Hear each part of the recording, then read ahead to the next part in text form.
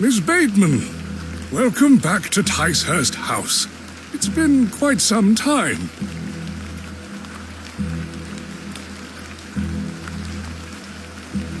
Terrible weather this evening, is it not? Nurse Blaketon has had enough of me smoking inside. Makes her cough, you see. A bit of rain won't kill me, will it? Give my regards to your father. Nurse Blaketon is preparing his supper.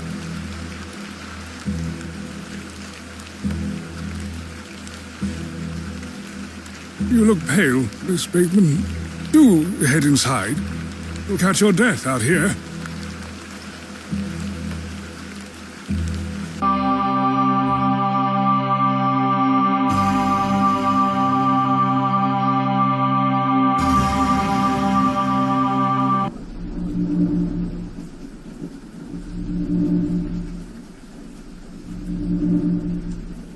Dearest Mother, I hope this letter will reach you.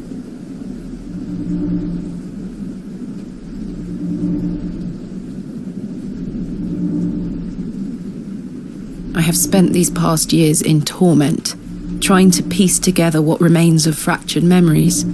What I am about to recount to you will seem beyond comprehension, but I beg for your patience.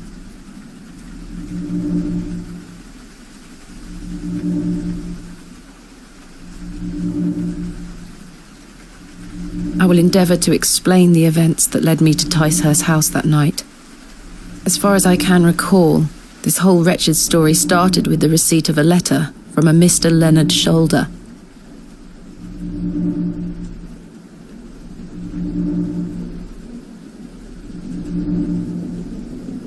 The letter brought me to the isolated village of Bewlay, deep in the moors.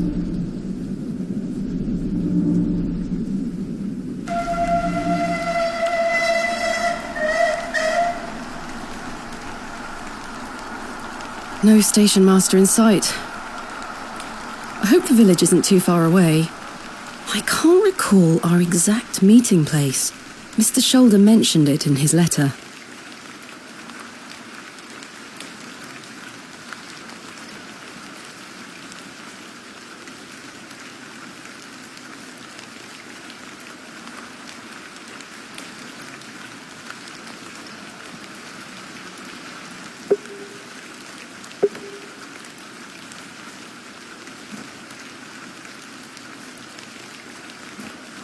Hello there?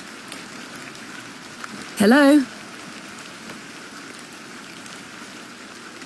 I ought to read Mr. Shoulder's letter again. I can't recall the name of our meeting place.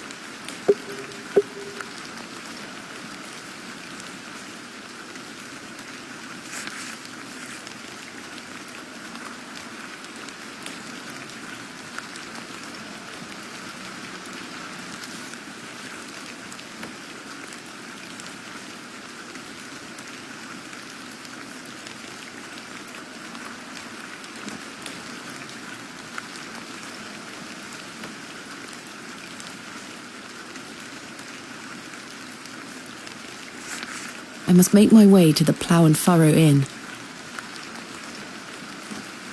Excuse me? Yes? I'm looking for the Plough and Furrow Inn. Do you know where I can find it? Aye, young lady. Leave the station and follow the dry stone wall for around half a mile. You'll come to Bewlay. Go straight ahead and you'll find the market square. The inn is t'other side at square. Thank you very much. What can you tell me about Bewlay? Well, it used to be a thriving village. Not so much now. I don't spend much time there these days. Are you Ah, yes, a local I am. but I don't live in the village. Where are you travelling to today? That would be none of your business, young lady. Quite. Apologies. I wish you a pleasant journey. What brings you to... I beg your pardon? What brings you to Bewlay, miss? Just a bit of sightseeing. We don't get many of your type out here. My type? City folks. Curious young ladies. Not much to be seen in Bewlay, if you ask me. You're better off waiting for the next train back to the city. I'll take my chances. Can't say I didn't warn you. That was odd.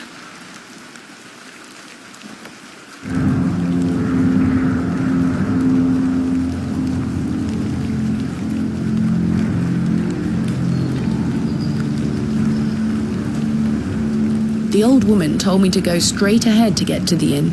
I'll have time to explore tomorrow.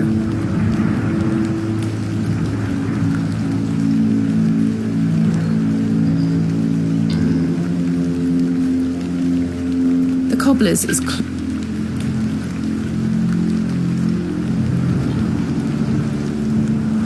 the plough, and I have a bit of time before Mr. Shoulder arrives. I should inquire about a room.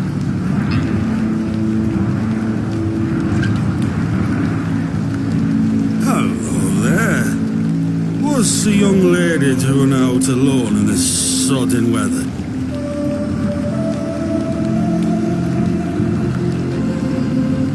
What are you doing out in this weather? Waiting for you, my dear. I doubt that. And I've waited long enough. So, give us a kiss now, won't you?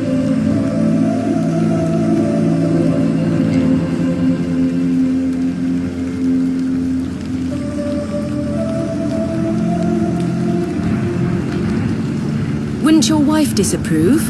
My wife? Bloody hell, my wife! My tea'll be on the table at this hour, and if I don't get back, she'll be roaring. Until we meet again. What a buffoon.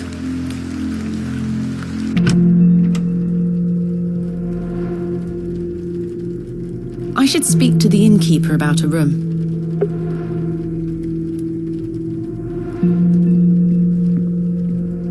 Good afternoon. Good afternoon, lass. How can I help you? I am in need of a room for the night. Aye, we aren't short of those. One night, is it? I shall need at least 2 nights, maybe more. Aye, 'tis not a problem. 3 shilling per night. That includes your dinner and tea. A fair price. I'll need that payment up front for the 2 nights.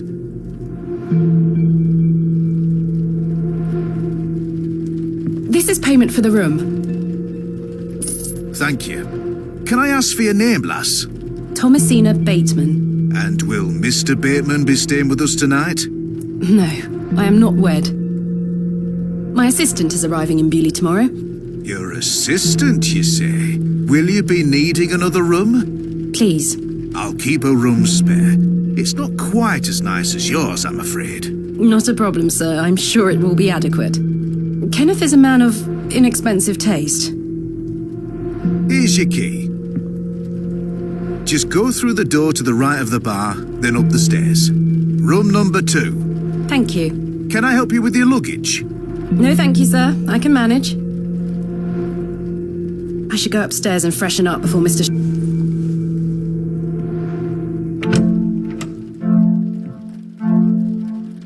This shall do nicely. Time to change into something more comfortable.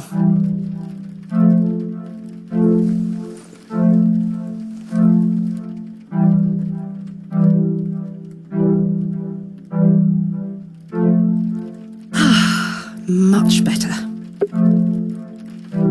I've hung my dress inside. From that, the ward. I've stored my case in there. A box within a box.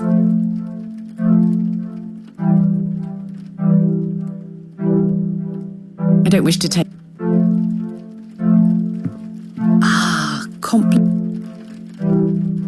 There's only 1 match left, though.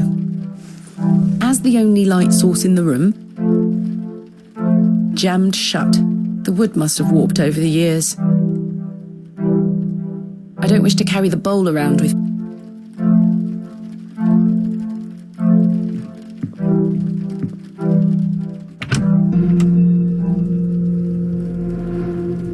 Miss Bateman, you've transformed. I feel far more comfortable in my outdoor clothing. You look like one of those explorers you see in the newspaper.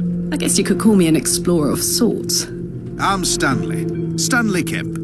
A pleasure to meet you, Stanley. And tell me, I trust your room is adequate. Most adequate.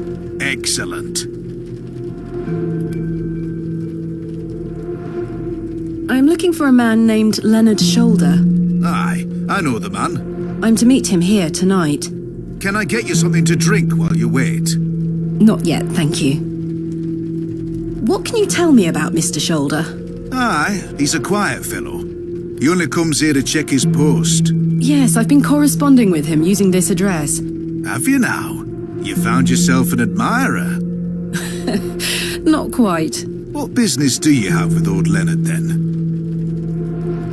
Well, if you must know, I am what some people call a barrow digger. A what? A barrow digger. What in God's name is that? Are you familiar with tumuli? Afraid not. Barrow is another word for tumulus, or tumuli in the plural. A profoundly interesting subject. You've lost me. I excavate ancient burial sites looking for relics. A barrow is traditionally a circular mound of raised earth enclosing a burial chamber. Oh, aye? You're a grave robber. I am no such thing. Don't worry, lass. I've met all sorts in here over the years. I won't tell anyone. I assure you, my goal is more noble than petty grave robbery. What sort of relics do you find, then? Gold? Silver? Bones? Well, rarely gold or silver, but treasures certainly. Ancient pottery is the most common find. I've been excavating barrows all over the country. I'm documenting my findings in preparation for my book. It shall be called Vestiges of the Antiquities in Rural England. Oh, aye. Very interesting. But what does old Leonard have to do with this? He sent me a letter in which he told me about an unusual barrow in Bewlay, a site called Hob's Barrow. I'm meeting him here this evening to find out more. I've lived here nigh on my whole life, and I've heard nowt about a Hob's Barrow. Are you sure you've never heard of Hob's Barrow? Not in my life, lass, but I'll tell you something. The moors stretch further than the eyes can see once you leave this village. There's no doubt many a discovery to be made. Mr. Shoulder said the barrow is well known locally, a place of legend. I'm afraid you're going to have to speak to him about it. Why are you interested in digging around in the dirt, lass? Haven't you better things to do with your time? I enjoy nothing more than the thrill of discovery, uncovering the past and piecing together our history. I inherited this passion from my father. Oh, a barrow digger too, eh? Indeed. He would take me with him on excavations as a child. Does he still come with you now, on your own adventures? I'm afraid my father's been bedbound by illness for many years. Oh, I am sorry to hear that, lass. Thank you, Mr. Kemp. He is well looked after at a private hospital. Thanks for your time. As you were.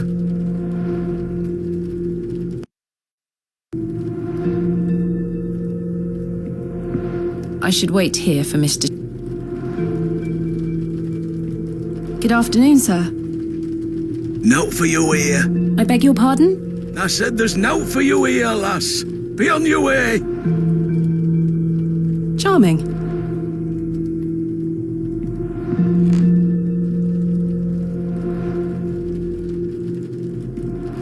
How can I help? Tell me about yourself, Mr. Kemp. Well, I've been the proprietor of this inn for the last 16 years. I worked as a drover all over the country in my younger days. Saved up my coin and bought this place.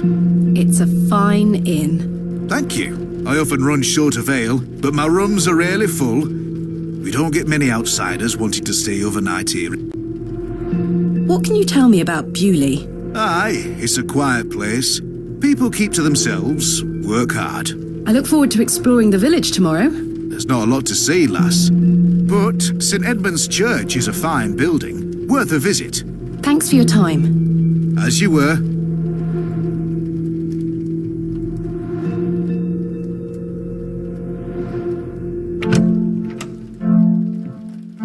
I do feel tired after the trip, but my meeting with Mr. Schultz...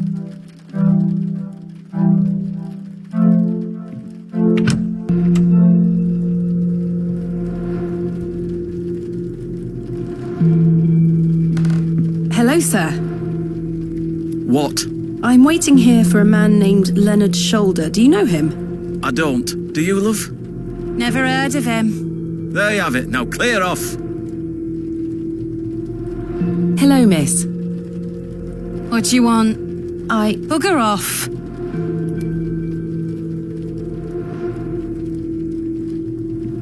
Hello, sir. Aye, Do you know a Mr. Leonard Shoulder? you're not local. You've come on that bloody train, haven't you? Bewlay's going to dogs. Do you know Mr. Shoulder? That'd be none of your business, lass. I don't come to your city poking around asking questions, do I? Man just wants to enjoy his ale in peace. My name is Thomasina Bateman, and you are... None of your business, lass. Where's your husband? None of your business, sir. Ha! You're brave coming in here, all on your own. I'm a grown woman. I'm Cyril. It's a pleasure to make your acquaintance, Cyril. I take it you are not enamoured with the railway station. Bewlay's gonna be swarming with outsiders, like you. We don't want you coming here. It's as simple as that, lass. Why not? This is our town, our land. I assure you I am not here to cause trouble. We'll see about that, won't we? What can you tell me about Bewlay? We're a proud community. I've lived here my whole life. Not much here to interest folks like you. Folks like me. Aye. Bye for now. Ta-ra, lass. Mr. Shoulder should really be here by now. I'll sit down and wait.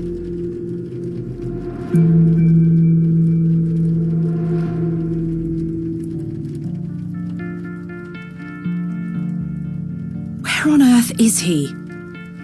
What a waste of time this is turning out to be.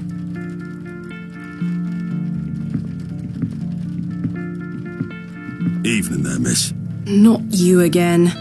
I just wanted to apologise for earlier. I got home, had my tea, but it gave... How so?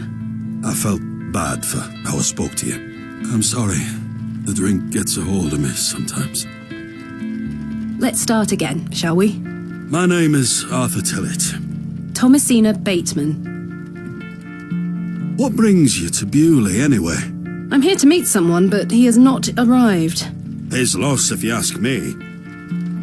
Perhaps you know the gentleman, Mr. Leonard Shoulder. Oh, I know Mr. Shoulder all right. If I may be so bold as to say, he's a bit long in the tooth for you. The relationship is not what you're implying. I've never met him. In fact, I know very little about him at all. Get me an ale and I'll tell you all about the old sod.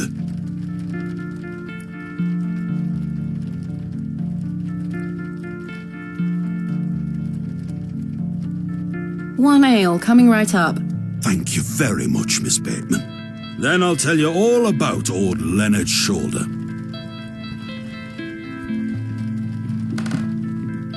How can I help you? A tankard of your finest ale, Mr. Kemp.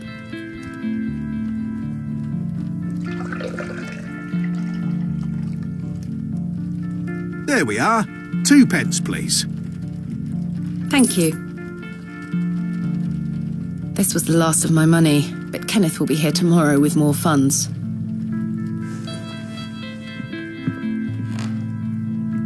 Please, Miss Bateman, I'll tell you... Here you are, Arthur. Thanking you. Oh, that hits the spot, that does, lass. Now then. Old Len. Leonard Shoulder.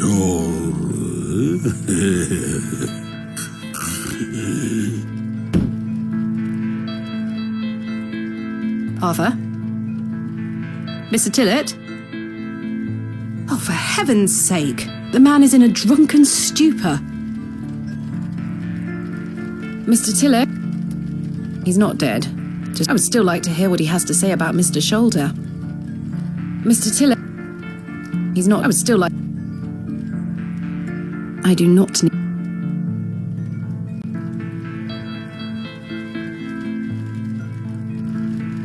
The poor thing.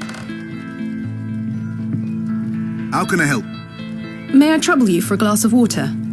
If it's water you're after, I just refilled the jug in your room for you. Thank you. Thanks for your time. As you were.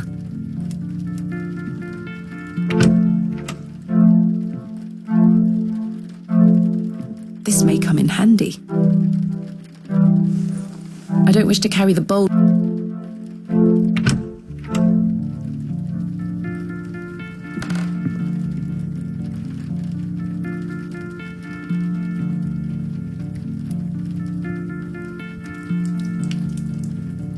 Oh, what the hell were that for?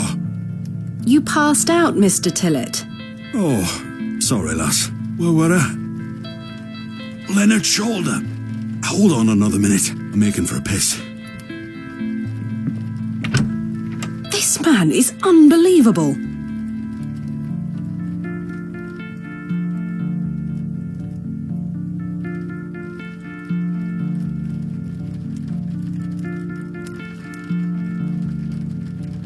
It feels like an hour has passed. Perhaps I should go in there and check on him. Miss Bateman? My apologies. The ladies are closed due to faulty plumbing. You'll have to use the gents. Lovely. Mr. Tillett?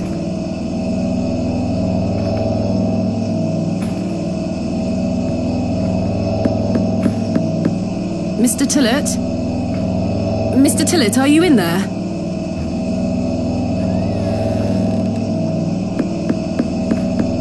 Mr. Tillett, are you in there?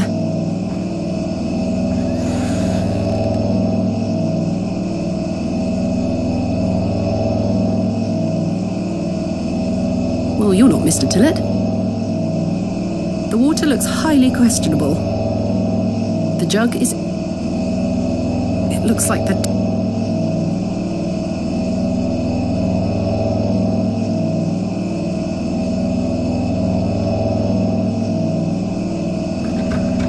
The door opens a crack, but appears to be blocked. I think I can hear someone moving around. Mr. Tillett? Arthur, are you out there? Judging from the draft coming from below, this door must lead outside. I should investigate further.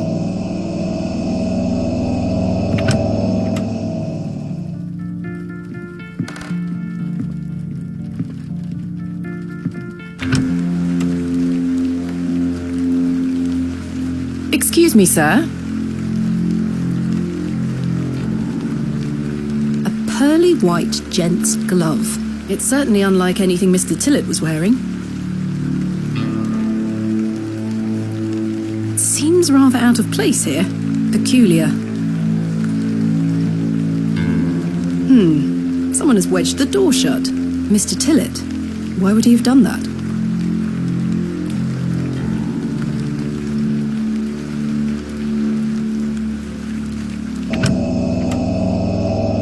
Did Mr. Tillett leave, then block the door behind him? Something strange is going on here. Who was that old chap I saw outside the alley? He headed eastward. Maybe I could catch up with him and ask him if he saw Mr. Tillett.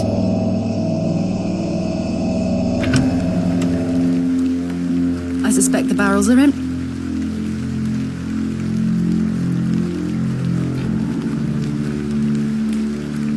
Sir?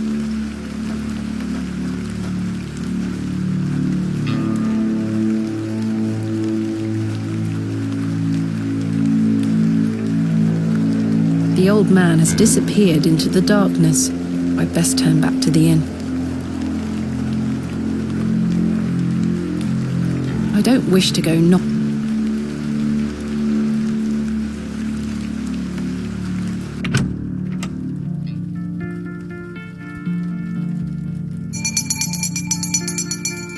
Last orders. I should get some. Finding the missing men of Bewlay shall have to wait for tomorrow. Kenneth will be arriving tomorrow at midday. Yes, I must get some sleep. I shall track down Mr. Shoulder tomorrow. Miss Bateman? Yes? Off to bed? Yes. I'm afraid Mr. Shoulder's let me down. The rotter. Perhaps he will make himself known tomorrow. I should hope so. This is turning into a waste of my time. Don't mind the locals, miss. It's just that we don't get a lot of visitors in Bewlay. Quite. They mean well, believe me. Sure, Mr. Kemp. Please, call me Stanley. Good night, Stanley. Sleep well, Miss Bateman.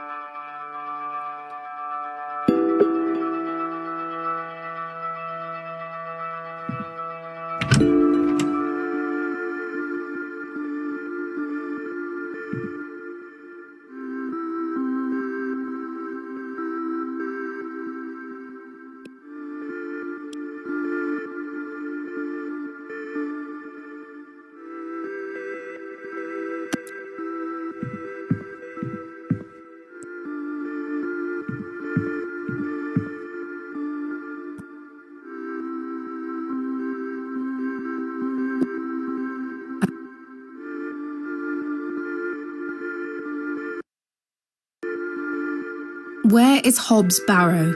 I don't know. I say that on my mother's grave. I now find that hard to believe. The moors are vast, lass. I'd tend not to go wandering out there.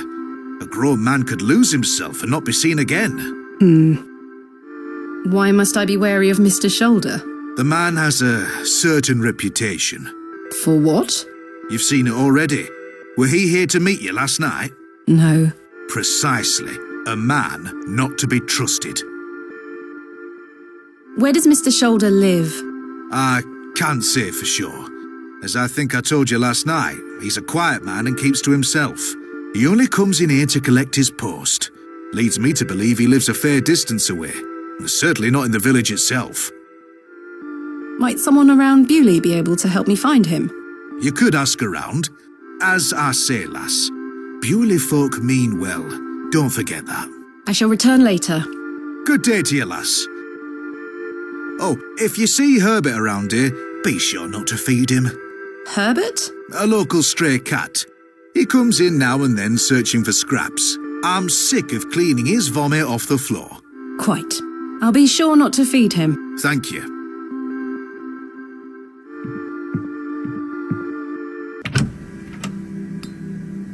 It seems I may be fighting a battle against some sort of local superstition. Is there a single barrow in England that doesn't have some ghastly tale attached to it? Hogwash. All of it. I've a few hours until Kenneth arrives. I should use this time to find Mr. Shoulder.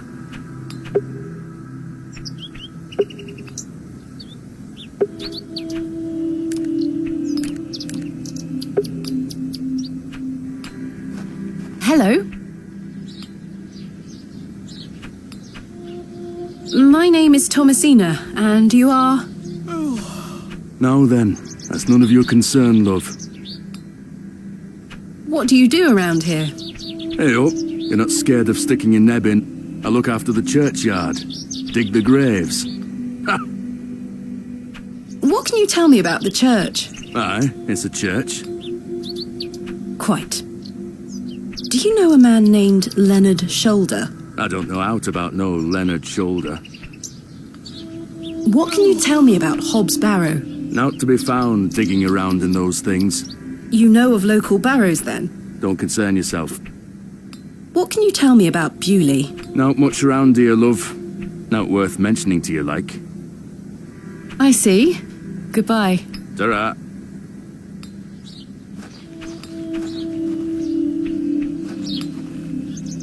I can't remove the...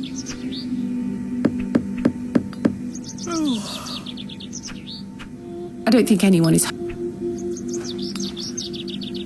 Good day. Hello, miss. My name is Thomasina. What's yours? Betty. Nice to meet you, Betty. What are you up to?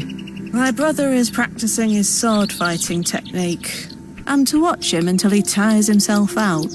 I'm tireless! This time last month, it were all about his teaspoon collection.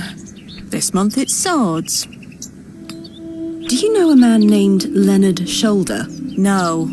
Are you sure? Yes. What do you know of Hob's Barrow? Our parents don't like us talking to strangers, miss. So you know of it? No. Are you sure? Yes. Goodbye. Bye, miss.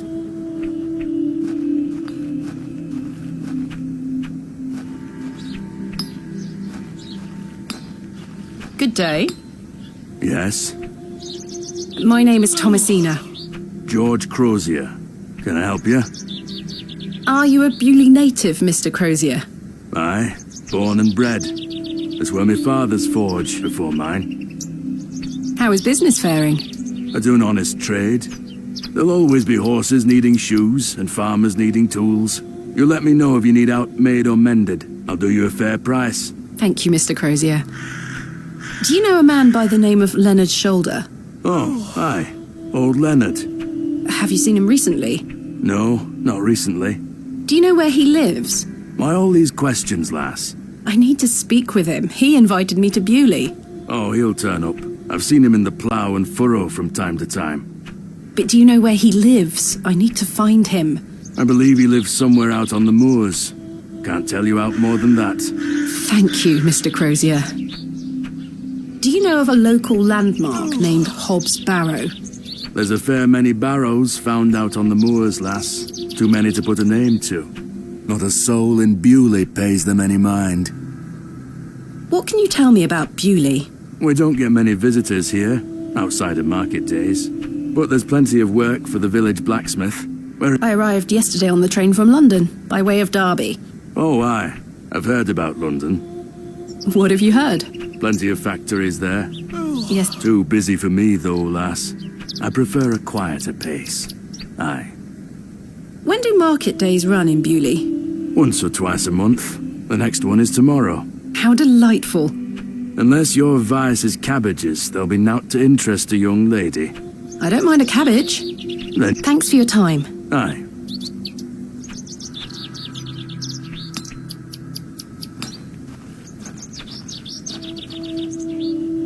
Hello? Good day. Would you like to buy one of these cakes, pet?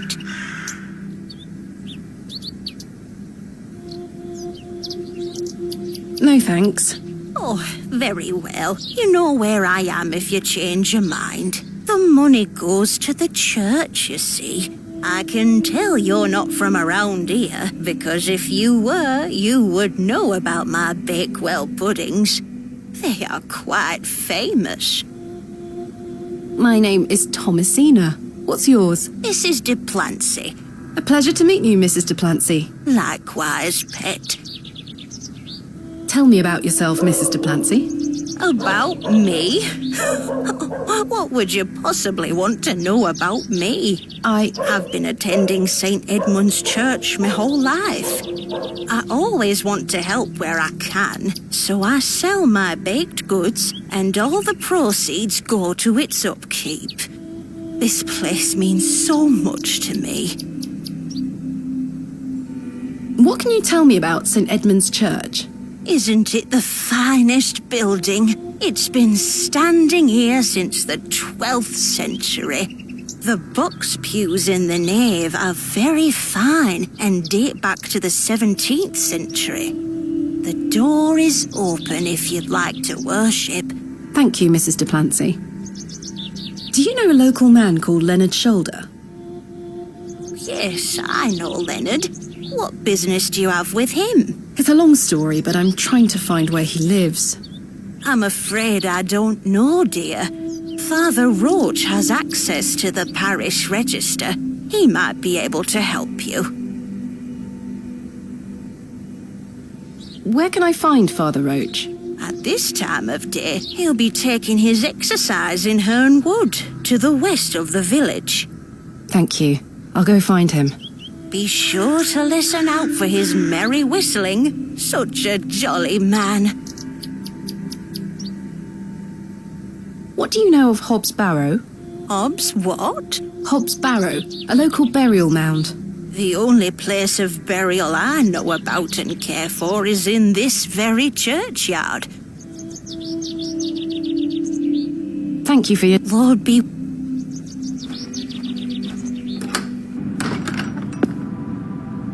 Goodness me, look at these box pews. I've never seen any as tall as that before. Most unusual architecture, even for the Normans. Someone has left a necklace hanging here. A silver cross. Sterling by the look of it. Maybe I can reunite it with its owner.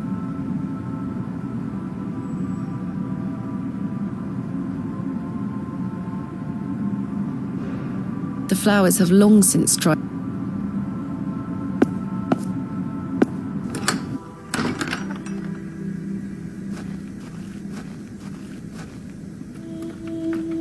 It's locked.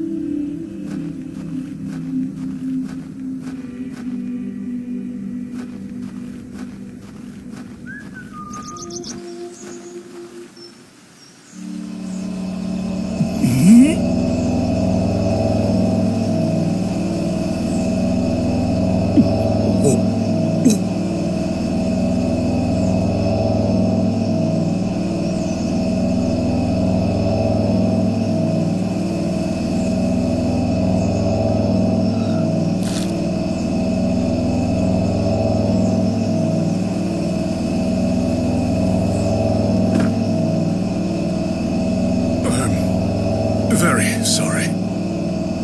Oh, the shame. This malaise will not pass. Oh, the nausea. I need your help, young lady. Tell me what you need.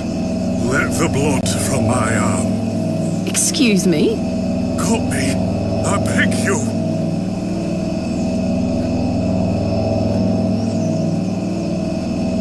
Ouch! The broken lens is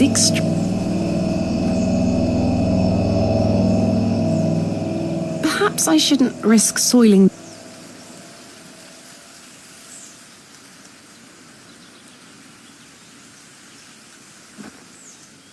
This handkerchief was a gift.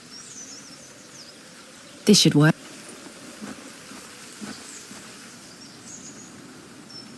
Are you sure you want me to do this?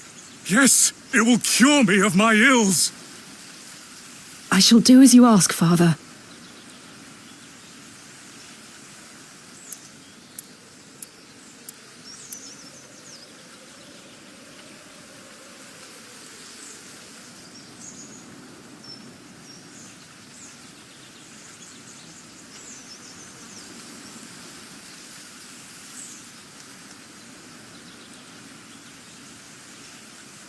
Thank the Lord for my spare pair.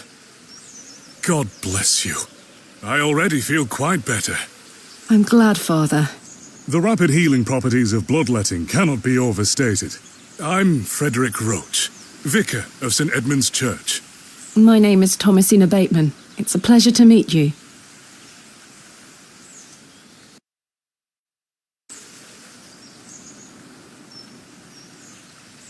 Are you feeling better? Yes, thank you. What ails you, Father Roach? I just ate a rotten berry, that's all. I like to pick blackberries for my supper, you see. They are quite delicious, as long as you mind the bramble. My apologies again. I wish we had met in different circumstances. Are you from Bewlay originally? I was born in our very own St. Edmund's. It's quite the story. Do tell. My mother was sheltering there as a frightful tempest raged. And lo, did her waters break right there and then in that pew. One could say that you were born into your role, Father. Indeed. When my mother told me the story as a young boy, I knew that this was my calling. St. Edmund's is a fine building. Thank you for saying so. It's hard work keeping her in good shape, but our congregation is always willing to lend a hand in the Lord's name. What is it like being the vicar here? Every day is a blessing, my child. I have a great love for our parish, and the Lord looks after us. What about your congregation? Numbers have fallen over the years, I must say.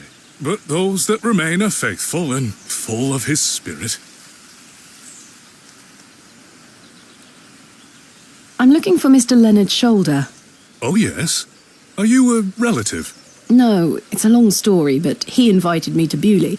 And he didn't tell you his address? He was to meet me last night at the Plough and Furrow, but he never came. I see. Well, let me welcome you to Bewlay on his behalf. Thank you, Father.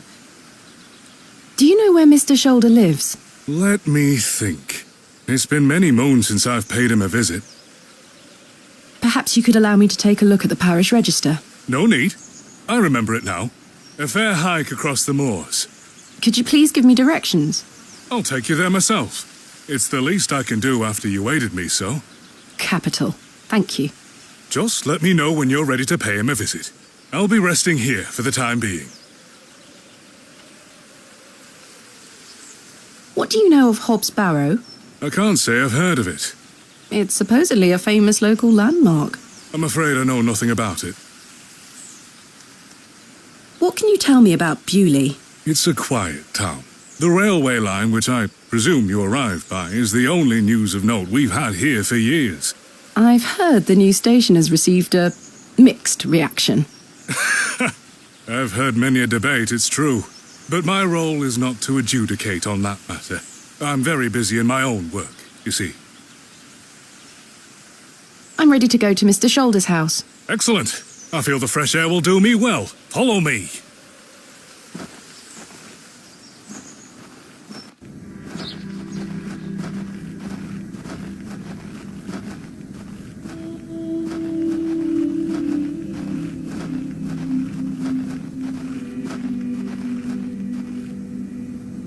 Good morning, Father.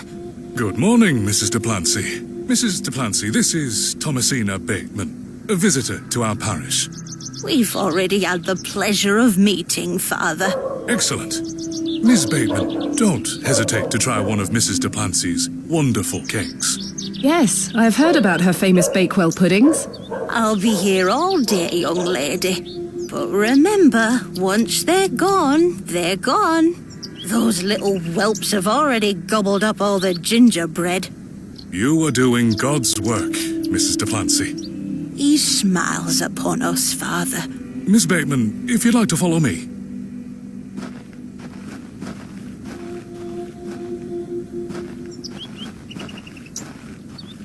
Let's talk of graves, of worms, and epitaphs. Make dust our paper, and with rainy eyes, write sorrow on the bosom of the earth. Let's choose executors and talk of wills. Shakespeare? Quite. Which play?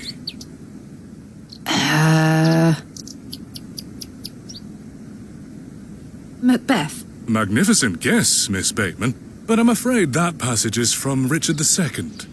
Studying the work of the bard is one of my favorite pastimes. Follow me.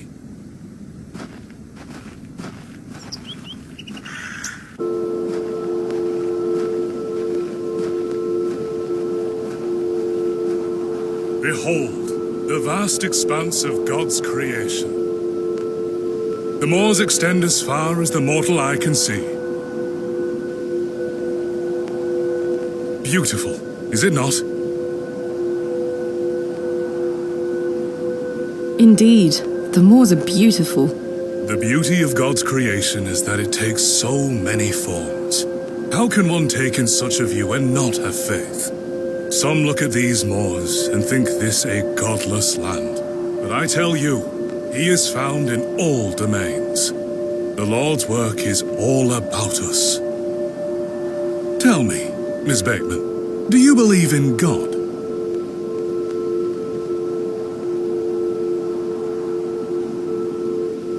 I was brought up Anglican. The church was an important part of my early life, Father Roach. But what happened to my father eventually made me question things. If you don't mind me asking, my child, what happened to your father? He had an accident when I was very young.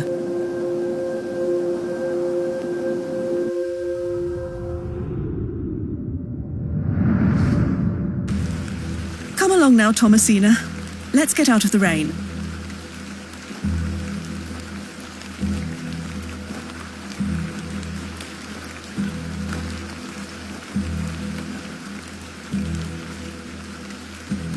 Remember what I told you, all right? Be a good girl. People are unwell here. They don't want to hear you running about making noise. Understood? Yes, Mother. Good. And don't annoy the nurses. I promise I won't. Good. Now, let's see your father.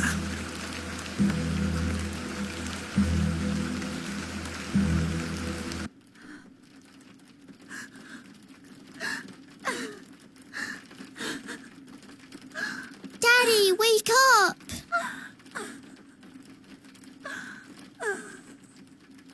Mummy? Mummy? Good evening, Mr. Bateman. Hello, little one. You must be Thomasina? Yes. My name is Nurse Blaketon. I just need to talk to your mummy for a little bit. I'm sorry to disturb you, Mrs. Bateman. Mrs. Bateman? Will he ever talk again, Nurse Blaketon? The doctor is uncertain, Mrs. Bateman. There is the possibility that Mr. Bateman won't regain any movement at all.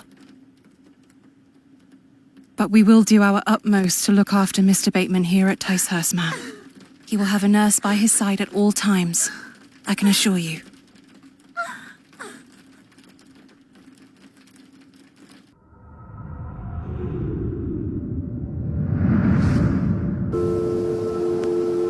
What sort of god would allow this fate to befall such a kind and honest man?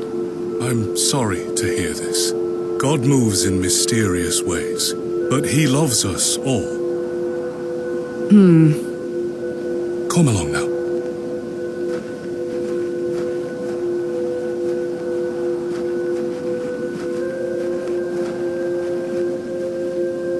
Hello?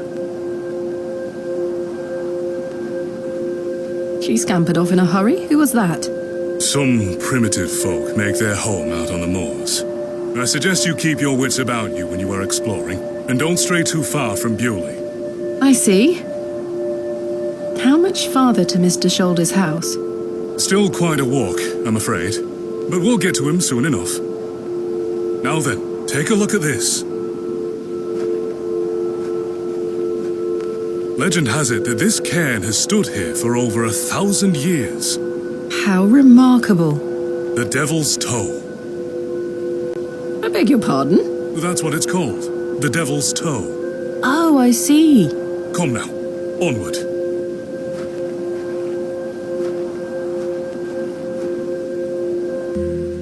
We walked and walked across that vast, featureless landscape.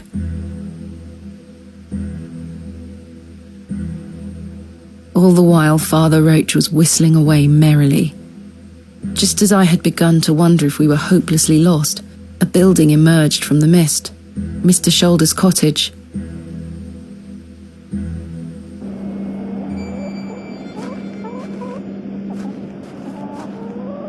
Here we are, Miss Bateman. Unless my memory fails me completely, this is Mr. Leonard Shoulder's house.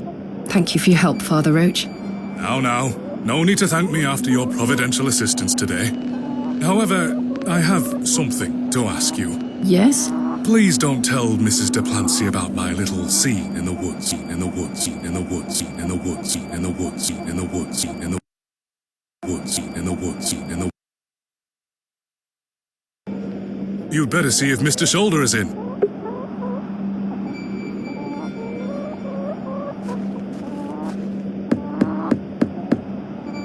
Mr. Shoulder? Is Thomasina Bateman here? I'm here in Bewlay as discussed.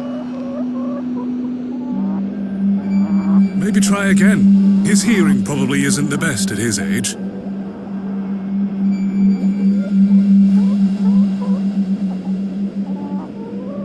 No sign of life?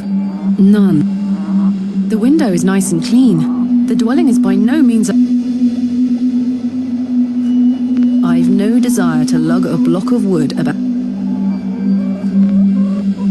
The trousers feel freshly hung or still wet from last night's rain. That glove looks familiar. I wonder if it matches the glove I found behind the plough and furrow.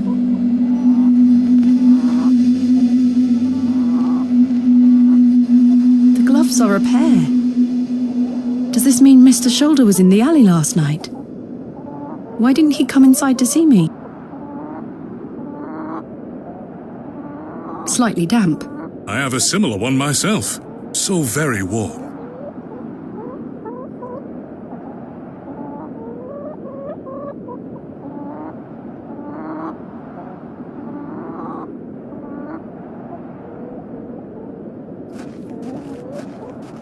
A carved stone has been affixed to the door.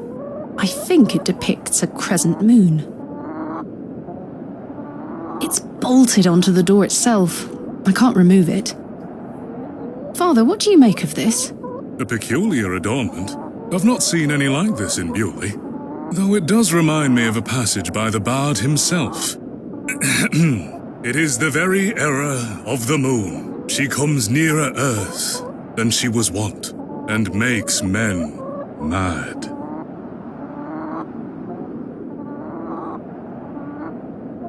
Othello? Precisely, Miss Bateman. 1 out of 2, Miss Bateman. Mr. Shoulder, are you home?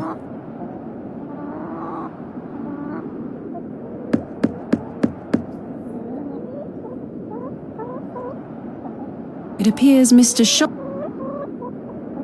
Curses. Perhaps you could try the handle? It's locked.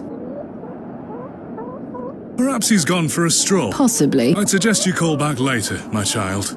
I myself must make my way back home. I have some matters to attend to at the church. Shall I accompany you back to Bewlay? Let's go. As I say, my child, Mr. Shoulder will make himself known. Do not lose faith. I'm rather frustrated by this situation. Now. Things move at a slower pace out here. Something you may not be so accustomed to. Come now, Miss Bateman. Well, Mr. Shoulder, you've brought me to Bewlay, and now you're nowhere to be found.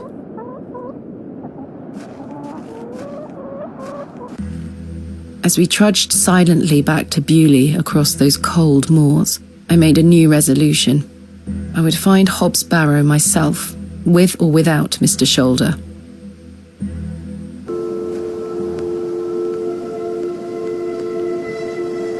The train! That must be Kenneth. Kenneth? My assistant. I see. Well, Miss Bateman, I really must attend to some other matters. I hope Mr. Shoulder finds his way to you. Thank you for your help, Father Roach. My pleasure. Parting is such sweet sorrow.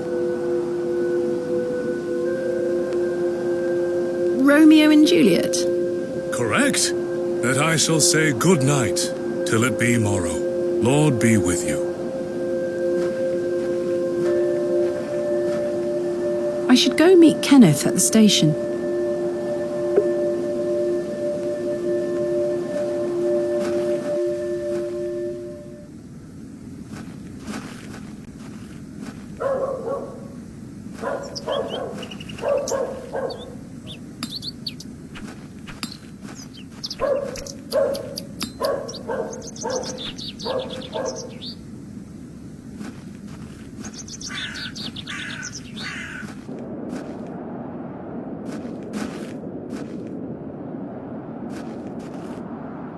Where is Kenneth?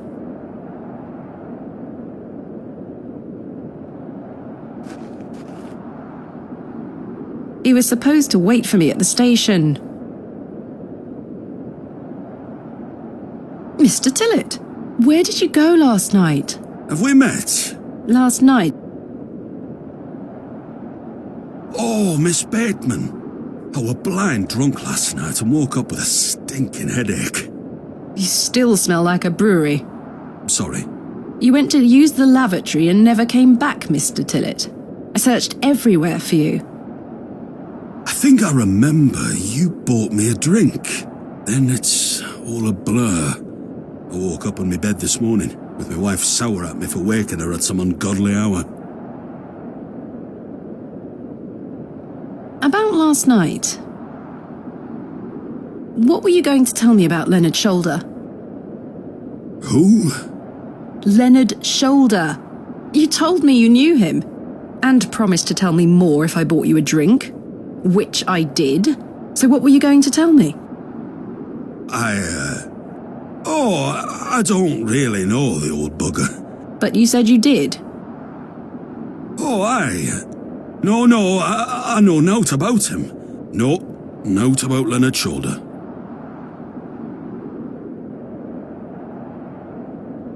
You're hiding something, Mr. Tillett. I don't believe you. I say a lot of things when I've got the drink in me. I probably just wanted you to buy me an ale. A likely story. Look, what would I gain from lying to you? I just wanted another drink. Even if that's the case, it doesn't explain your disappearance. I don't remember out. About last...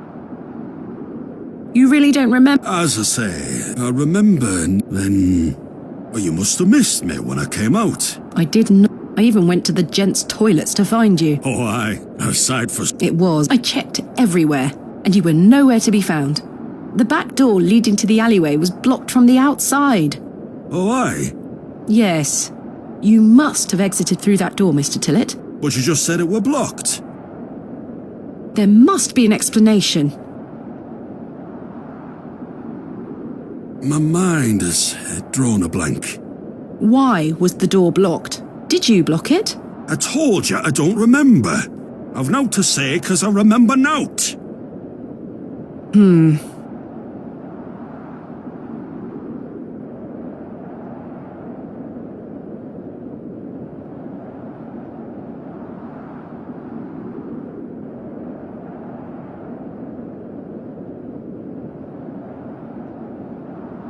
I found Mr. Shaw, but he wasn't home. Don't worry. You'll find him. How's your headache faring? It feels like a steam engine is driving full pelt in a circle around me skull. Be sure to drink plenty of water, Mr. Tillett. Aye. I'll survive. So, you work here? Aye. Bewlay station master at your service. Would you like to buy a ticket? Not just yet, thank you. I understand that some of the locals are not too happy about this new station. Aye. I'd go as far as saying the whole village. How long has the station been open for? About 3 months. We're on the Midland Railway line. This employment's been a saviour for me. If I weren't stood here, I'd be drinking my life away at the pub right now. It's worth the occasional withering look from Cyril and the rest of them. What does a station master do? A bit of this and a bit of that. I don't wish to bore you with such things. As you wish. My responsibilities here keep me on the straight and narrow, I'll tell you that much. A sense of duty can do wonders for a lost soul. Indeed. This must be a rather lonesome post to occupy. Trains pass through here more regularly than you might think, lass. I'm looking for my assistant, Kenneth. Oh, aye? His train has arrived. Not a single soul disembarked the last train, Miss Bateman. Impossible. Was that not the midday train from London by way of Derby? Aye, it were. Mr. Price were here, unloaded a few crates. But no Kenneth. Not a soul. Hold on. One of them crates had your name on it, Miss Bateman. A great big one it were, with... A red ribbon. Aye. What is Kenneth playing at, sending my equipment but not himself? Curses. Where is my crate now? Mr. Price took away all the crates on his cart. Who? Mr. Price. He's the postmaster. Where can I find Mr. Price? He lives above the storeroom, just north of the plough and furrow. You'll see it. There's a Royal Mail plaque on the wall. Thank you. Where can I find Mr. He lives above the storeroom, just north. You'll see. Thank you. I'm looking for Hobbs. It's why Leonard's shoulder invited. He thought I might like to Oh, aye. I heard about a Hobbs barrow somewhere out there. There's some old stories around it. What stories? I can't remember. Mr. Tillett, please. This is important. I'm awfully sorry, Miss Bateman. I'll try to remember. If he invited you here, then I'm sure Mr. Shoulder will tell you all about it. That's if I ever get to meet him. I'm sure you will.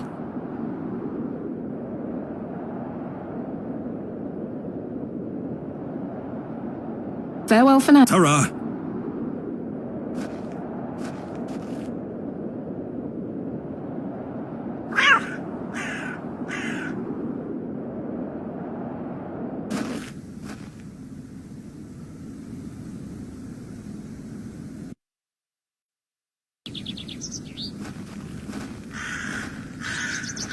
Good day to you, Cyril. I'll do, lass.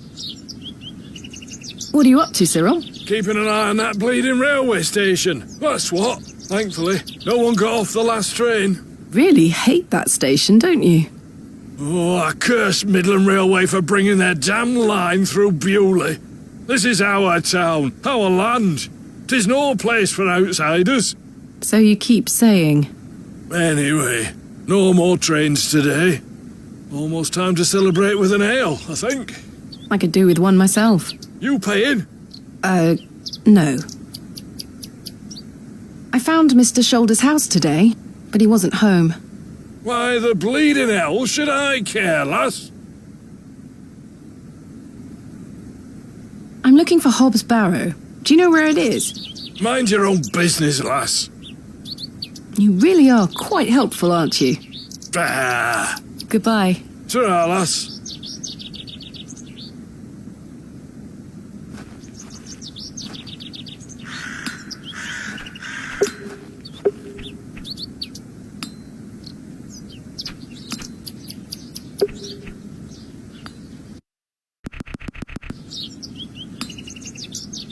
Good day.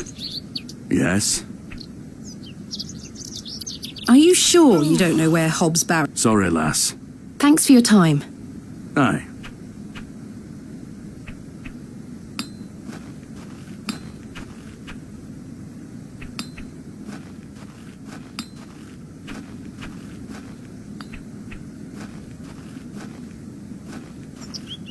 That must be the postmaster's storeroom. Hello. Good day. I haven't seen you in Bewlay before. I'm just visiting. Lovely. It's nice to see a new face. We don't get many visitors. My name's Henry. Henry Long. Nice to meet you, Henry. Wonderful. What a treat. You seem in a good mood, Mr. Long. It's just lovely to see a new face. Where are you from, Miss Bateman? Originally a small town on the outskirts of Derby, Mr. Long, though I currently reside in London. London? I've never met anyone from London. How very exciting. Have you lived there a long time? It's been quite a few years now, yes. I've heard that the air there is so heavy with smoke, it makes it hard to breathe. Is that true? Some days. Oh, you must miss the fresh northern air. Well, you've got that in Bewlay. No factories out here. Such things are a blight on his creation. I were born in this very home I stand in front of. Bewlay is in my blood. Why would I ever want to leave? Especially now I can meet new folk thanks to the railway line. I'm looking for Mr. Price, the postmaster. Oh, Mr. Price, my lovely neighbour. I'm afraid you've just missed him. Curses. I saw him wheeling a large crate into his storeroom just there. It must be mine. I really need it. Have a look through the window to see if it's yours. Where did Mr. Price go? I don't know. The man were in a hurry.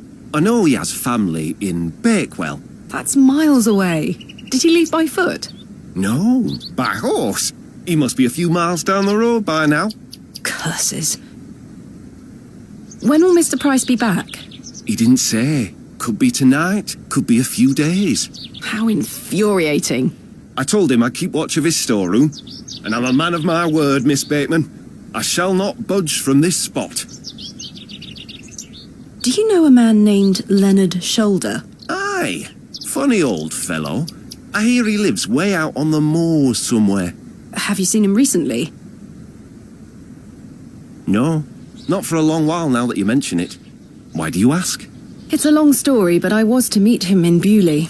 He invited me here. Well, I must thank him when I see him for inviting such an enchanting young woman. You flatter me, Mr. Long. I'm looking for Hob's Barrow. One of those old burial hills? Yes. Do you know where it is? Believe it or not, I haven't set foot on the moors since I were a child. Why is that? I've got all I need right here in Bewlay. And we're all truly blessed with the railway station, which brings us lovely new faces. Your opinion of the railway station differs widely from your fellow townsfolk, Mr. Long. I've not met anyone particularly keen on it. That railway line is the start of a new era for Bewlay, mark my words. There's much to protect here, but we need new blood. I hope that some of you visitors will actually stay here permanently. Why is that? So I have new friends to talk to. Some people here don't want any new friends. Cyril Farnaby, the miserable old sod, is the worst offender. I've had the pleasure of meeting Cyril. He really dislikes the railway station. Absolutely miserable he is. I've tried to convince him many times that the station will help Bewlay. He just doesn't understand. I met him last night in the Plough and Furrow. Aye, the scene of our many debates. Blimey, I could go for an ale right now, actually. Can I buy you a drink? Really? No. Wait. Do you think Mr. Kemp will let me open a tap? Perhaps. You could always ask him. I shouldn't leave anyway. Mr. Price is relying on me to keep watch of his storeroom. Goodbye. Don't be a stranger.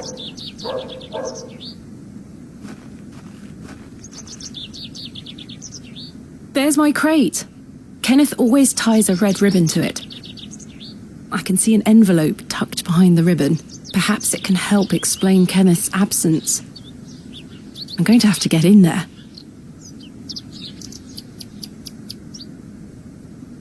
There's nothing else I wish to discuss at the moment.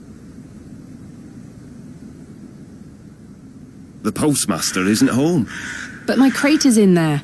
You'll have to wait for Mr. Price to get back.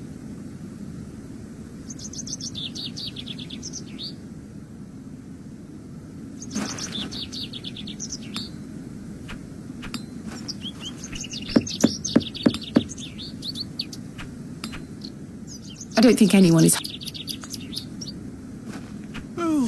Hello? Yes? My name is Thomasina. What's yours? Douglas? It's a pleasure to meet you, Douglas. That's a great sword technique you have. Thanks, miss. Mr. Crozier's going to make me a real one when I turn 12. I'm preparing myself to fight the lantern worm. What is the lantern worm? It's going to come back and get us all. John Lantern thought he killed it at the River Ware, but my father told me it still lives. We must all be prepared. The lantern worm isn't real, Douglas. Father just told you that to get you out of his hair. Not true. I saw it slithering out by the beck. Like a giant eel it were. I ran home so fast I thought I would fly. Sorry, miss. My brother has a vivid imagination. Children often do at his age. I'll keep training. You will all thank me when I thrust my sword deep into its fat belly. Douglas, this lady doesn't want to hear your nonsense. Do you like living in Bewlay? Yeah, I do. Are you from the city? I'm from a long way away. You must have come on the train. I love watching all the steam puff up into the sky. Have you been on the train yourself? No, miss. Our parents don't have the money for train tickets. Father says we have all we need here in Bewlay. Perhaps this nice lady would like to take you away with her on the train. No, I need to stay and protect Bewlay from the lantern worm. Do you know a man called Leonard Shoulder? That's a funny name. I'm looking for Hob's Barrow. Do you know where it is? What's that? A local burial mound. Our parents don't let us wander far from the village. What's a burial mound? Don't you mind about that, Douglas.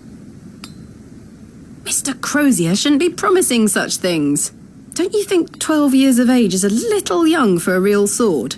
I'll be a master swordsman by then. Goodbye. Goodbye, miss. Good day. Hello, miss. Are you sure? I'm sure. Goodbye. Bye, miss.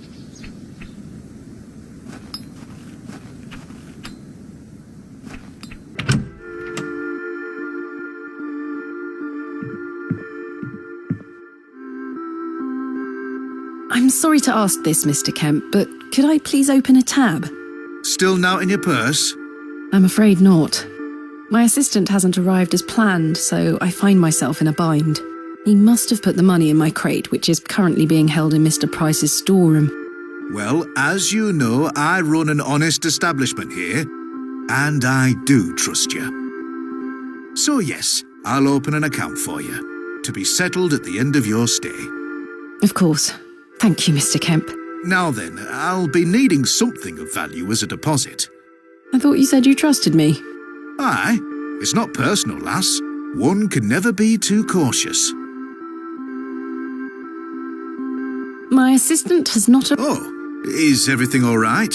I'm not entirely sure. Am I to keep a room for him just in case? If you could hold it for one more night, Mr. Kemp. As you wish. I've decided to find Hob's Barrow without Mr. Shoulder's aid. Are you sure that's a wise idea, lass? What other choice do I have? I have a feeling he is avoiding me. Do you know where I can find the barrow?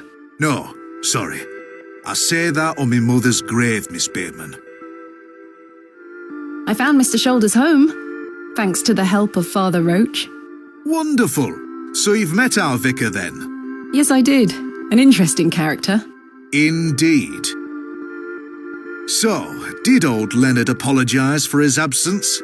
Not quite. He wasn't home. What is that man playing at? You tell me. Goodbye. See you.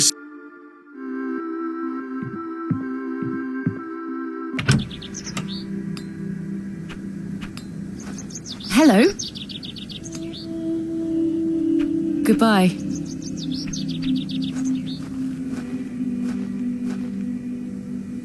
I suspect the barrels are empty.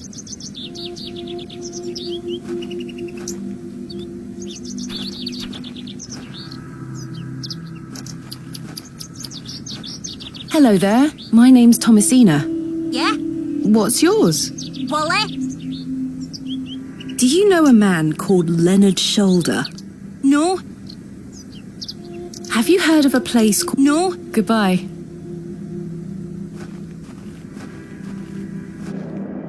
The road disappears over the...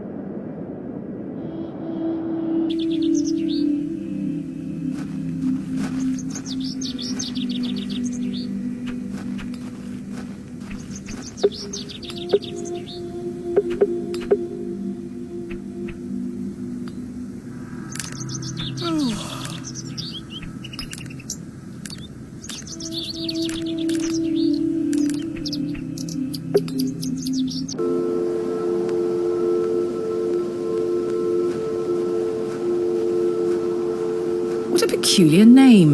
The I can't quite see the...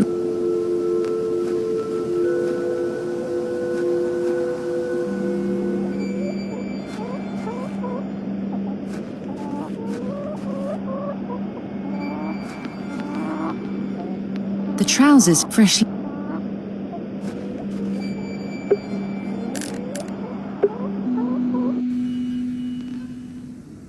Hello. Good day. Your cakes look I can assure you'll not find... Father Roach asked me not to discuss that with Mrs. de Plancy.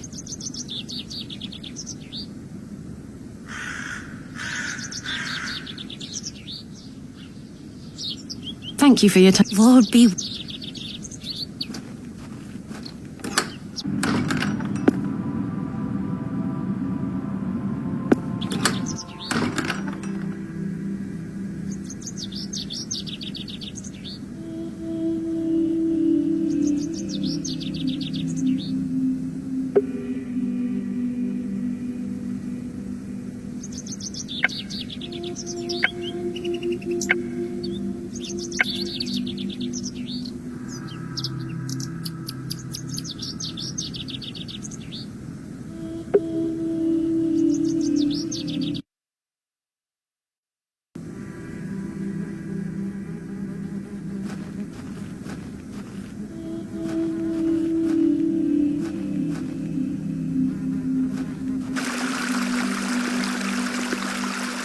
Good day, little one. What's your name?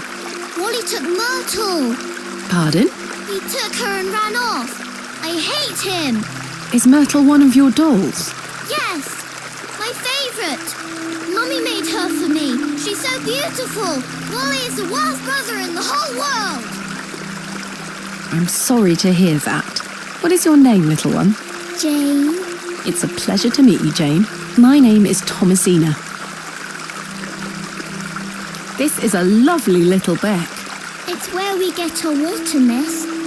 It's good for drinking and cleaning. Your dolls look lovely, Jane. Thank you, miss. I love them very much. Today was their bath day. Why did your brother take Myrtle away? He's just jealous because Daddy is letting me come with him to the market tomorrow. Wally thinks I'm Daddy's favourite, so he took Myrtle from me. What if he rips her to tatters? What if he feeds her to Mr. Bryden's goat? Don't worry, Jane. I'm sure he wouldn't do such a thing. Where did your brother go? I don't know. Home, maybe. But I have to wait here for Myrtle's friends to dry out. Do you know an old man called Leonard Shoulder? No, miss. Have you heard of a place called Hobb's Barrow? I have, yes. You have? We aren't supposed to talk about it. Why not? Would you like to go there? Yes, I would very much like to. I'll tell you where it is if you find Myrtle for me. You will? Yes! But don't tell anyone about it or I'll be told off. I promise. Please find Myrtle first. I miss her. I will. Where do you live? Our home is on the other side of the village, miss. Maybe Wally went back there. Or maybe he's left her out on the moors. Poor Myrtle. I'm going to kick him so hard. Goodbye. Bye, miss. They aren't mine to take. Hey! Stay away from that! It's bad luck to touch the Yammen's horn. I'm serious. Fine.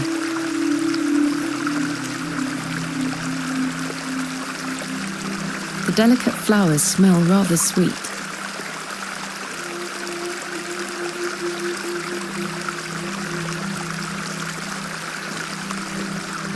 The water is icy cold.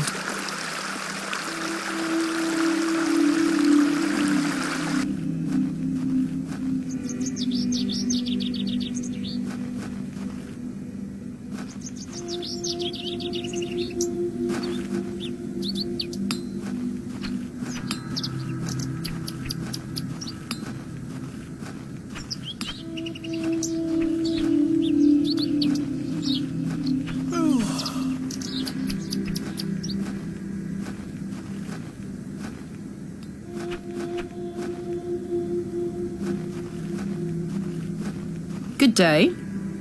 Jane tells me you've taken Myrtle away. And what if I did? That's a bit mean, don't you think? She kicked me! Look at this bruise on my leg! That does look quite bad. Why did she kick you? Because she's a little goblin. You don't know what she can be like. Besides, Myrtle is gone now. I've given her to the fair folk. That'll teach her. Who are the fair folk? The little people of the moors. I gave Myrtle to them. Little people? You don't mean fairies, do you? We call them fair folk round here. Wally, there is no such thing as fairies. It's true, and I gave them a doll. Where can I find these fair folk? Follow the tinkle of their tiny bells. I hear them when the wind dies. They dance around their little house. But where is this little house? Just listen for the bells, you'll find it. Don't think about bringing that doll back. That'll just bring bad luck for all of us. Goodbye. The road disappears over the horizon.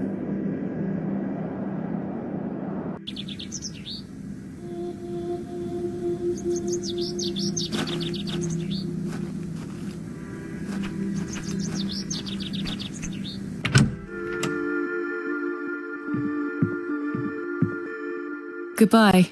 See you. Will you accept this silver cross pendant? Can I take a closer look at it?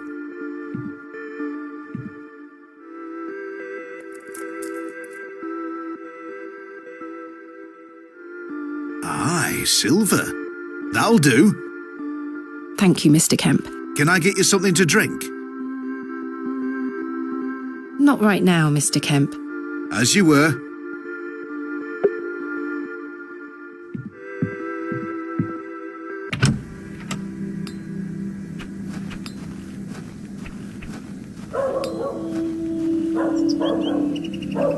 Hello. Good day. Can I buy you a drink, Henry? Really? Really. We can talk more at the... But I told Mr. Pratt... Doors have locks for this very reason. You're right. One drink won't take long. I shall take you up on your offer, Miss Bateman. Let us make our way.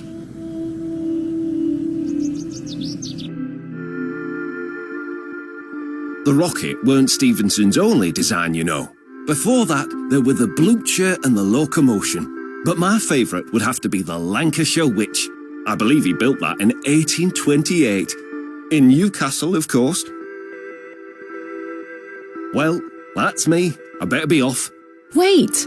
Ta-ra, Miss Bateman. I couldn't even get a word in. He likes a good chinwag, our Henry. He certainly does.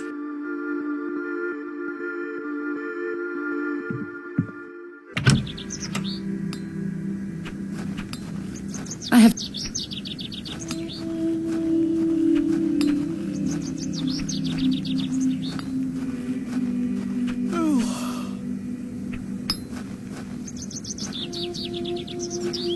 Good day to you, Cyril. I'll do.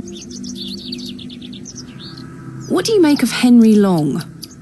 An idiot who thinks that station's a good idea. Can you imagine? Strangers pouring into Bewlay. Turns the stomach, that does.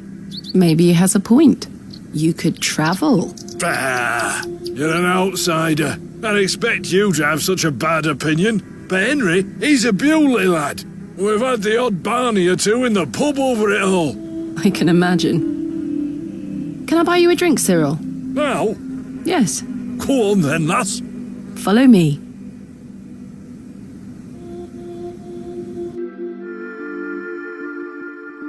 So then he turns around and says, "Why is a dog like a tree?" And I says, "I don't know." And he says, "Because they both lose their bark once they're dead." Very droll, Cyril. Well, it's been a pleasure, but I must be off. Aye, lass. Ta for the drink. You're not too bad for an outsider.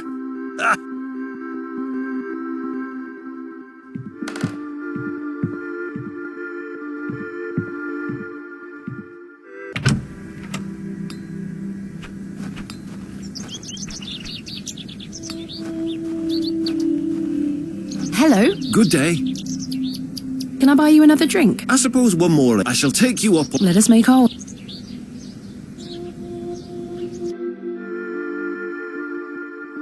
To think, if that station hadn't been built, we would never have met. Blessed be the Midland Railway. Idiot! That station is the worst decision this village has ever made! Cyril Farnaby, a miserable man with miserable ideas. I will change your mind even if it kills me.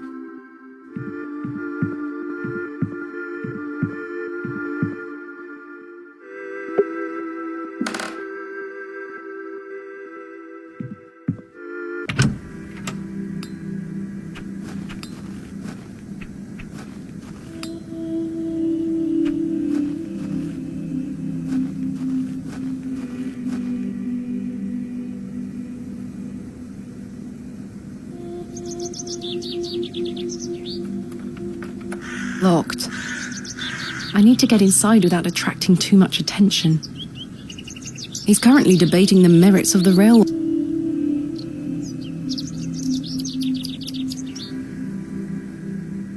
Royal Mail. This must be the local post.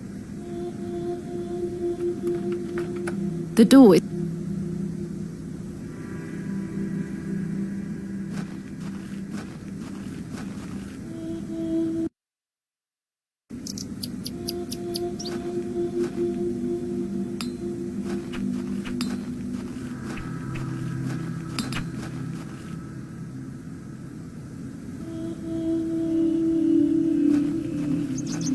Excuse me, do you think anyone would mind if I borrowed this trowel?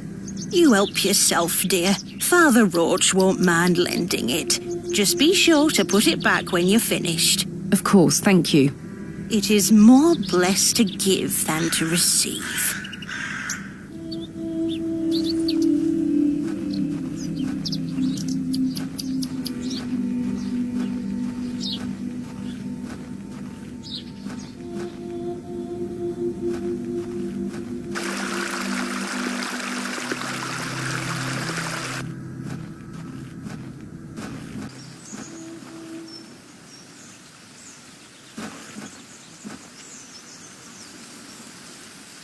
I have no desire to go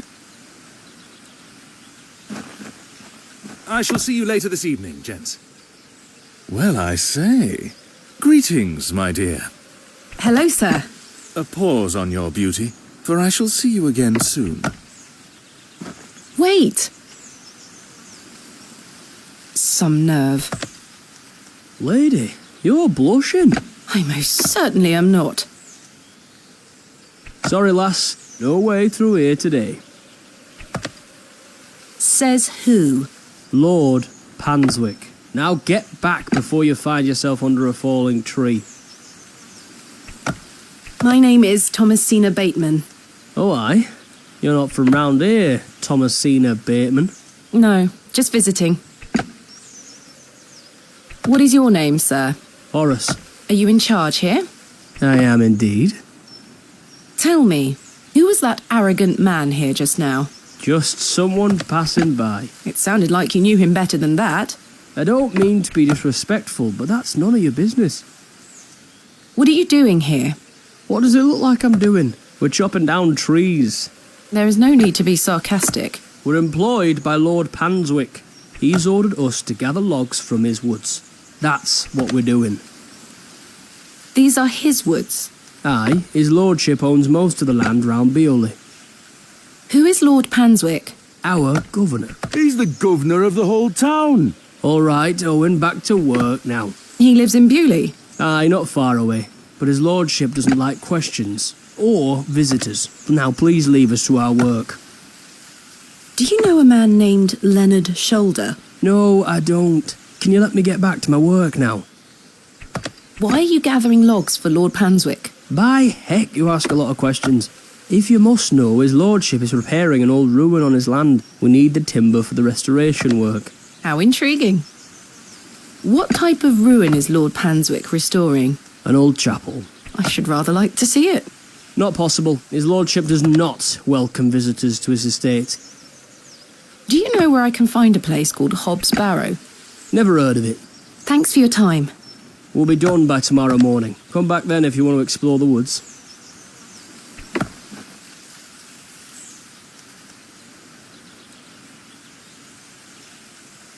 No, that was...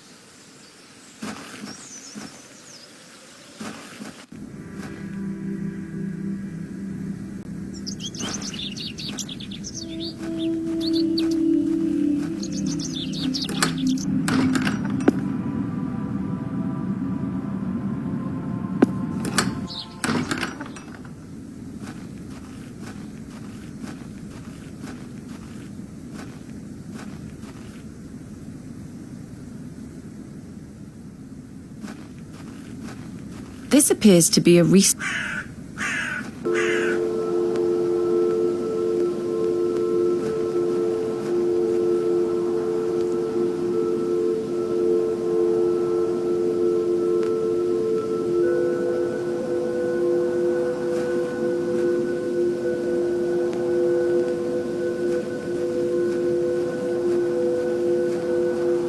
What a peculiar... I can't quite...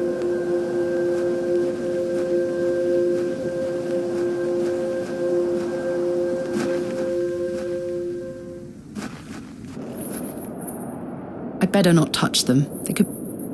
It looks like something has been buried in the middle.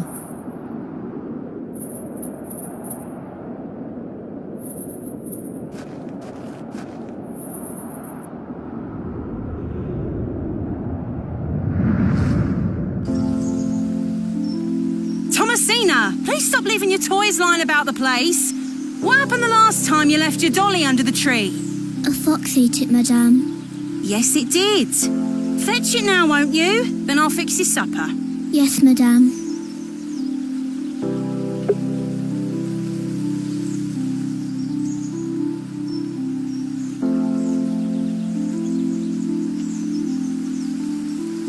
There you are, Josephine. I won't let the foxes eat you.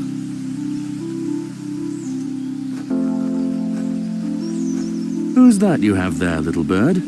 Josephine. She introduced me to the fairies. Oh, fairies, you say? Yes, Daddy. Do you believe in fairies? Of course. Do you see those mushrooms over there? Yes. That's a gateway to their kingdom. That's where Josephine and I go to talk to the fairies. Now, listen to me, Thomasina. Yes? You're old enough now to hear this. There's no such thing as fairies or talking dolls, my little bird. What do you mean? I'm sorry, my dear child. I do not wish to upset you. I just want to make sure that you understand the difference between fantasy and reality. Josephine is just a doll, and fairies do not exist. But, Daddy... Science is the great antidote to the poison of enthusiasm and superstition. Please always remember that. If you hear anything about fairies or the like again, know that it's hogwash. What is it?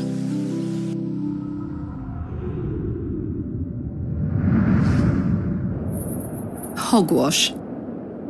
Did Wally bury the doll, I wonder?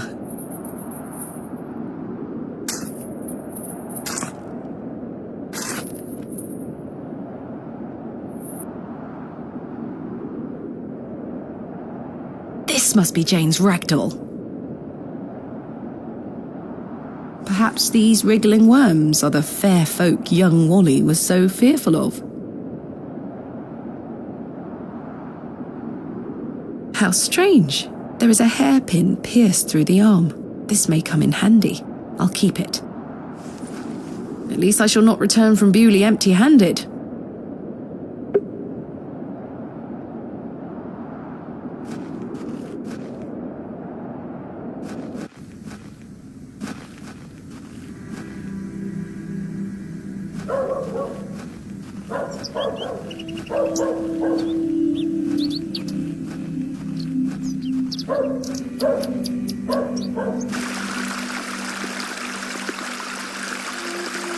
I present to you Myrtle. Myrtle! I missed you so much. Now, I believe we had a deal. Hide and seek. Come back! It's in moments like these I thank myself for not having children.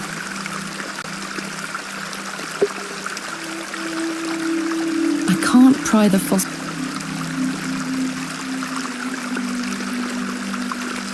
The trowel is too blunt to.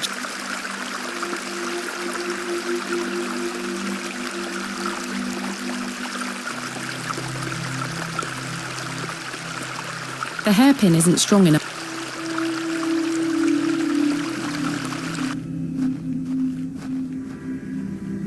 Hey!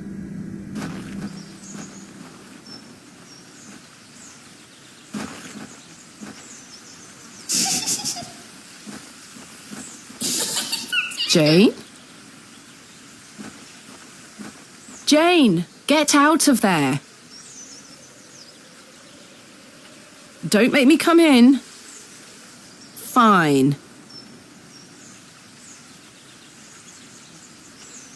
Curses. The hole is too small for me to fit through.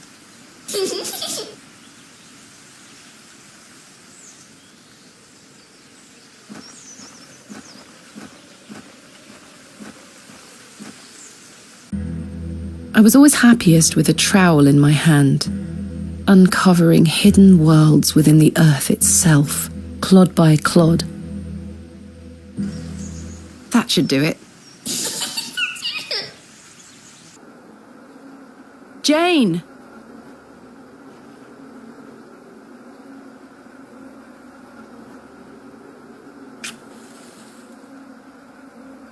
Curses. The useless thing blew out.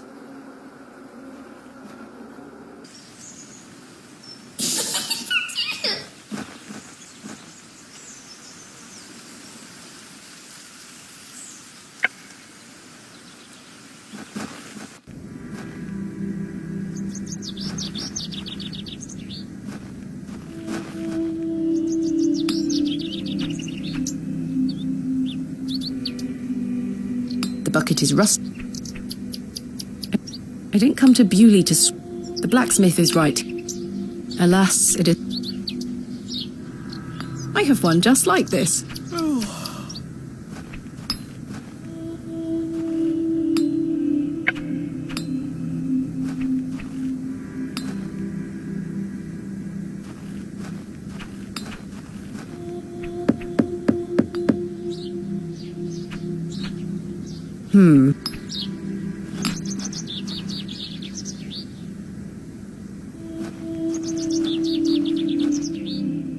Kenneth taught me this useful trick. A hairpin is much more than a hair accessory. A few wiggles and this lock should spring right open.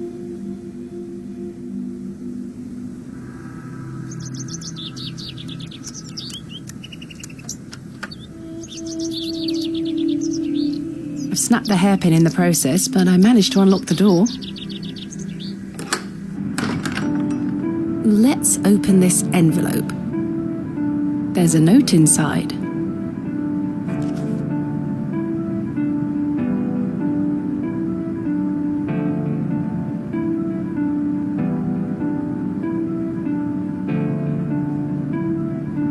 How very frustrating. I wonder what happened. I'd better get this to the alley before Mr. Long comes back. Moving a fully laden crate through the village square was no easy task. Somehow, no one was there to witness it. But I didn't give up, because I never give up, do I, Mother? I am as stubborn as my father, as you liked to remind me.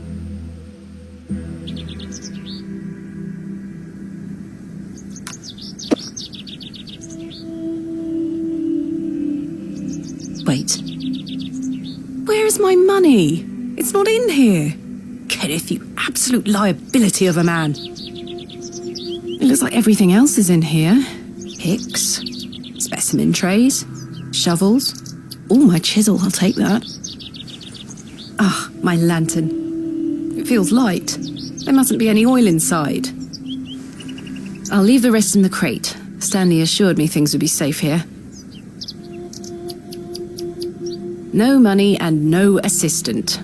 This is most inconvenient. Still, I've been in worse situations. I've got a tab at the inn for now. I'll worry about money later. I must find that barrow and get on with the excavation.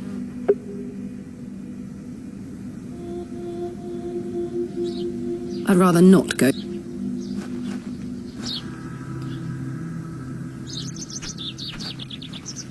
Hello? What can you tell me about Lord Panswick? Naught to say, except don't be sniffing around his lordship's manor. You'll end up with a round of shot in you. I beg your pardon? You heard me. Just mind your own business around here. Goodbye. Ta-ra.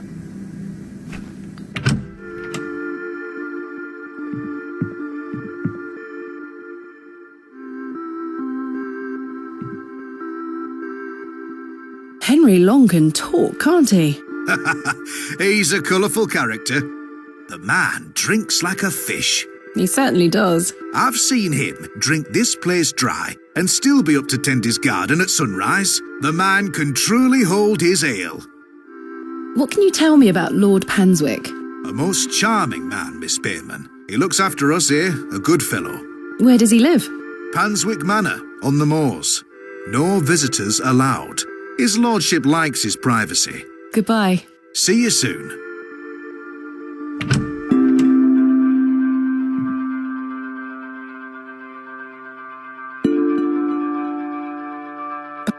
The candle has melted. Jammed shut. The wood... The drawers don't open. I can't store anything in them even if I wanted to. I don't wish to store... That's a peculiar...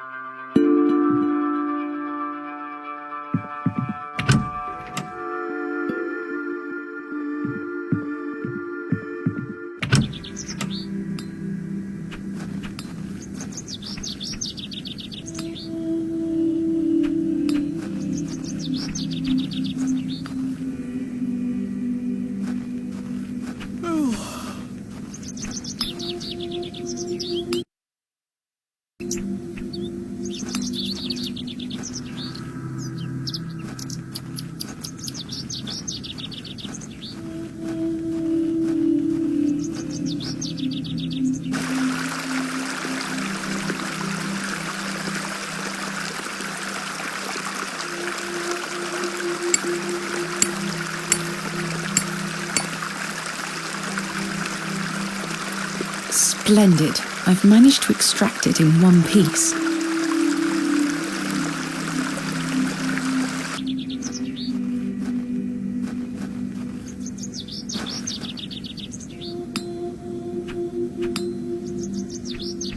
What do you make of this ammonite? Now then, 'tis a beauty that. It looks familiar. No, that won't achieve. Good day. Yes? I was wondering if you might be able to spare some lantern oil. I don't have much to spare, lass. Paraffin is as rare as hen's teeth in these parts. How much coin do you have? None, I'm afraid. If you're in a bind, I can trade you a small amount. A trade, you say? Aye. I noticed your spectacular fossil specimen. Oh, aye. I collect them. This one is called Ammonite. I'm impressed, lass. From the Jurassic period, I'd venture. Do you collect them too, then? My true interests lie in comparatively modern history. Oh, aye. Well, I do love a fossil. It's important to remember that we all end up in the soil eventually. Quite. What can I trade you for some... Surprise? Thanks for... Aye. Would you trade some of your paraffin for this fossilized ammonite, Mr. Crozier? Now then, 'tis... I'll take it off your hands. Wonderful. Let me fetch some paraffin from inside.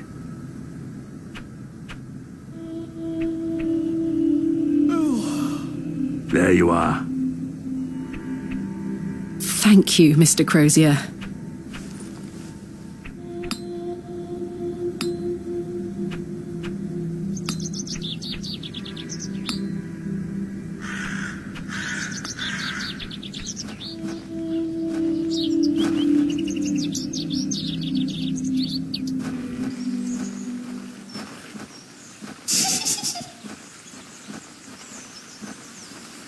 Right.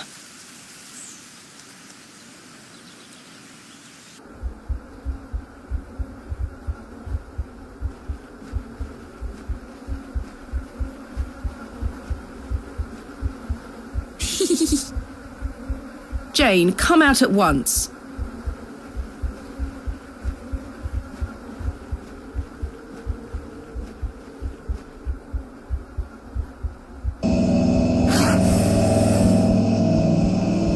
Goodness me!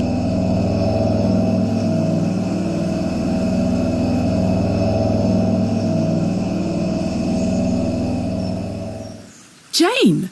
Silly, what are you doing in that smelly old badger's hole? You were in there. No, I weren't. Yes, you were. Not true. I was hiding behind that tree over there. I got bored of waiting for you. So where can I find Hobbs Barrow? Go north from the church graveyard, up the hill. You'll see some muddy fields on the horizon. That's Mr. Bryden's farm. Hobbs Barrow is there. Don't tell any grown-ups I told you. And thanks for getting Myrtle back. My pleasure.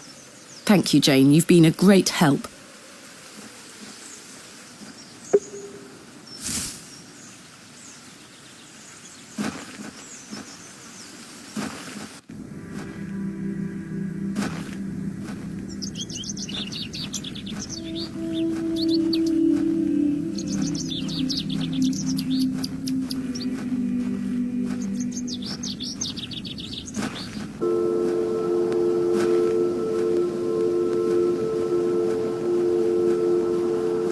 What a peculiar car.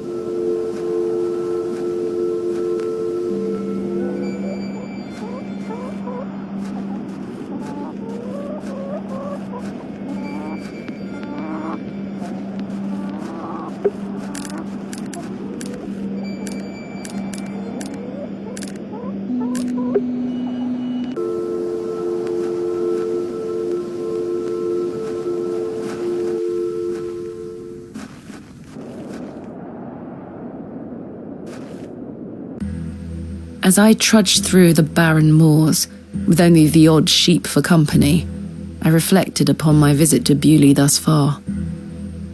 The enigmatic Mr. Shoulder and his puzzling disappearance, the townsfolk of Bewlay who had made it as difficult as they could for me to find Hobbs Barrow, the suspicion, the wariness in their eyes. Only now I know it was actually fear. In the end, it was the innocence of a child, young Jane, that condemned me to my fate.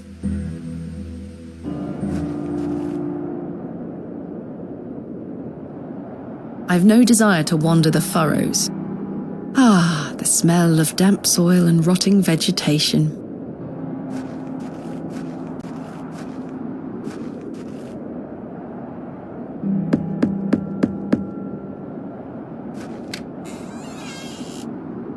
What do you want?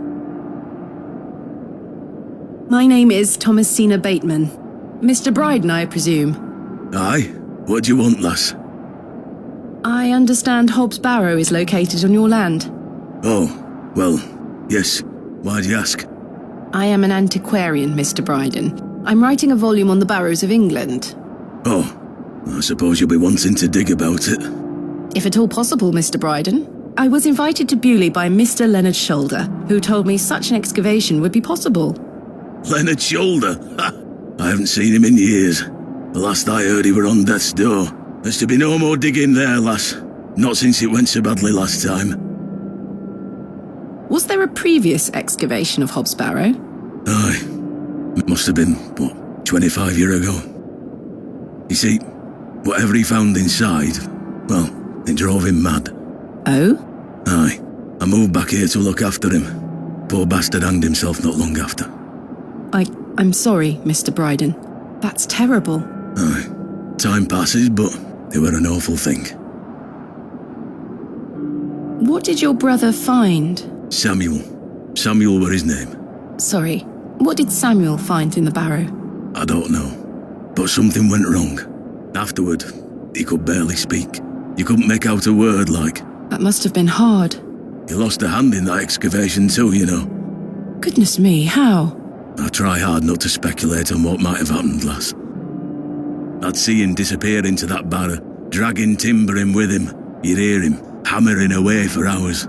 I offered him help, but he'd have none of it. Soon enough, he'd block the entrance off. To look at it now, you'd never know the thing we dug up. The landers reclaimed it. Who else was involved in the excavation? 2 others, I believe. Outsiders, perhaps. I can't say for sure. I think they left town pretty swiftly afterwards. I lived in Bakewell at the time. I only moved back here to look after Samuel.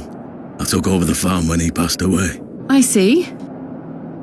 Tell me about yourself, Mr. Bryden. I live here with my wife. I might be long in tooth, but I can still run this farm without too much help. What can you tell me about your farm? Samuel's fair to side. We're a fortunate family. The soil is fertile here. Crops grow without too much trouble.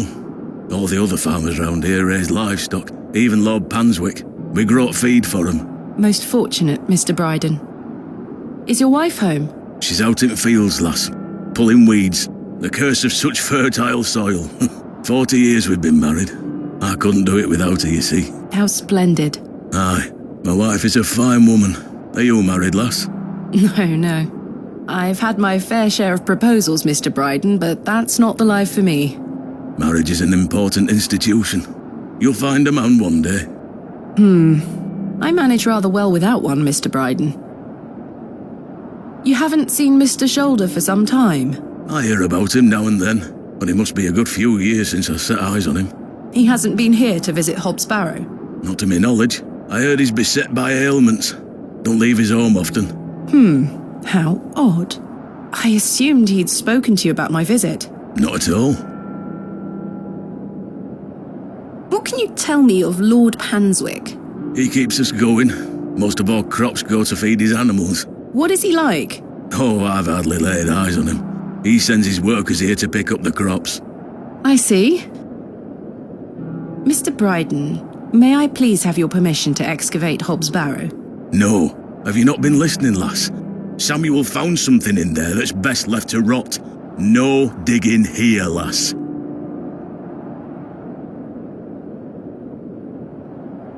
Wouldn't you like to find out more about what Samuel found in there? Perhaps. But Samuel boarded up that barrow for a reason. You don't want to tempt the same fate, lass. Perhaps I can at least see Hob's Barrow. I suppose you've come a long way to be here, lass. All the way from London, Mr. Bryden. Have you any proof of all you've told me? You wish to see proof of what, Mr. Bryden? I can't let any Tom, Dick or Harry wander around me fields. What proof have you of your claims? You say Mr. Shoulder is at... I'm unsure. It's just I wouldn't want to speculate on matters... Thanks for your time. Ta-ra.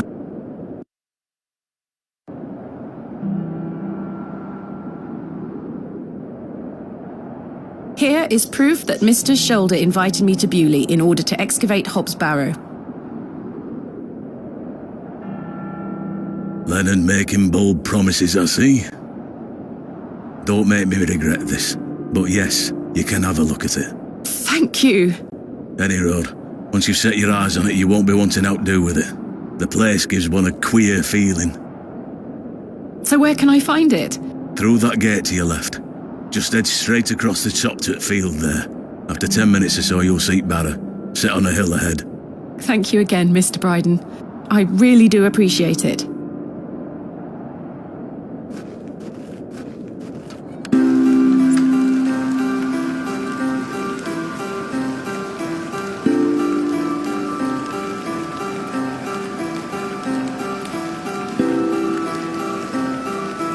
I probably should have brought my umbrella.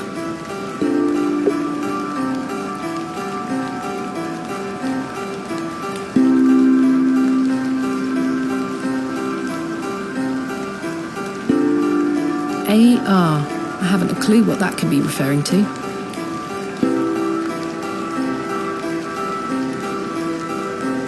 Finally, here it is. Hob's Barrow.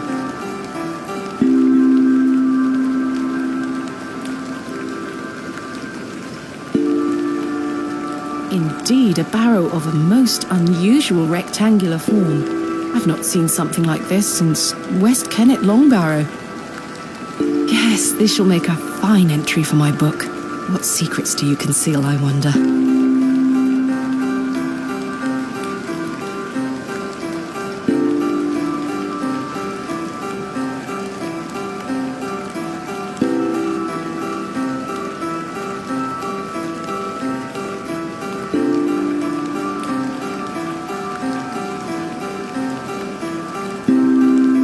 That smell. Earthy and sweet.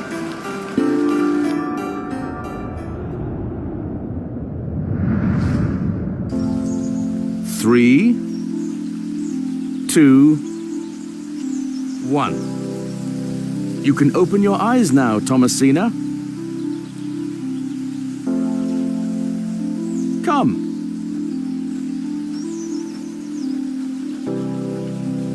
Are you ready for your first excavation? Yes, Daddy. Capital. Make sure you remember everything I've taught you. I have a feeling you might find something special. How exciting. I'll be watching from the steps, my little bird. Good luck. Thank you, Daddy.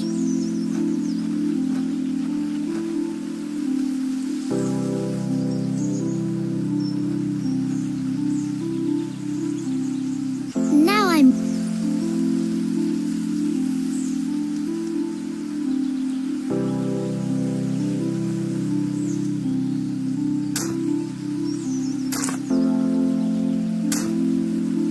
Nothing.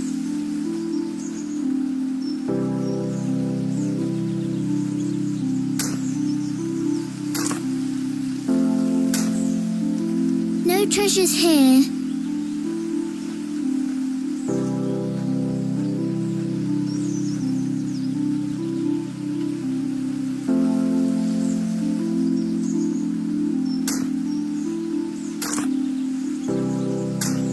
Treasure! Daddy, I found the treasure! Look! Well done, little bird. Your first successful excavation. That urn you're holding is very old and precious. Take good care of it, all right? I will, Daddy. I promise.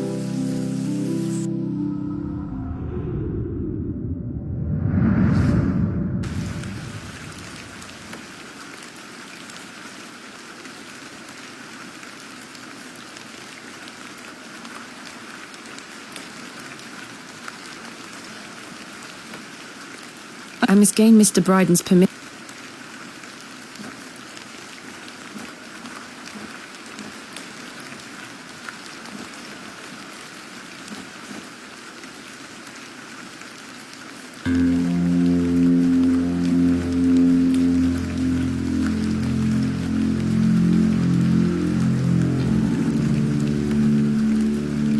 Darkness falls quickly here.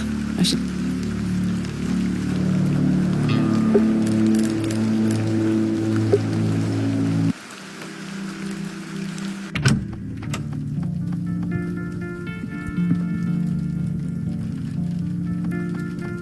Time for bed. Tomorrow I shall convince Mr. Bryden. Miss Bateman. How are you? Tired. Gonna buy you a drink?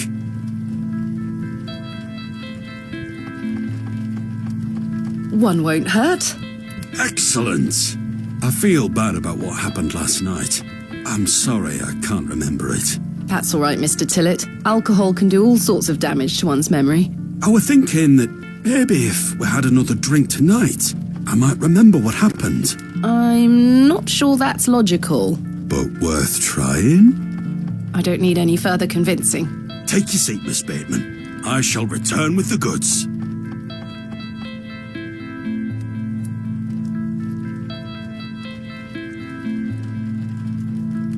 To Leonard Shoulder. Wherever he may be. I've been meaning to ask you something. Yes? Why did Leonard Shoulder ask you to dig up Hob's Barrow? Despite his disappearing act the previous evening, not to mention his questionable sobriety, I decided Mr. Tillett was to be my ally. I spoke again of Mr. Shoulder's letter, his proposed excavation, and my status as an antiquarian in Barrow. He was fascinated and quite excited at the prospect of meeting the soon-to-be author of a real-life book. You must find all manner of riches on your digs. Barrow digging is not all success, Mr. Tillett. Often I'll come across the likeliest of sites steeped in promise. We set to work with shovel and pick and all the other barrow-opening paraphernalia you can imagine. Every stone carefully taken down, every shovel full of earth put dutifully through the sieve, and we find nothing. Or you may find a miserable remnant of animal bone or a shard of pottery hardly to be recognised from the peat in which it decayed. Sometimes it's as if some Neolithic humorist prepared an elaborate practical joke for you. It still sounds much more exciting than spending your day sitting in England's most remote railway station. Are you all right, Mr. Tillett? I've had another argument with Agnes. Your wife? Aye. She didn't want me coming to the plough tonight. Truth is, I've been drinking my life away since my mother passed. Oh, that's terrible. I'm sorry for your loss. You're kind, Miss Bateman. Thank you. It's been a year since the old girl left us. She had a horrible end, wasting away, day by day. Consumption got her. She was naught but bones by the end. I can't get the image out of my mind. She were everything to me. I'm so sorry. I apologise for going on, Miss Bateman. It's not appropriate. Don't worry, Mr. Tillett. I appreciate your openness. Used to love going for walks out in the moor, my mother and I, ever since I were a little one. She'd get a tear in her eye as she looked out upon it. She loved this land. I asked Mr. Crozier to build a bench, which we've erected at a favourite lookout spot on the moors. Margaret's Lookout, we called it. Aye. That's a beautiful tribute. Aye. If you take a seat there, do keep her in your thoughts, won't you? Of course, Mr. Tillett. I can relate in some manner. My father had an accident when I was very young. He's still alive, but he can neither move nor speak. He spends his entire life bedbound and incapable of communicating or looking after himself in any way. How dreadful. He was a barrow digger himself, an antiquarian of some renown. He taught me so much, even though I was so young. I think writing this book is my way of carrying on his work. It helps me reclaim those earlier memories of him, and I visit him often to tell him all about my excavations. Can he hear you? I've no idea. The doctors aren't sure. I'd do anything to make him better, Mr. Tillett. I'd do anything to bring him back to the man he was. I am in a state of suspended mourning for a man caught between life and death. Dreadful. Just dreadful. We all have our weaknesses. Mine just happens to be my father. And what of your mother? A cold woman. We haven't talked in quite some time. I think she blamed me for my father's accident somehow. You were but a child. Indeed. She thus saw it fit that a governess should raise me as she spent her life grieving for my father. Well then, I propose a toast. A toast to what? A shared sense of loss. I'll toast to that, Arthur. Now then, enough of this wallowing. let us be merry. Another round? I really shouldn't. But I did. And another after that. And another. The frustrations of my visit to Bewlay slipped away with each swill of Stanley's finest ale. We had great fun that night, Mr. Tillett and I treasure the memory. Go on then. Let's hear those pipes. Mustn't. Sing the song. You're incorrigible. Please. You'll make a sad man happy. Oh, all right then.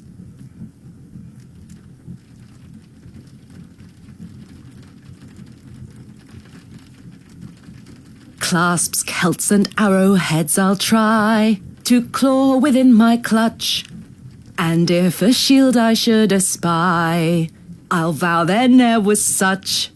With popish tricks and relics rare, the priests their flocks do gull.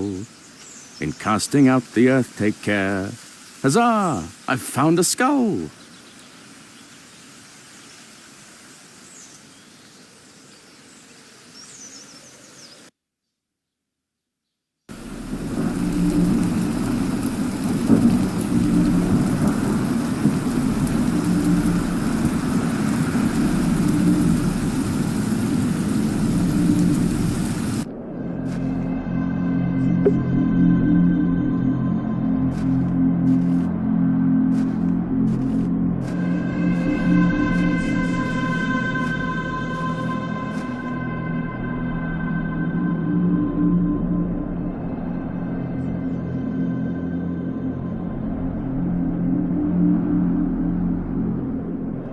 Hello, Thomasina.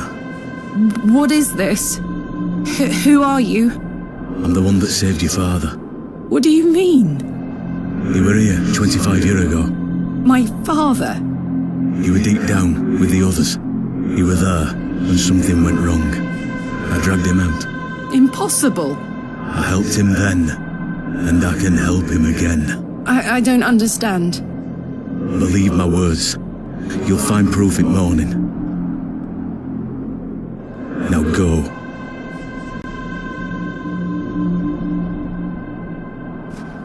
One more thing. This is not a dream.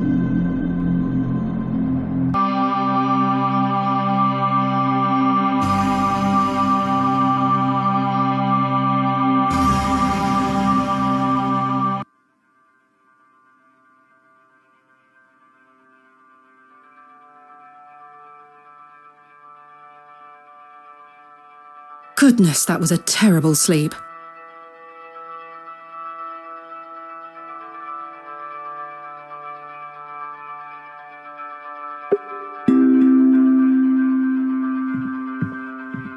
What's this?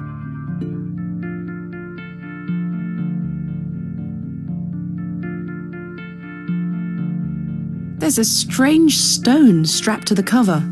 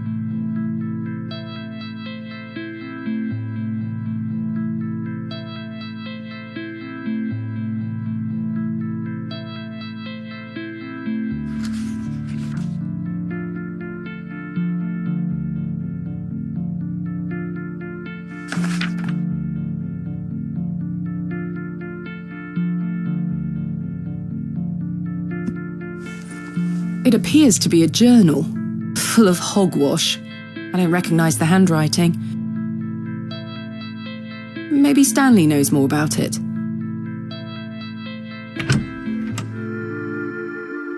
Good morning. How's your head, Miss Bateman? That were quite the tune you treated us to last night. To be honest, Stanley, I felt better. I take it you slid this journal under my door? I beg your pardon? The journal, Stanley. I certainly did no such thing. Nor could have anyone else. You're the only guest staying here. What's the meaning of all this? Do you propose that it manifested itself out of thin air? Well,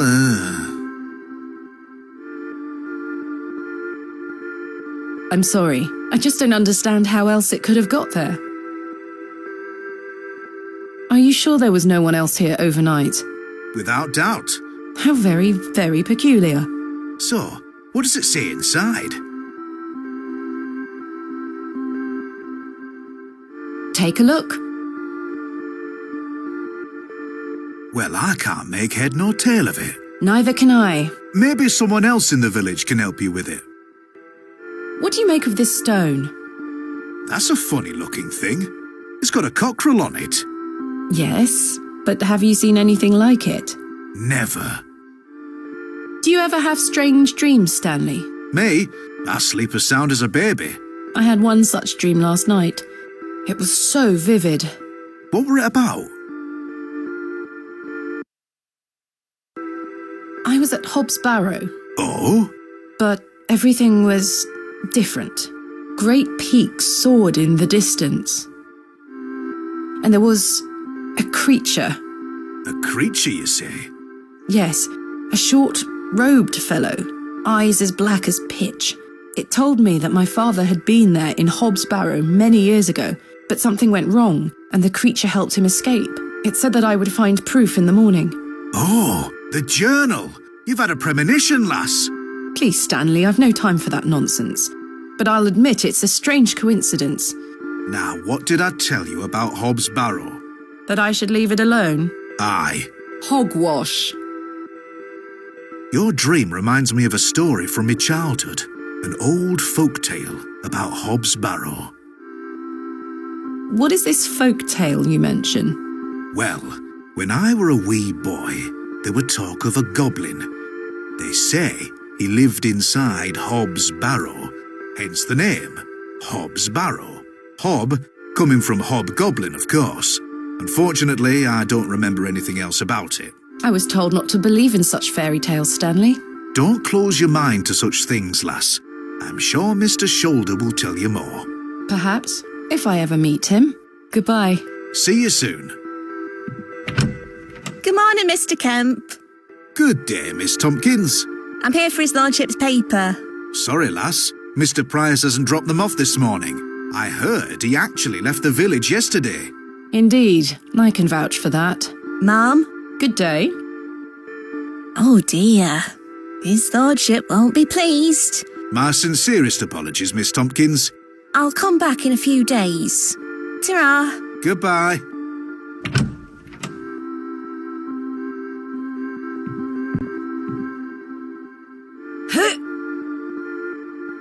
Goodness me, I can't budge it. Be careful, Miss Bateman. You'll cut yourself. I spent all morning trying to get that bloody thing out. I shall be having words with that scoundrel next time he shows his face.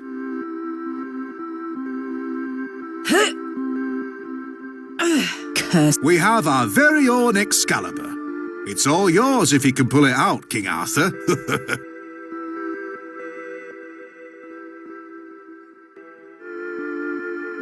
I do not wish to damage Miss... I can't see how that... I'm not sure...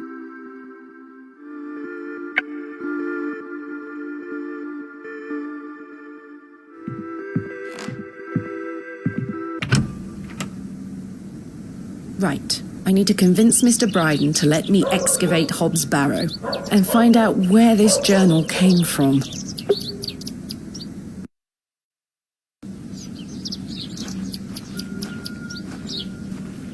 Good day. I'm still setting up my stall. Come back later. Oh, I'm sorry.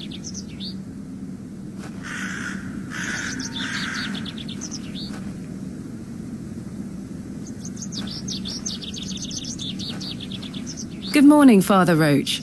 Ah, Miss Bateman. What a pleasure to see you again. Have you tracked down Mr. Shoulder yet? Don't get me started. I'll take that as a no. Indeed. Do you recognize this journal? What a tatty old thing. You ought to take better care of your possessions, Miss Bateman. It's not mine. Then whose is it? That's precisely what I'm trying to find out. I'm afraid I can't help you. I haven't seen it before.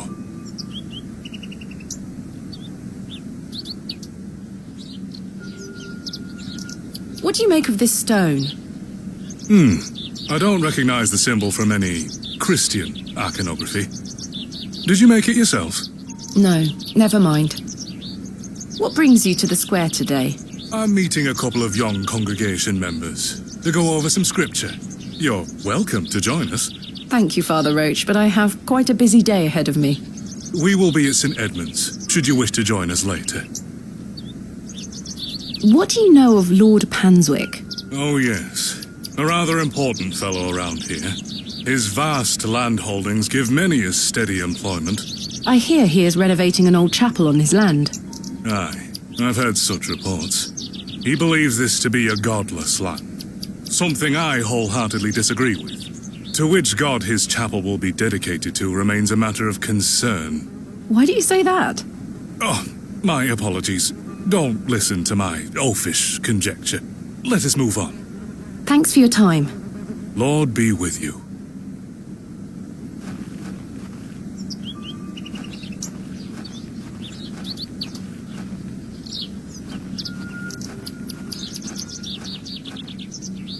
Thomasina! Good morning, Arthur. You look a bit addled. Are you feeling all right? I am not used to drinking as much as we did. Aye, my head is pounding. To tell you the truth, Arthur, I've had a somewhat puzzling morning. Oh? Someone slipped this journal under the door of my room. Whose journal is it?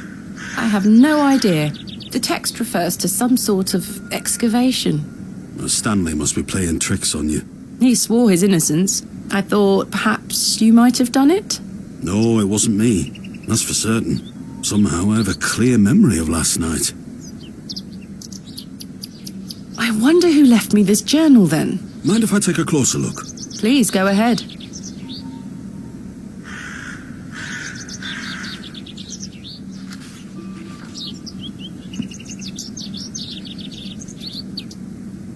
The writings of a madman. I don't disagree. Did the sketches mean anything to you? No, not at all. But they turn me stomach. You might want to show this to Mother Mildred. Who is Mother Mildred? Some think her a witch. A witch? Aye. She might be able to help you with the symbols. Where can I find her? She lives alone in a little cottage within Herne Wood here. You shouldn't have too much trouble finding her. Thanks, Arthur. You're welcome. What do you make of this stone? It's a good shape for skimming across water. What is it? I'm not sure. It was strapped to the cover of the journal. How mysterious. I had a splendid time last night. Aye, I even remember most of it this time. Thanks for listening to me going on. I really appreciate it. The feeling is mutual. Thank you too, Arthur. Shouldn't you be manning the station? The line is down. Track damage between Bewlay and Bakewell. No trains for a day or more. Does that mean I'm stranded here? For the time being, Thomasina. Capital. Why do people think Mother Mildred is a witch? Just because a woman lives alone in the woods doesn't mean she flies about on a broomstick. There's more to it than that. They say she lays with demons. Who are they? Oh, you know, local folk. Hogwash. Some also go to her for potions and spells. Spells? Come now, Arthur. Truth be told, she's a nice old lady. I sometimes see her foraging in the brambles around here. Will she burn at the stake sometime soon? You might think us backward in Bewlay, Thomasina, but we're not that backward. Sorry, Arthur. I only meant to tease. Goodbye. Ta-ra.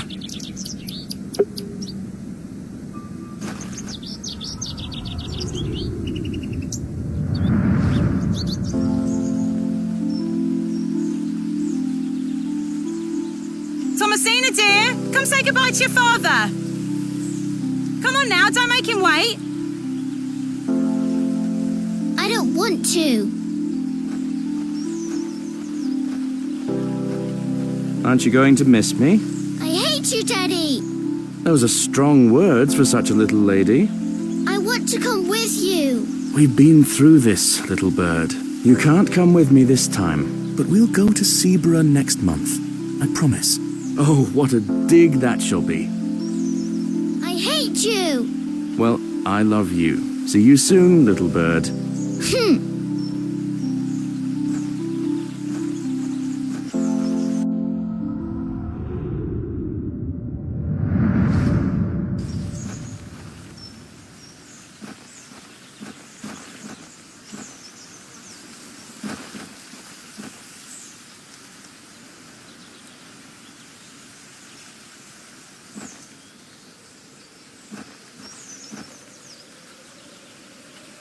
The resin has set somewhat.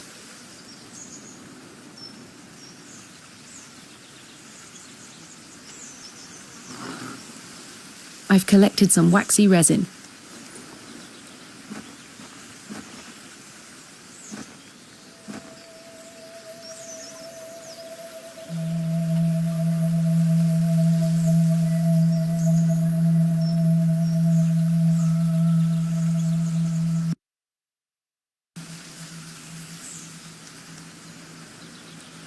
Please, forgive my intrusion. Are you Mother Mildred?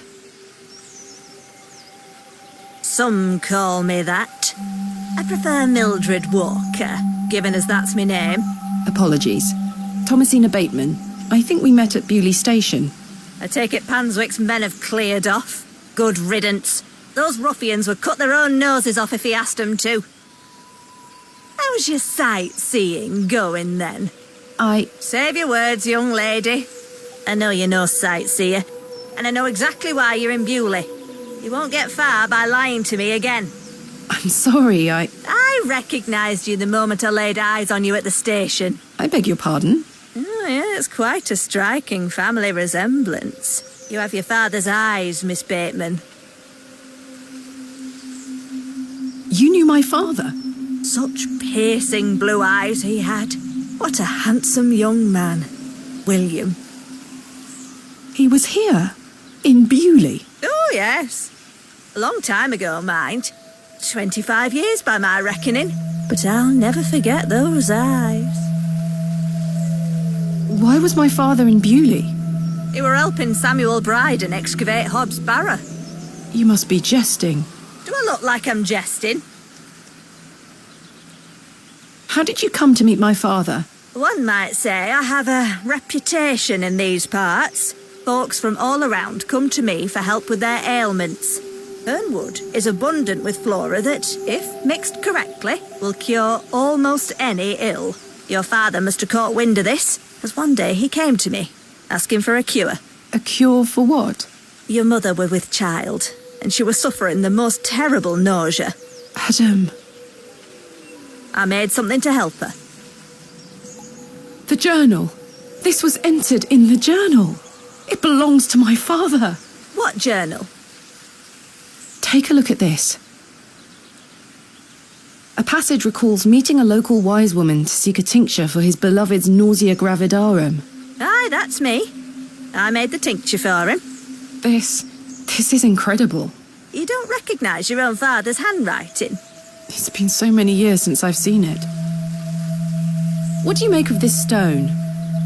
I-A-W. I haven't a clue. Perhaps it's an old folk trinket, or a talisman of some kind. The moors are steeped in folklore. What can you tell me about the excavation? Well, not much. I only met your father twice. The last time he asked me if I knew anything about binding magic. Binding magic? He said he needed it for the excavation. Hogwash. My father is a man of logic and reason. Why would he be asking about such nonsense? Perhaps you don't know him as well as you think you do. Anyway, I know nothing of magic and told him so. He seemed disappointed. I never saw him again, but I understand the excavation went ahead. Samuel Bryden hanged himself not long after. Reason enough for you to stay well clear of that place. You never saw my father again after the excavation? No. I always assumed he just went home. Who excavated Hobb's Barrow alongside Samuel Bryden and my father? From memory, it were just the two of them. What do you think my father meant by binding magic? I've no idea. He didn't explain more, and I didn't wish to pry. This just doesn't sound like my father at all. You'll have to ask him yourself. I'm afraid my father has been incapacitated since I was a child.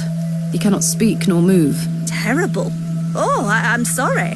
You said that the flora here could cure almost any ill. Almost, my dear. But your father's affliction sounds beyond my abilities. The landlord of the Plough and Furrow told me about a folk tale associated with Hobb's Barrow. Something about a goblin. Are you familiar with it? No doubt there is such a tale. Name any beastie you can think of, and someone round here will have a story about it. My thoughts precisely. Charles Bryden mentioned there was a third man involved in the excavation. Is that so? Well, you best ask him about it. He knows more than I do. Can you tell me anything about Leonard Shoulder? I know of him, as is the nature of such a small town. I also know he invited you here. Little escapes you, Miss Walker. So they say. My path rarely crosses with his. Let's put it that way. But he's a nice enough fellow. I see. Do you know Lord Panswick? I know his labourers make a mess of these woods, the brutes. The man himself hasn't graced me with his presence. You've never met him? Not since he were a wee lad. A maid brought him to me with a sore stomach. It were all the rich food they were feeding him. Thank you for your help, Miss Walker. What are those berries you're picking? An ancient breed. No, however, they do have some medicinal quality. I see. I shouldn't enter.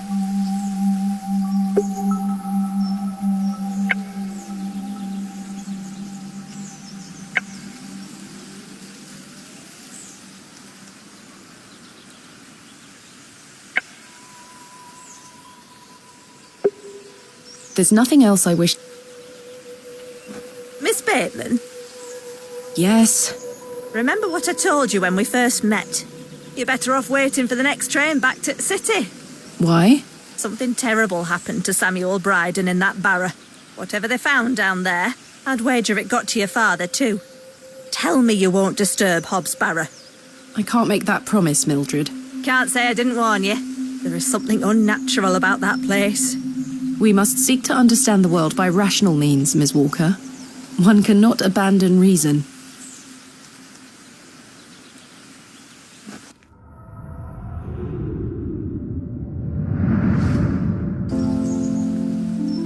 Thomasina! Thomasina, come here this instant. I'm playing with Josephine. She can wait. This is very important.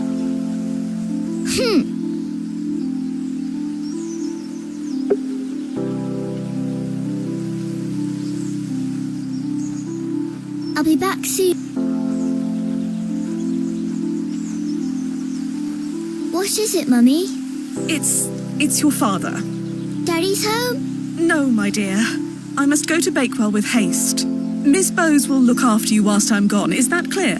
Where's Daddy? He's had an accident. What happened? He's come off his horse.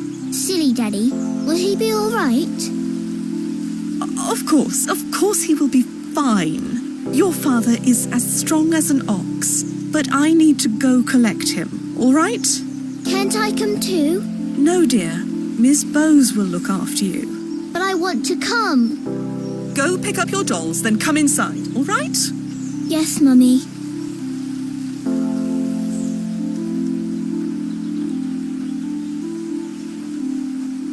Go pick up your dolls. Yes, Mummy.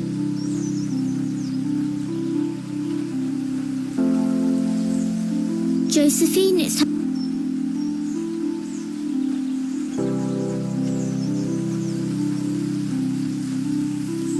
Where did Mummy go?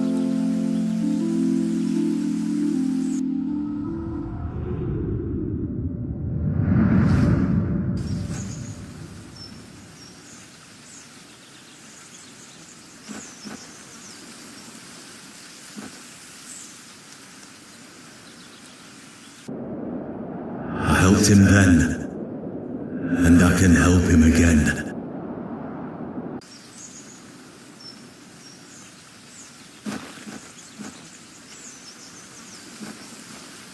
Arthur, you won't believe it.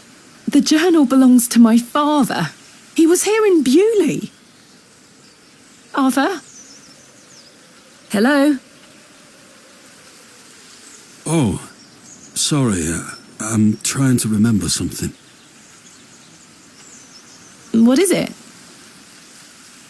I'm not sure. Something in the woods. It will come back to me. You say your father were in Bewlay? Yes! Mildred said that he helped Samuel Bryden excavate Hob's Barrow 25 years ago. Well, I'll be. Let's talk about it tonight at the plough.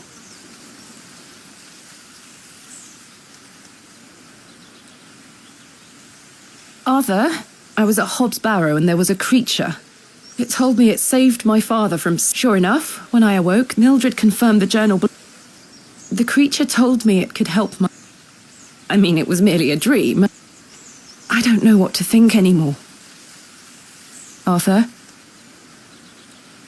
Arthur, are you listening? Fine then, we'll talk later. I hope you piece together your...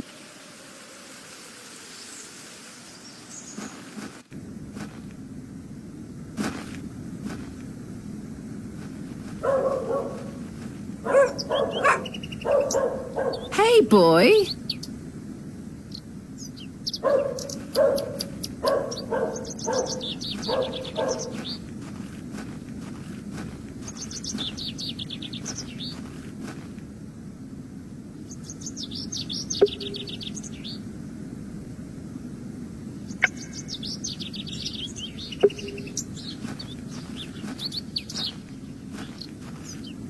Hello?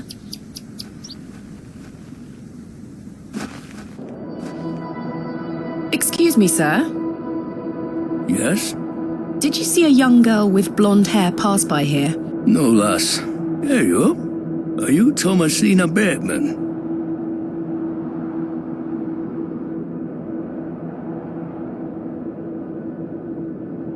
That's my name.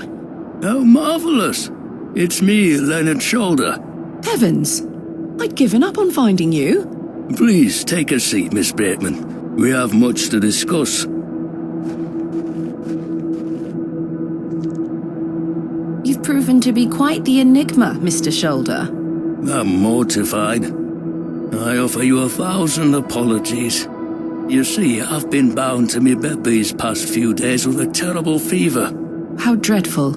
I take it you're feeling better now? Aye. I were on me way to find you when I stopped here to catch me breath.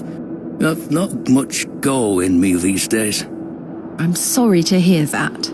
I were worried you'd have given up on me and left town. I had no idea what had become of you, Mr. Shoulder. I spent a good amount of time pounding on your front door. I'm embarrassed. I really am. I've been doing my best to sleep through the fever. I am so very sorry. Please accept my apology, Miss Bateman. Fine, Mr. Shoulder. I've come all this way. Let us speak of the business at hand. Marvellous. I've just learned that my father was part of a previous excavation of Hob's Barrow some 25 years ago. Why didn't you mention this in your letter? What? Where did you hear that? I have my means. I swear, Miss Bateman, I had no idea. I take it you will also deny delivering me my father's journal? I'm confused. What journal? My father's journal was slipped under my door at the Plough and Furrow. It wasn't you who did this. I've been bound to me bed, lass. What an extraordinary coincidence. You are following in your father's footsteps. It would seem so, Mr. Shoulder.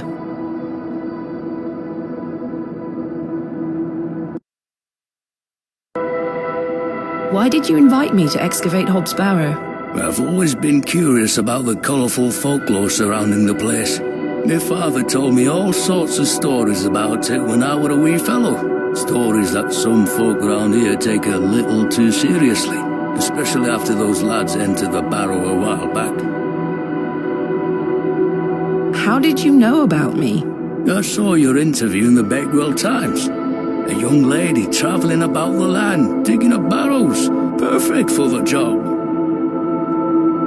But why do you wish to excavate the barrow? I want to see what those lads found in there. My curiosity has grown over the years, and now it is time for the mystery to be solved. I must say I am rather eager to find out what's in there myself. I've managed to find Hob's barrow, but Mr. Bryden is yet to give me permission to excavate. Is that so? Keep trying. He'll relent eventually. Perhaps you could have a word with him. Oh, no. A lovely young lass such as yourself has a better chance of changing his mind than a shaky old goat like me. You told me in your letter there would be no issue gaining access to the barrow. I didn't foresee any when I wrote to you. I'm sorry this has been more complicated than anticipated. Don't give up yet, Miss Bateman. Keep trying with Mr. Bryden. Did you know my father? I don't believe so.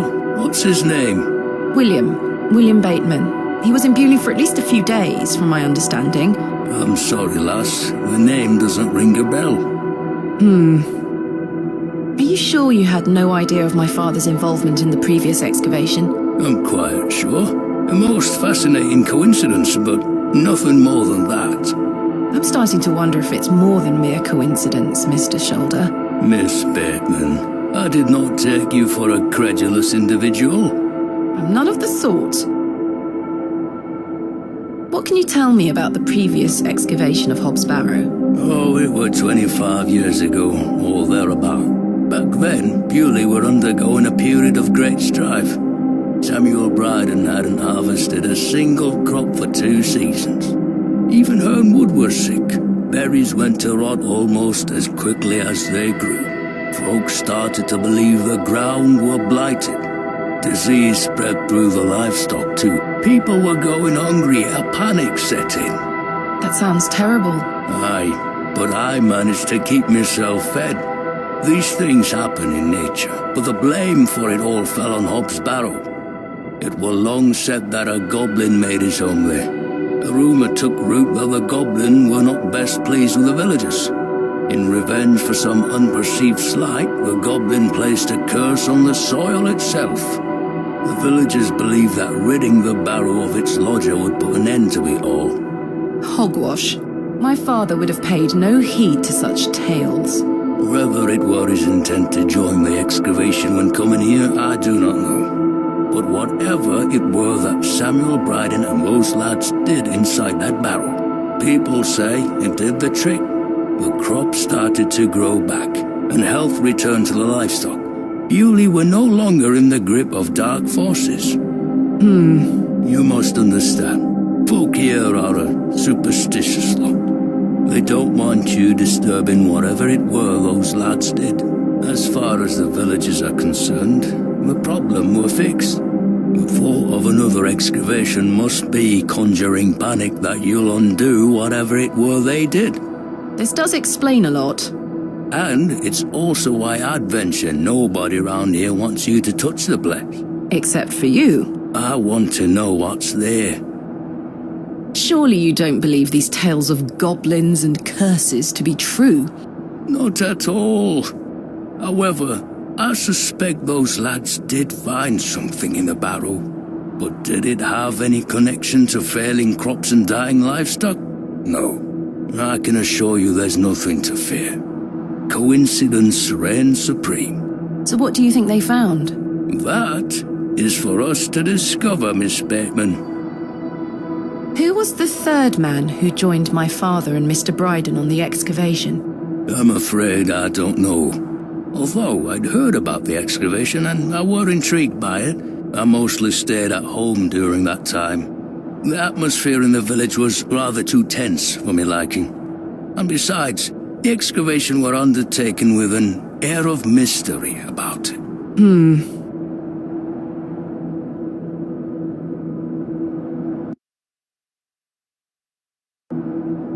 Tell me more of this folklore you mention. It is said that Hob's barrow is home to a goblin. Everyone in Bewlay has some version or another of this story. But the version my father told me as a child described the Barrow as a thin place. The goblin were deemed to be the guardian of this so-called thin place.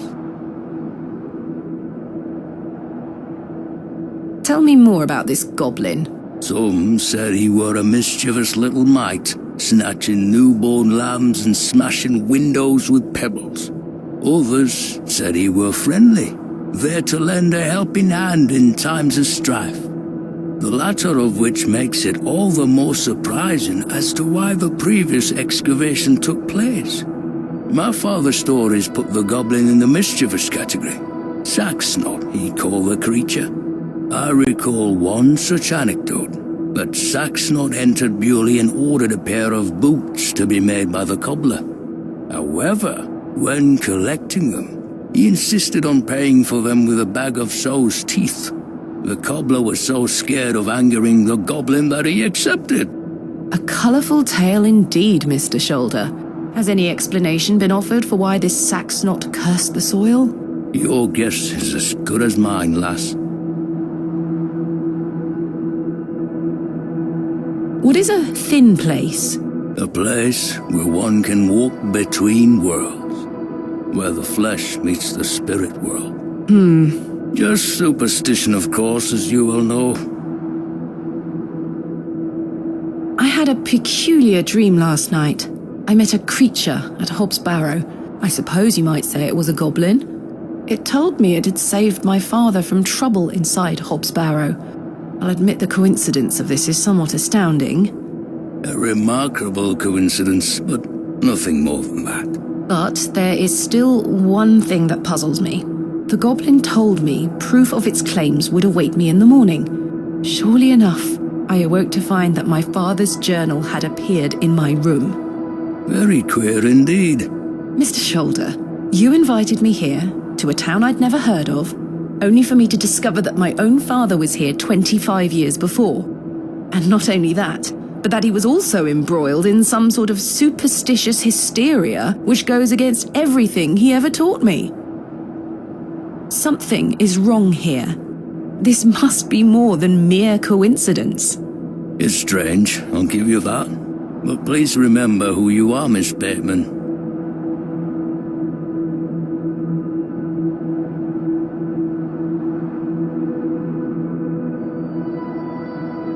This is my father's journal.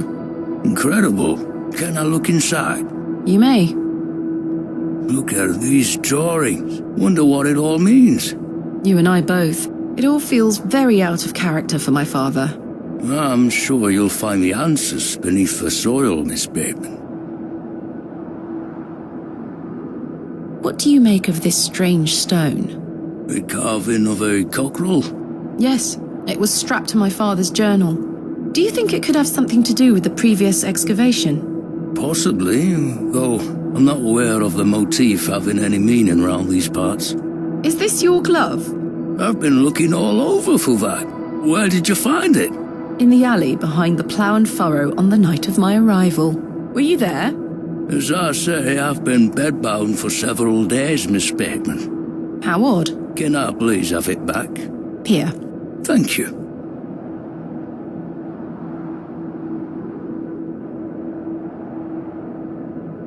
We're peas of the same pod, Miss Bateman. I knew you wouldn't be frightened by a few old stories. It will be interesting to see what those lads found in there.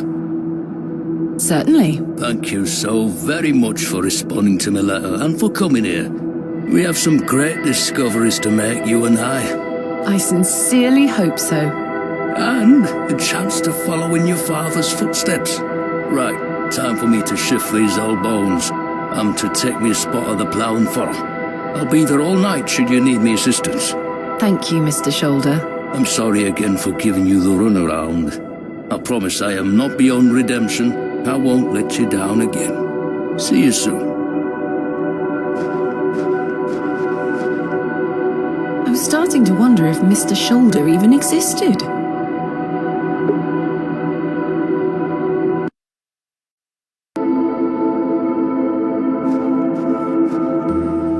The day was starting to test me. The word coincidence felt insufficient to explain what was happening. It was after that first conversation with Leonard Shoulder that I started entertaining thoughts of a truly irrational nature. What if my dream wasn't just a dream? What if it was all more than simple coincidence? What if that thing really could help my father?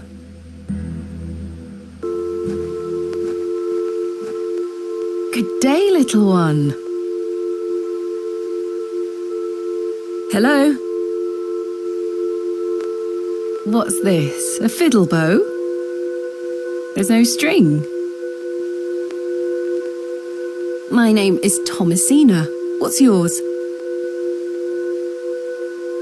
Don't be shy. I don't mean you any harm.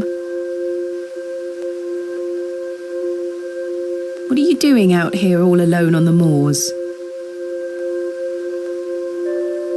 Do you live here? Would you like me to fix your bow so you can play your fiddle again? Yes? Hey!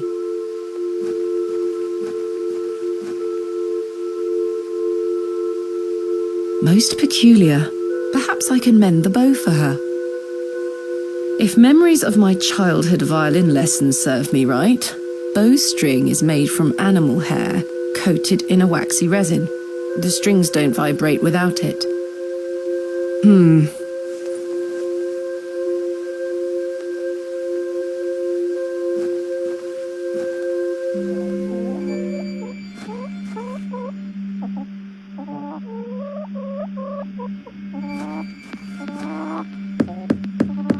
Mr. Shoulder told me he'd be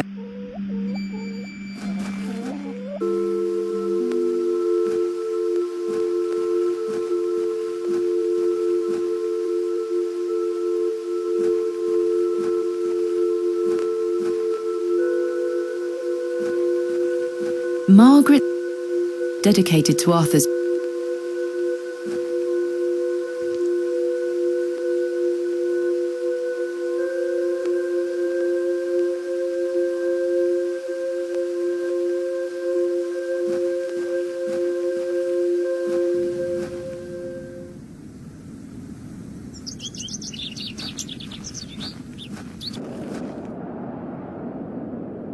Hello, Wally. Go away! You gave the doll back to my sister. It wasn't very nice of you to bury her favourite toy, Wally. I gave it to the fair folk, and you stole it back from them. You don't really believe in fairies, do you? You're old enough to know better. They're real, and thanks to you, I'm cursed. There's no such thing as curses either, Wally. Go away!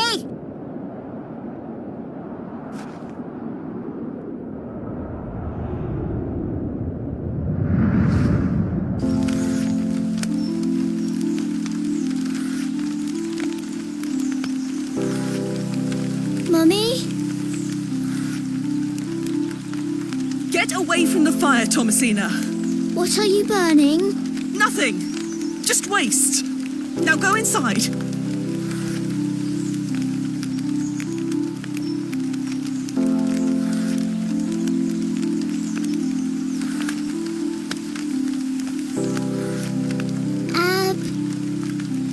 Abrax. Mummy, what is this? Waste.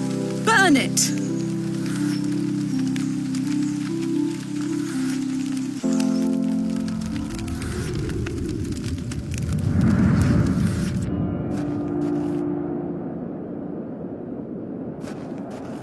Good day, Mr. Bryden. Miss? I'll stop you there. I know what you're going to ask. No, I haven't changed my mind. There'll be no digging here, lass. Mr. Bryden, allow me to explain. There has been an astonishing development this morning. Yes? My father was with your brother during the excavation. Oh. Yes. Can you believe it? I had no idea he had been here. The answer's still no, lass. I saw what happened to poor Samuel. I won't risk the same happening to anyone else. But... That's enough now. You can feast your eyes on that hovel to your heart's content, but there'll be no digging. No, I'm not. But... Off with you.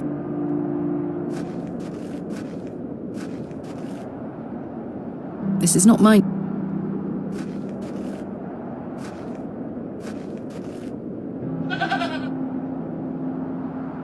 Easy, girl.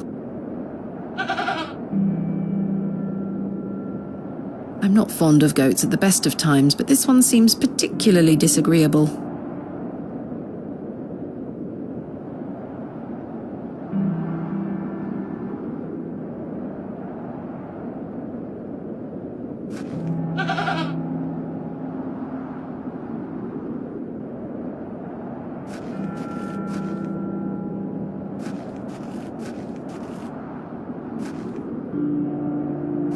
No question. I'm not. But...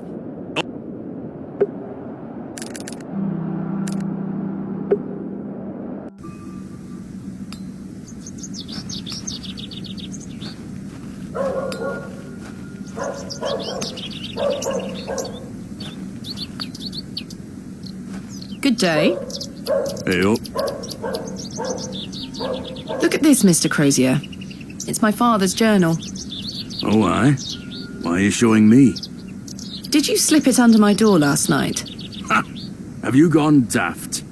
Why would I have your father's journal? Never mind. Do the sketches inside mean anything to you? Looks like a load of rubbish to me. I found out my father visited Bewlay 25 years ago. William Bateman, perhaps you remember him? I would have been just a lad. What were you here for? That's what I intend to find out. What do you make of this stone? Don't look like out to me. Are you familiar with any local folklore? Oh, aye. The old cobbler used to tell me some right stories.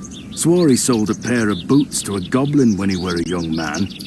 A goblin, you say? I take it this cobbler was a regular at the Plough and Furrow? Never drank a day in his life. Sober as a judge. Have you been to the Devil's Toe? Yes, I'm familiar with the cairn. Some say they've seen the goblin's daughter there, playing her fiddle. How peculiar. I met a girl near there earlier. She gave me this broken fiddle bow. Ah, well, you've experienced the local folklore firsthand then, lass. Do you know any other stories about this goblin? I don't have the time to be standing here gossiping about old wives' tales. Apologies. Does the name Saxnot mean anything to you? Never heard of it. What is it? Never mind. I'm having some trouble extricating a knife from a table in the Plough and Furrow. Might I borrow a pair of pliers? A knife, you say? I can get that out for you. That's very kind of you, Mr. Crozier. Think nothing of it. Wait here.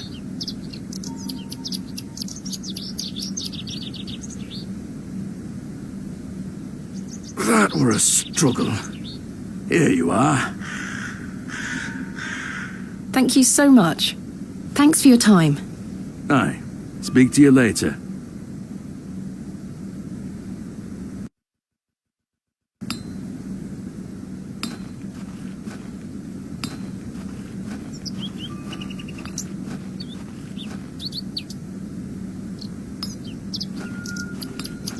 Good day. I'm still setting up this... Oh, I'm sorry.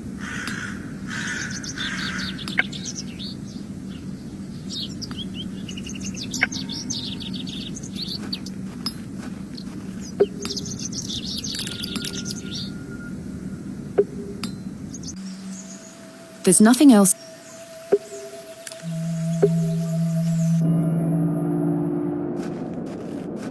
No, I'm not. But... Off with you. Look, Mr. Bryden, my father's journal.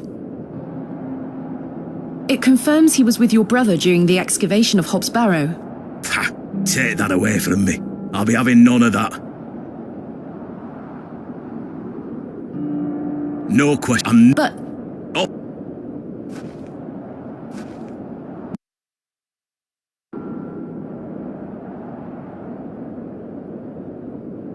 Look, Mr. Bryden.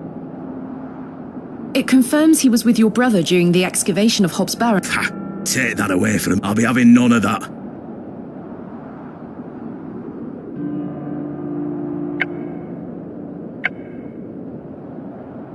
What do you make of this stone? It was strapped to my father's... Wait a minute. Let me see that. By God. Wait here a moment. I need to get something from inside.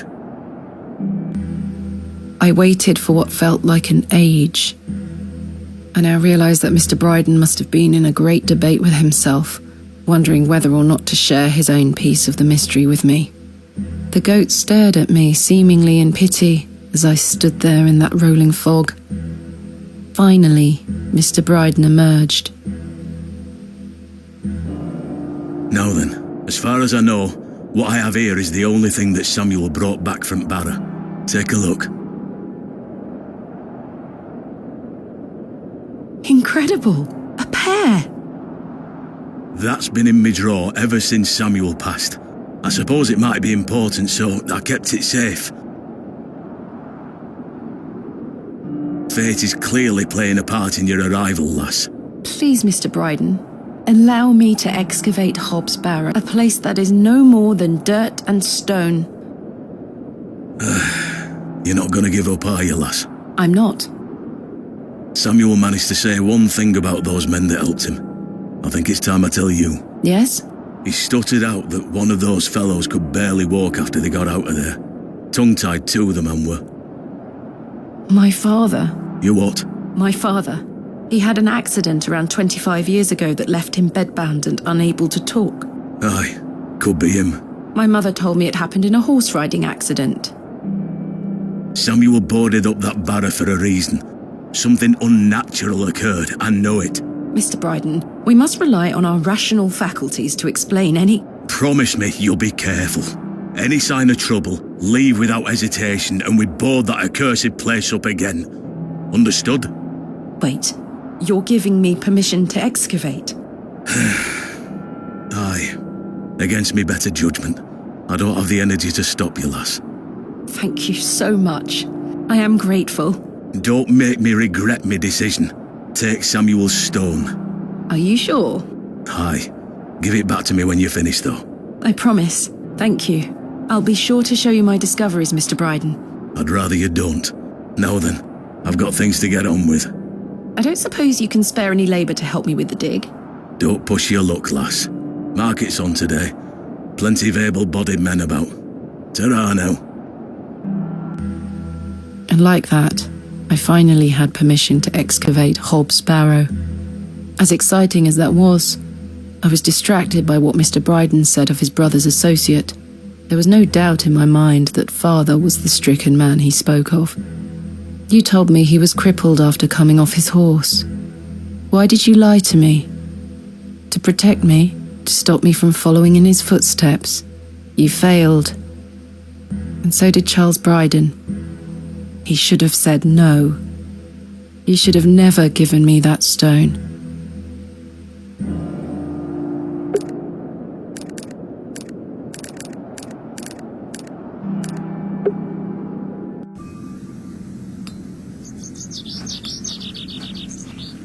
Good day. I'm still sitting... Oh, I'm sorry.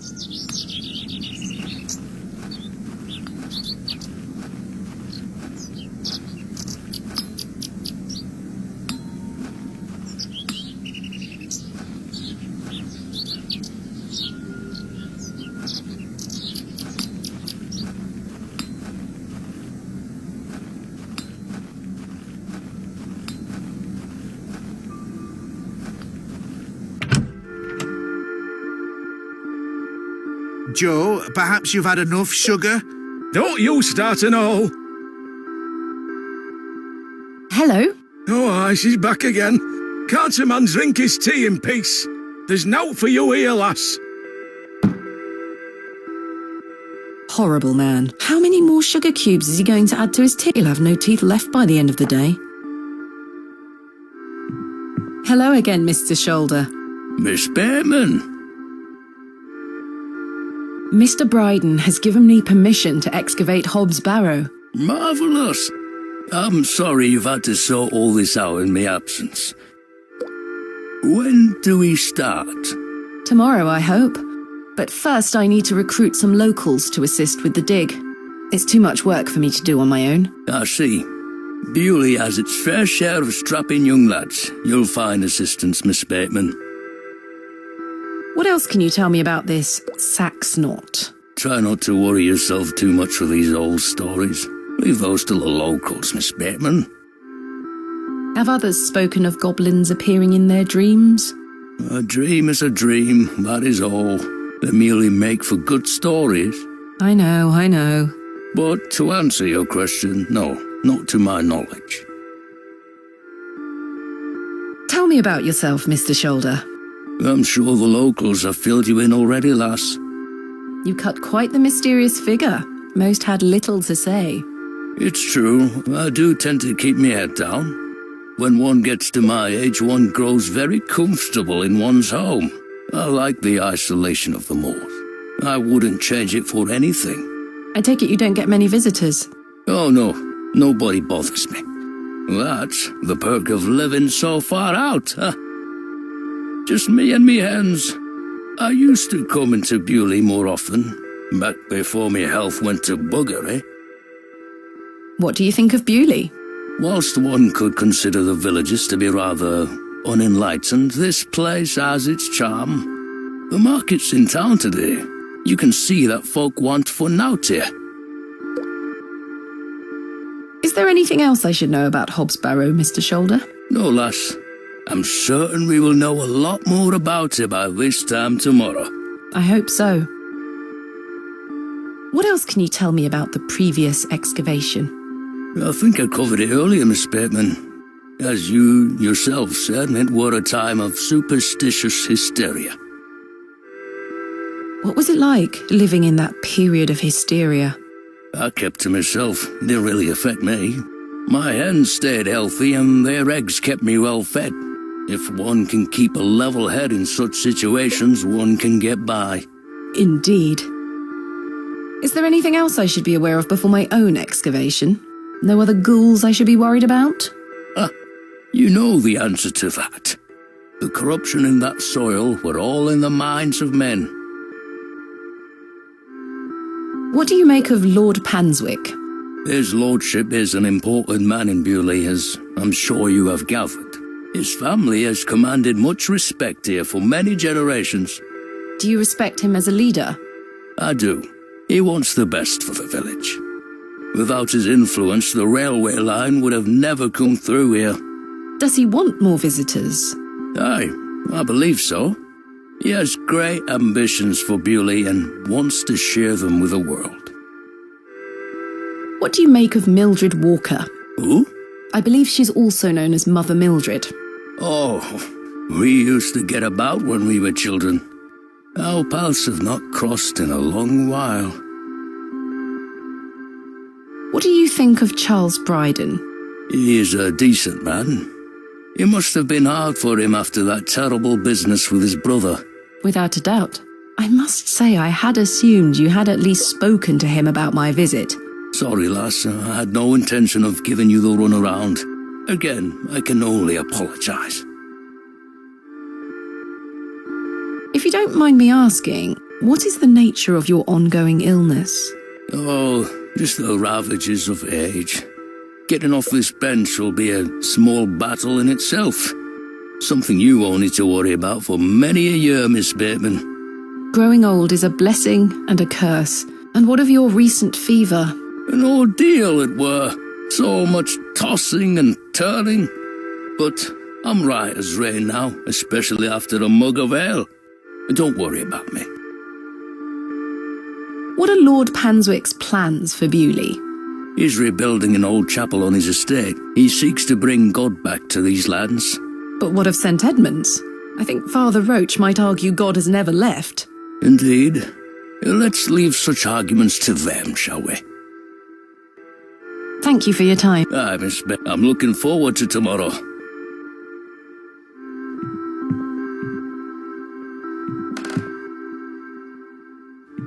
Hello there. Yes?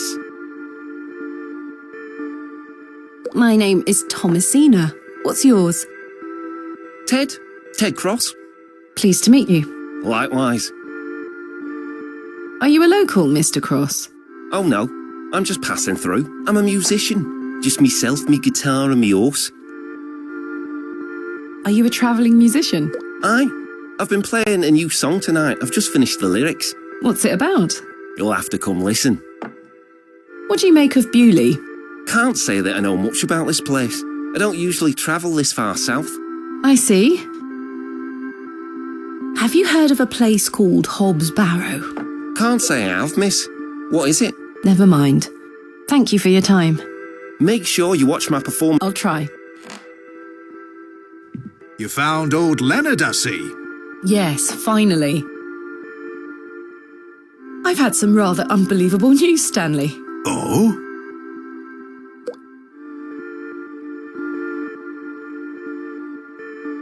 Remarkable. Quite the coincidence, is it not? Remarkable.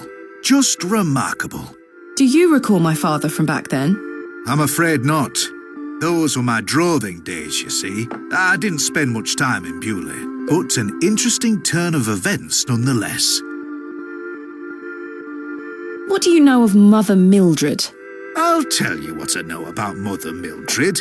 She wants locking up. How so? She owes me a small fortune on her tab from years ago.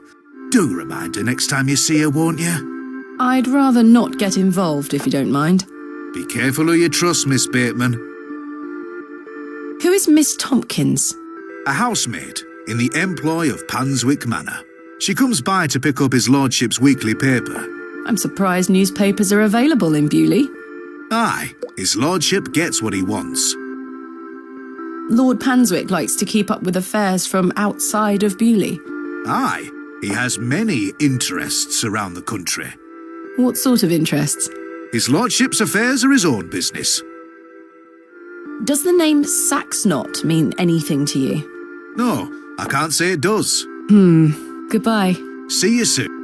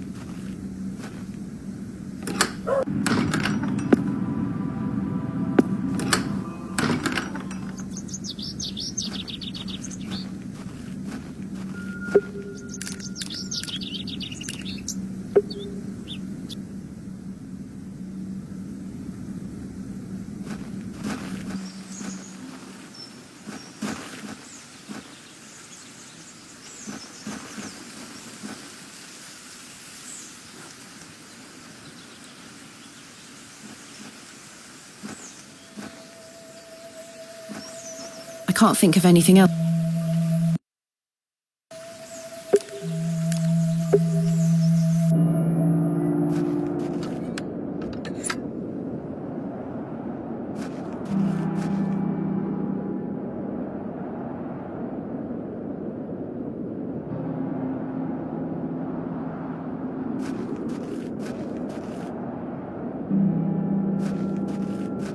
Finally, we shall excavate tomorrow.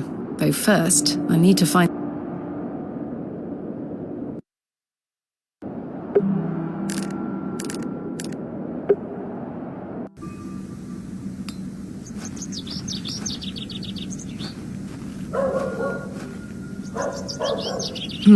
Horsehair would make fine bowstring.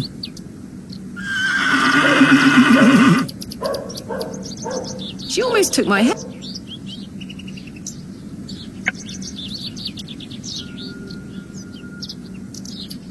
I don't wish to carry around my heavy I could certainly use the knife to cut some hair from her tail, but I'm gonna have to gain her trust unless I want a hoof to the nose.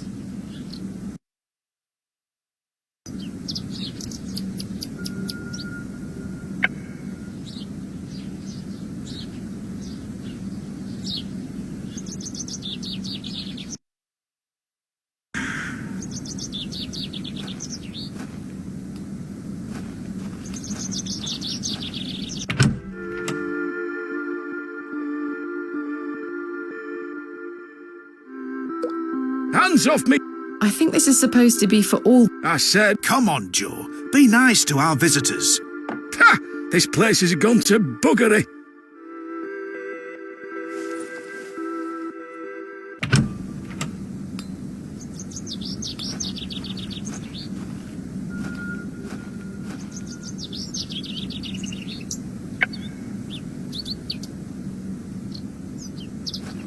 Here, girl. Eat this.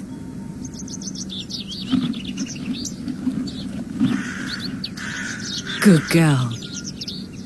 Hopefully that's gained some trust between us.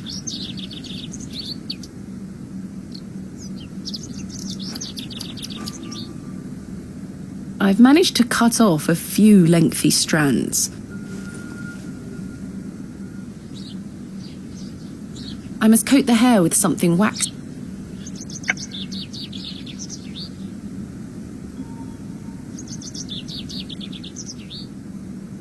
There we are. This should make sufficient bowstring now.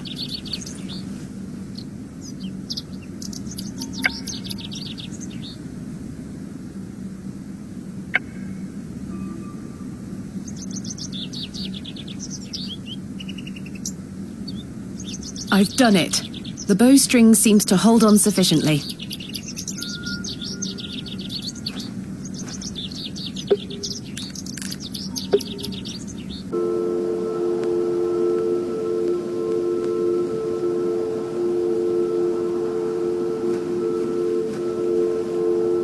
Look what I have for you.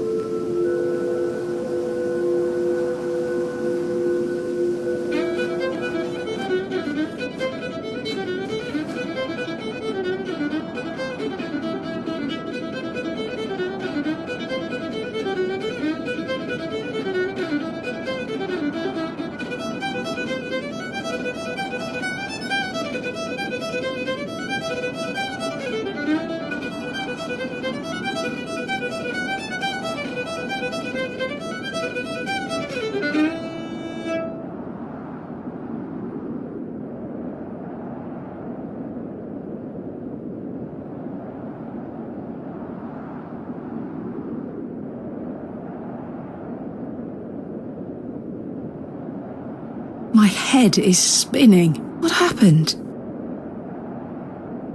Hello? Where did she go? The girl left her fiddle. I'll take it with me in case I see her again. I want to understand what just happened.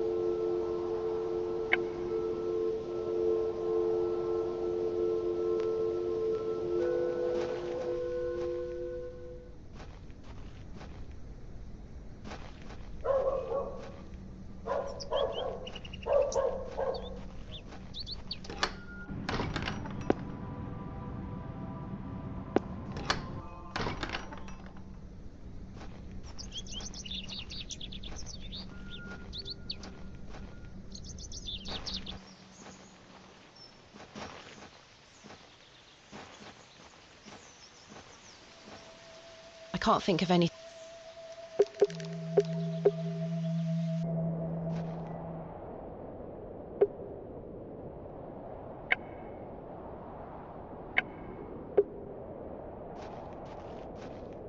Hello?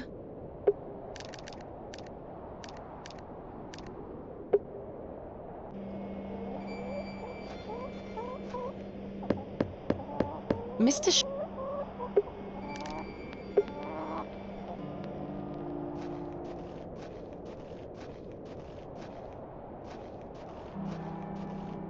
This is not mine.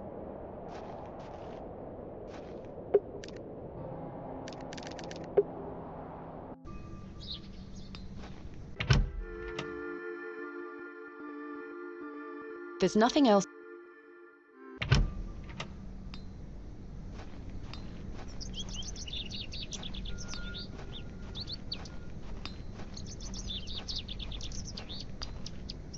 Good day. Heyo. What do you make? Don't look like out to me. Thanks for your time. Aye.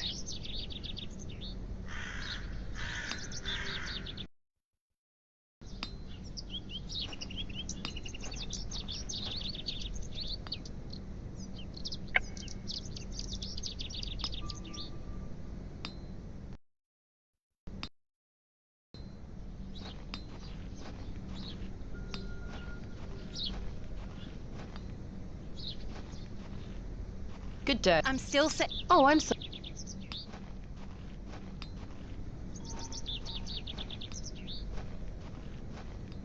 I certainly don't.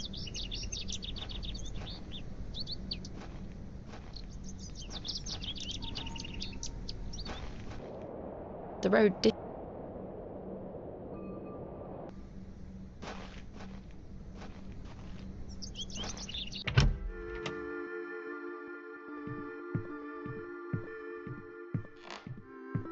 I don't need to.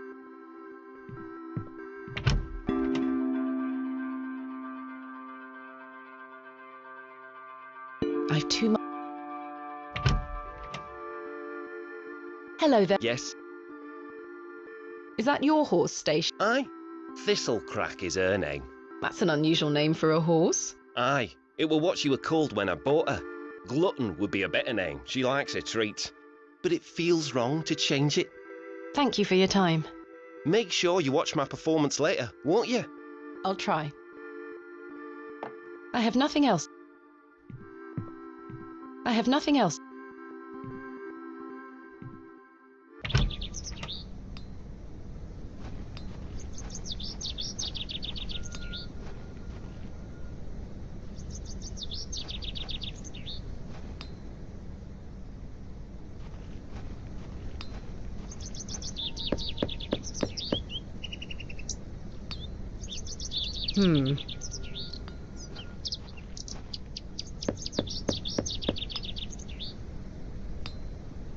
I don't think anyone...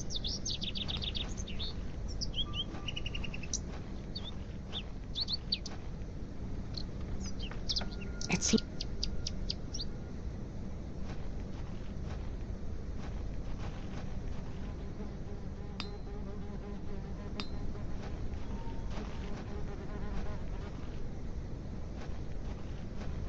This appears to... I may be a barrow digger, but...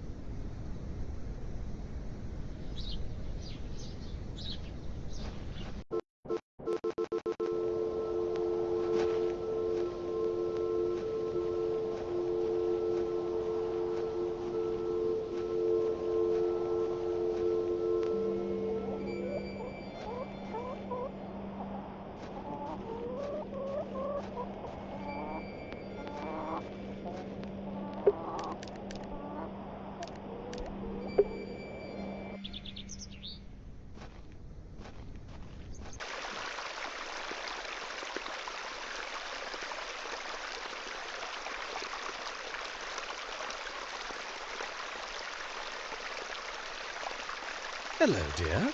Good day. Sydney, must you be so unruly? Run along home now, won't you?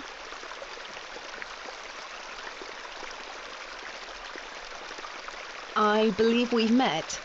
Miss Thomasina Bateman, the famous antiquarian. My reputation precedes me. I can assure you it does. And you are? James. Are you a painter? You see this beck before you. Look at the water. See how it tumbles and falls. I seek one spot on which my eyes can rest, be it a stone or a small corner of the current.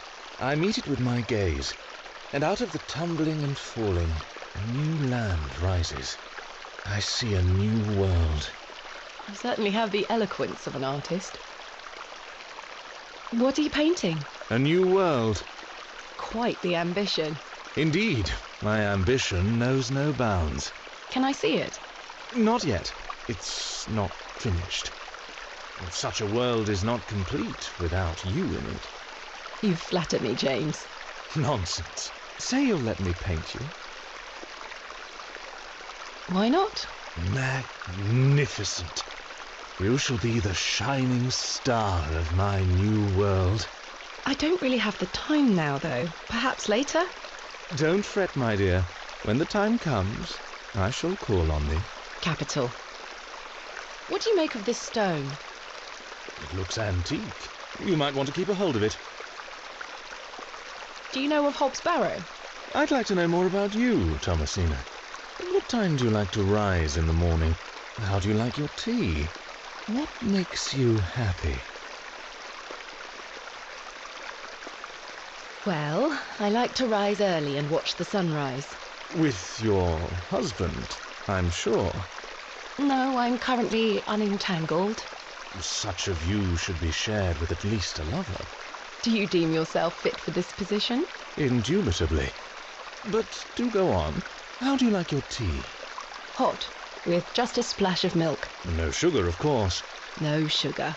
It rots the teeth. Your smile is as dazzling as the Himalayan snow. Oh, James. And finally, what makes you happy?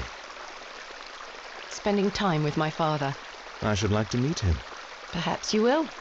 And you, James? I propose the same queries to you. All in good time. My truths will surround you. Do you know Leonard Shoulder? A man of Bewlay? Yes. I care not for the men of Bewlay. Only for the visitors. Was that your dog? Yes, his name is Sidney. Quite the excitable pup. Don't mind his bark. The little fellow wouldn't hurt a fly. What do you know of Lord Panswick? A fine gentleman. Now that is someone who commands respect. Do you know him personally? No, I don't think anyone can really claim that. But what a tiring subject. Shall we discuss something a little more exciting? Goodbye. See you soon, my dear.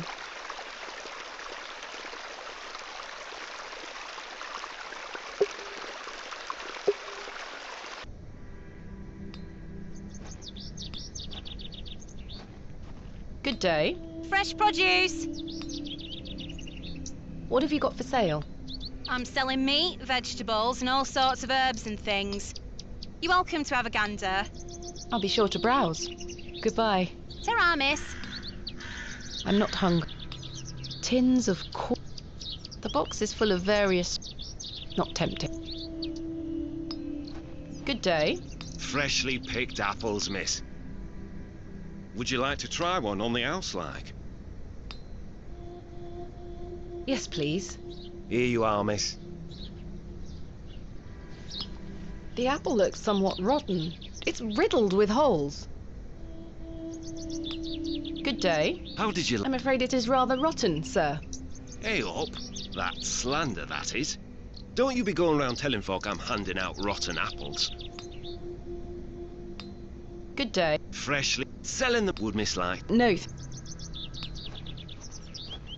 Can I interest you in a pie? Finest mutton in all the county. 2p each. No, thank you. You're missing out. Hello, Miss Tompkins. Hello. We weren't introduced earlier. My name is Thomasina. Ma'am? How do you fare, Miss Tompkins? I'm waiting for Mr. Ambrose. Have you seen him? Who's that?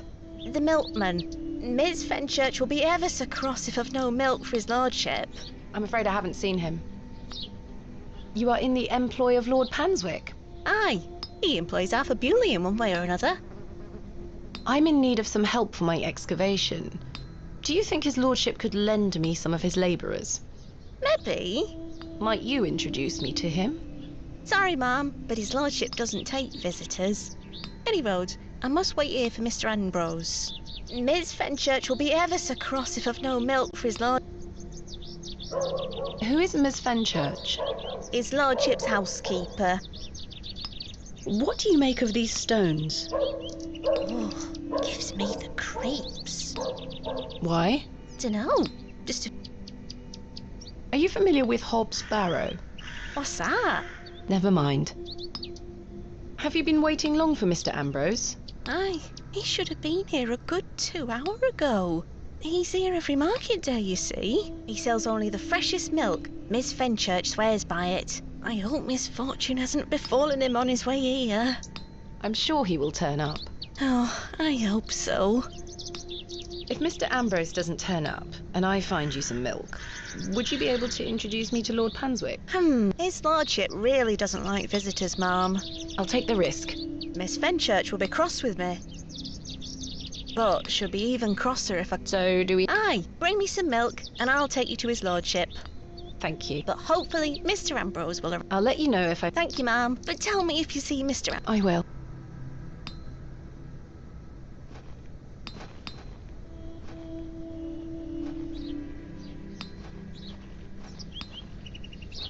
The bucket is rusty and...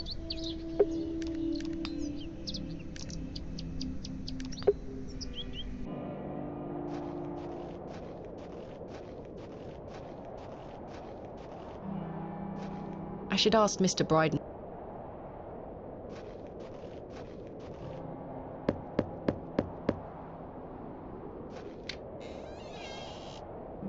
What do you want? Do you have any fresh milk going spare? If you can get any milk out of old Eunice, you're welcome to it. Eunice? Me goat. Good luck.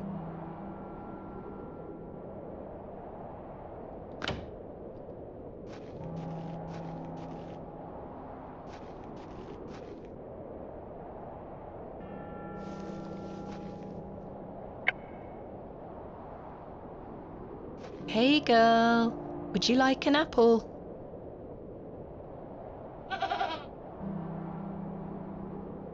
The grumpy thing isn't in... All right.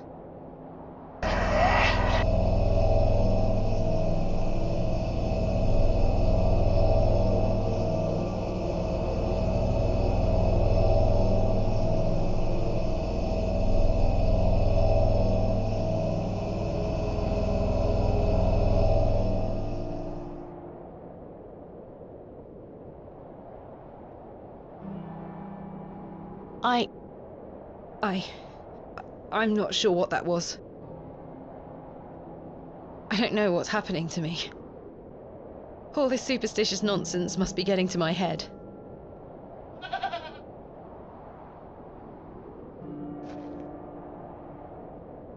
I'm not going near that.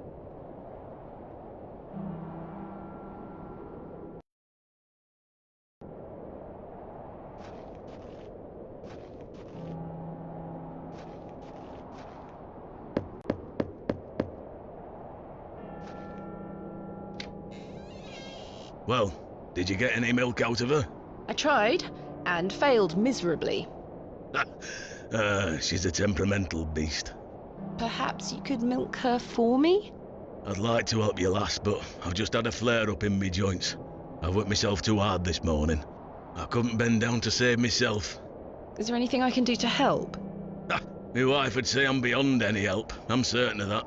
But if you know of any remedies for aching joints, please send them my way. I'll see what I can do, Mr. Bryden. I'm going to rest for a while. Ta-ra now.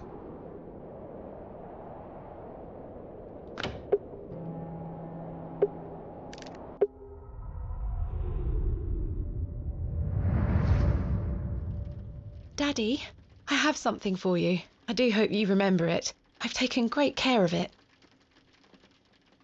I'll fetch it for you now, all right?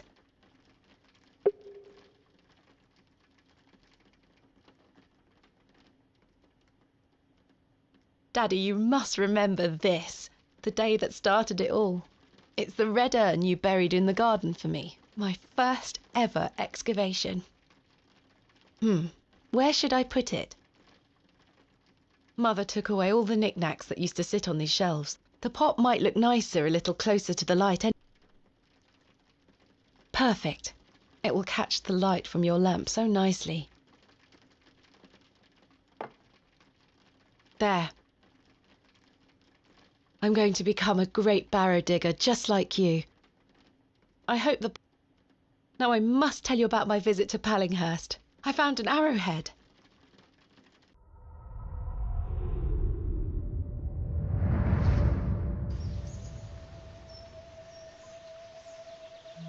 Good day.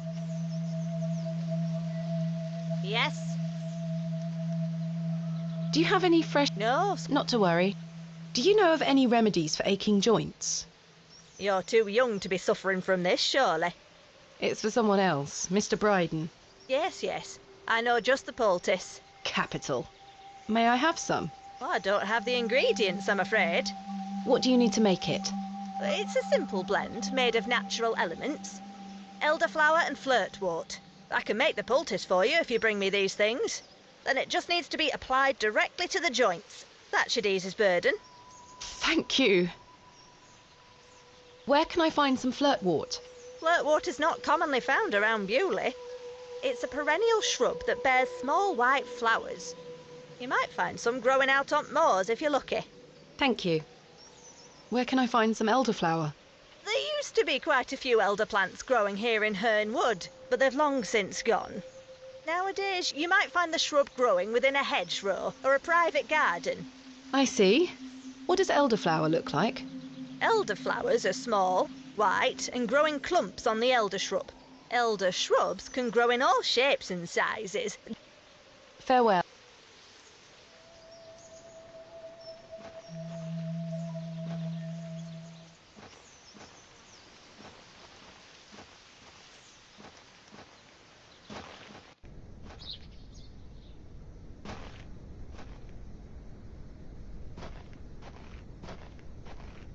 Excuse me, Miss Bateman. I'm in something of a hurry. Farewell. God knows when we shall meet again. Which work is that quote from? Romeo and Juliet. Oh, he's gone.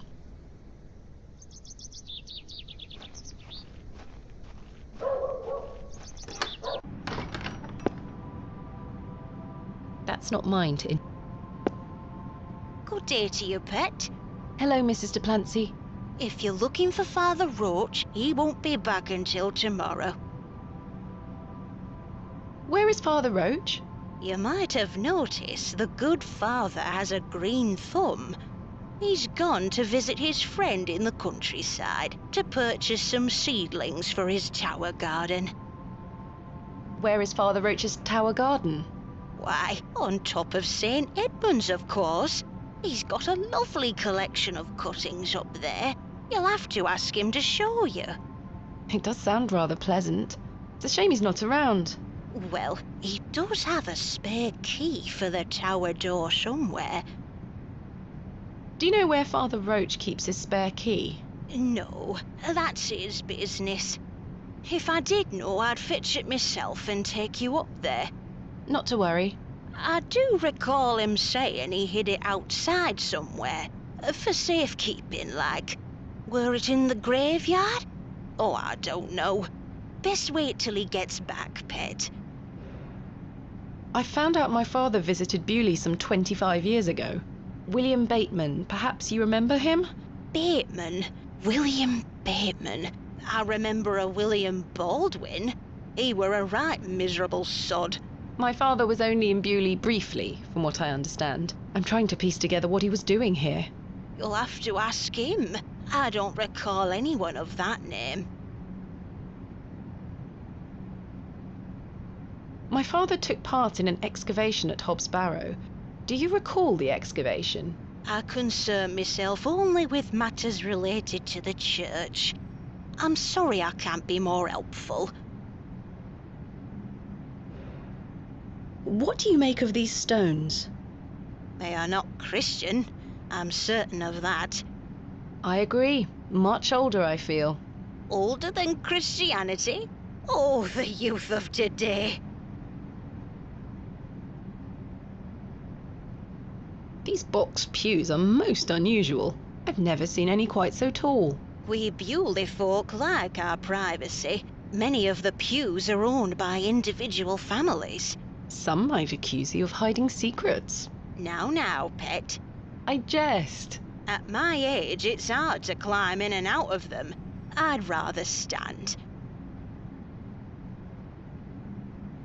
Does the name Saxnot mean anything to you? Is that a village near Erdlaw? No, never mind. Do you have any fresh milk going spare? I don't, pet.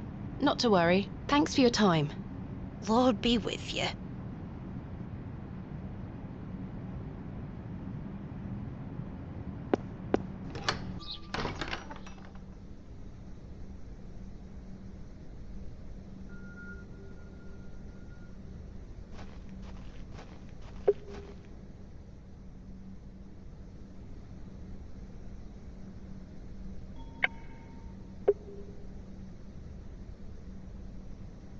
In memory of Romeo Hegg, dearly miss.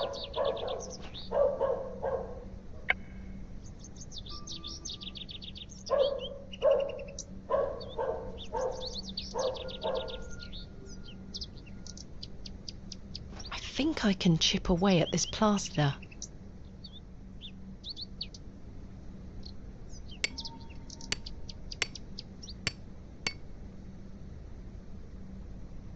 There's a key behind here. This has to be Father Roach's spare.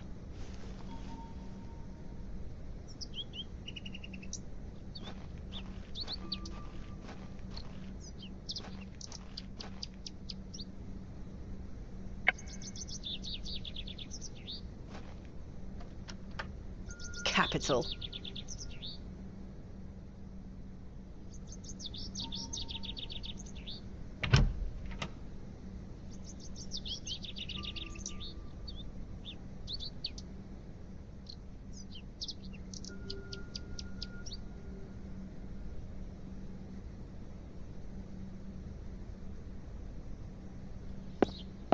Father Roach has amassed quite the collection here. I don't wish to disturb it. A small label on the pot reads Flirtwort. This is just what I need.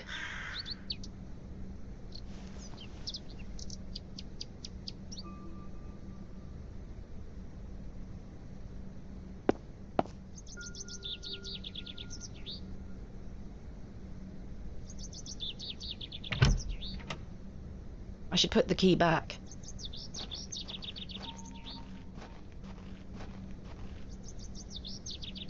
There. I hope.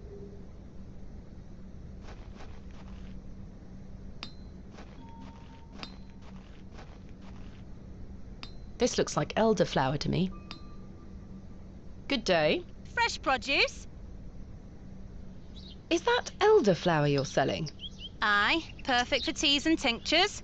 Any good for sore joints? Aye, penny a bunch. I'm afraid I don't have any money. Sorry, miss. Does it look like I'm running a charity? Can we work something out? A trade, perhaps? I deal in cash only, miss. No coin, no elderflower. What do you take me for?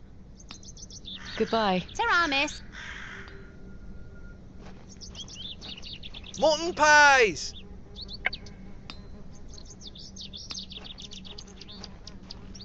Good day. Fresh. Goodbye. Ta-ra.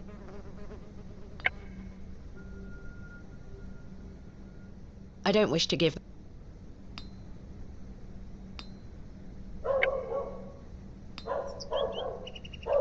I'm not sure they would.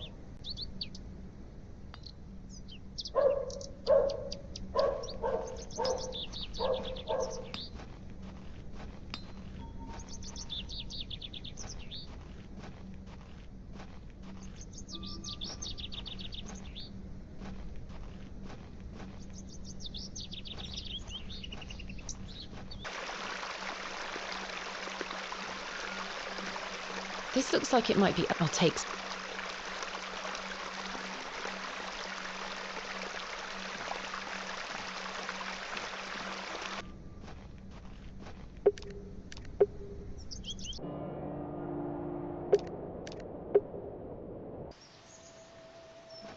Good day. Yes? I have some elder. Show me. No, this is not. It's cowbane.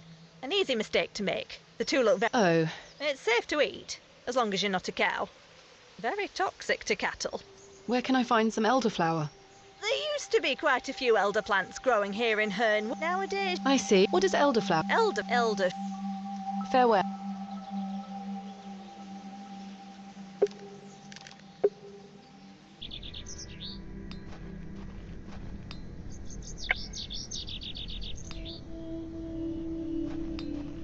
Oi!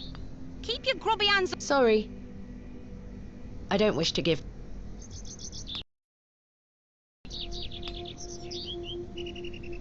Hello, Jen. Miss.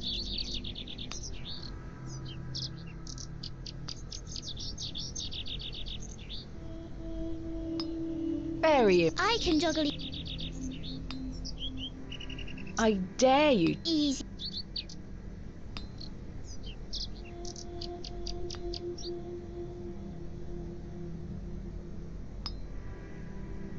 Told you I could. Here's your apple.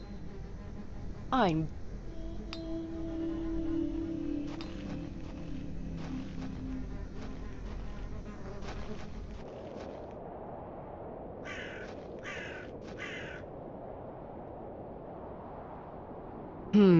You're coming with me. I shall name you Kenneth. I've already...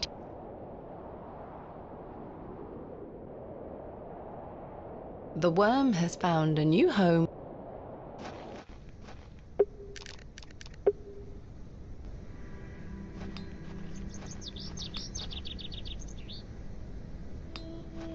I dare you to jug... Easy. Yuck, a worm!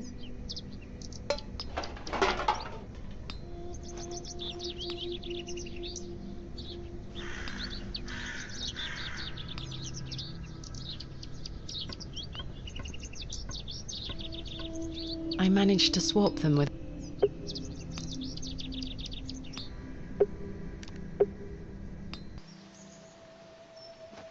Good day. I have the ingredients. Wonderful. Hand them over.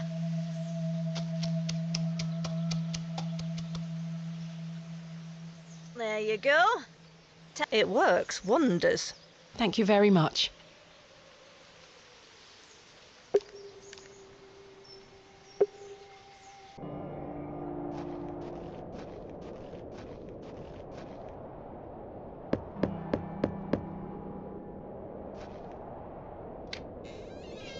Yes? I've got a poultice for your joints, Mr. Bryden. It was prepared by Mildred Walker. Who? You may know her as Mother Mildred. Oh, thank you, lass. That Mildred knows what she's doing. I should have thought to see it myself. She said to apply it directly to where the pain is. It should work very swiftly. I'll give it a try.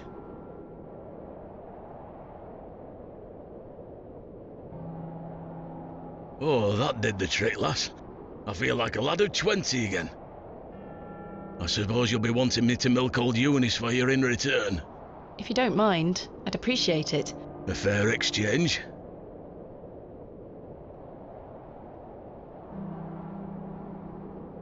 Stand well back, lass. Believe me, I'm not coming an inch closer.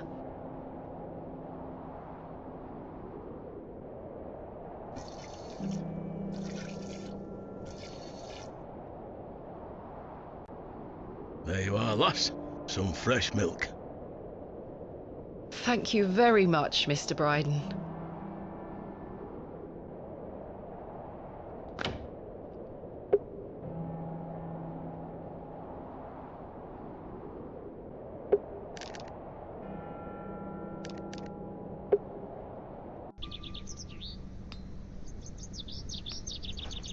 I'll let the worm in.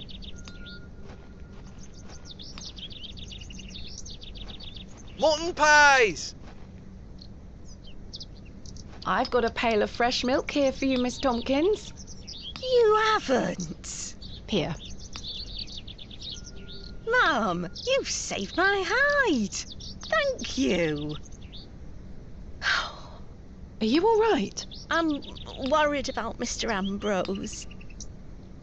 Any road, I'm heading back to Panswick Manor now. Would you still like to meet his lordship? Very much so. Now, I can't guarantee you'll be home, all right? He's a very busy man. I'll take my chances. Follow me, then.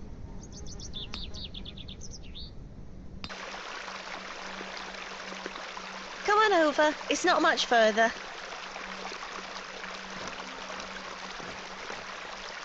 Hey.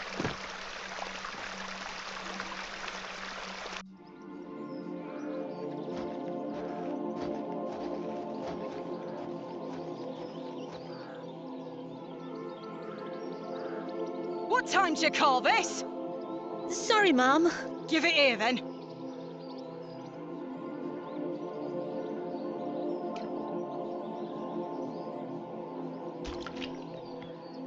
What the hell is this muck? Goat's milk, Mum. You daft bint. Since when does his lordship take goat's milk with his tea? Oh, he will not be pleased. Get back to your sweeping before I clip you over the head. Sorry, Mum.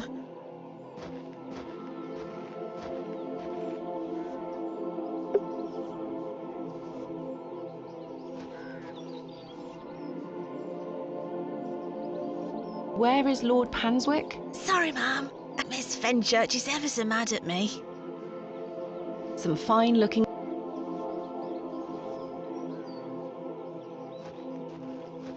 That is well out of my reach. Hello there. Bugger off, you whelp. This is private land.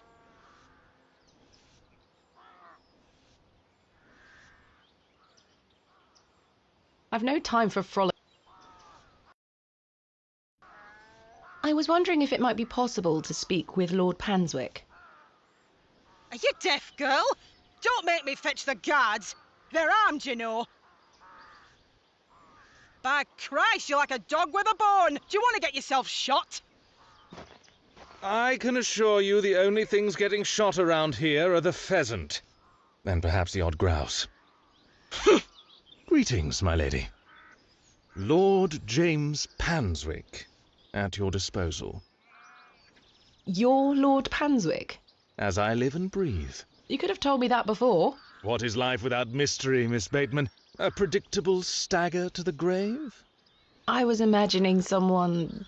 Much older and far less handsome? Yes, to be frank. See?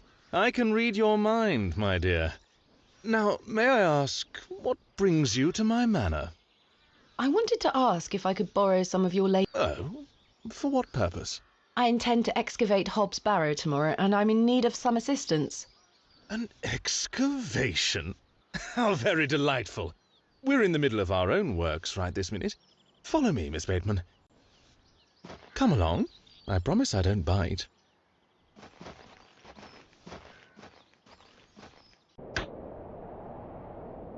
For generations, this chapel was a place of unique devotion.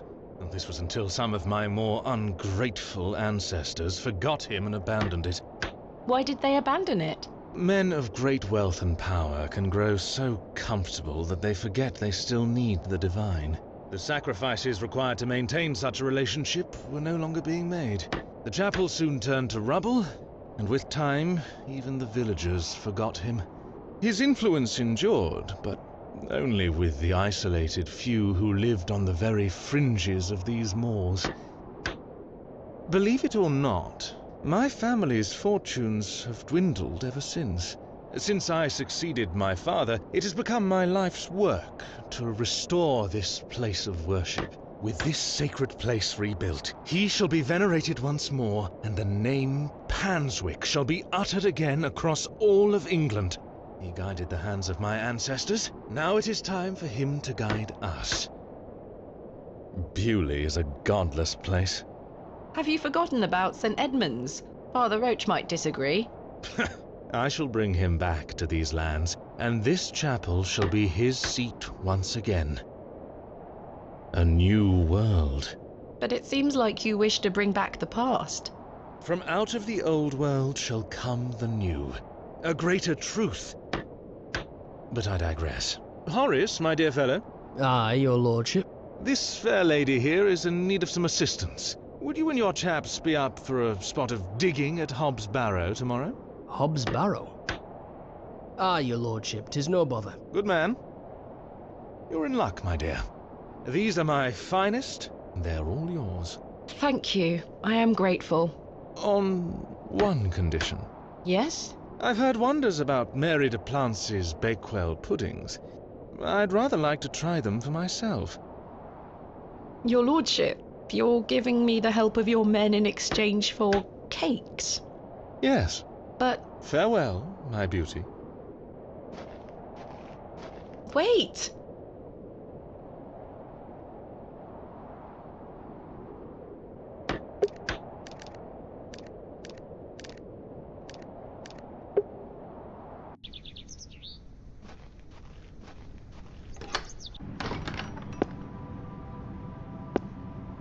Good day to you, pet.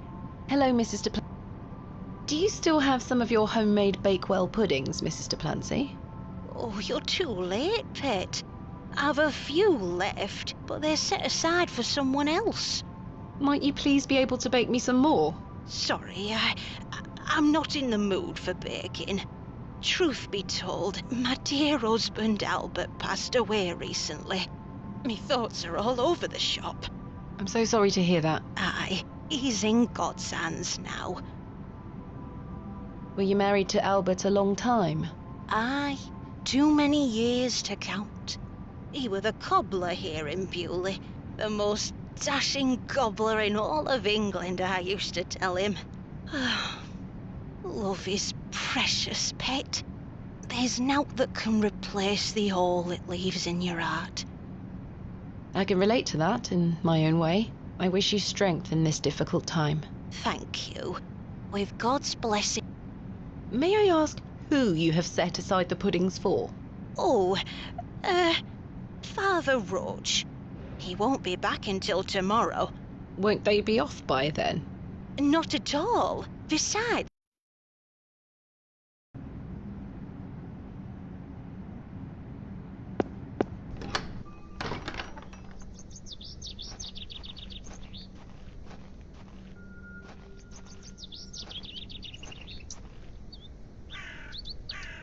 I have nothing else to ask for the time being.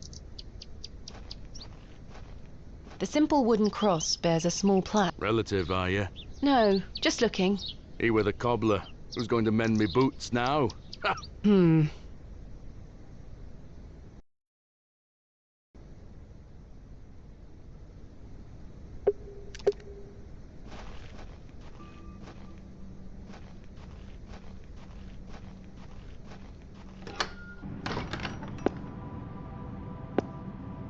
Good day to you. Hello, Miss...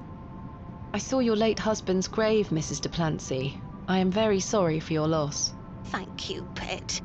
I'm ashamed to say I couldn't afford naught more than a simple wooden cross. You were a colourful man, our Albert. He deserves better. He loved his flower beds.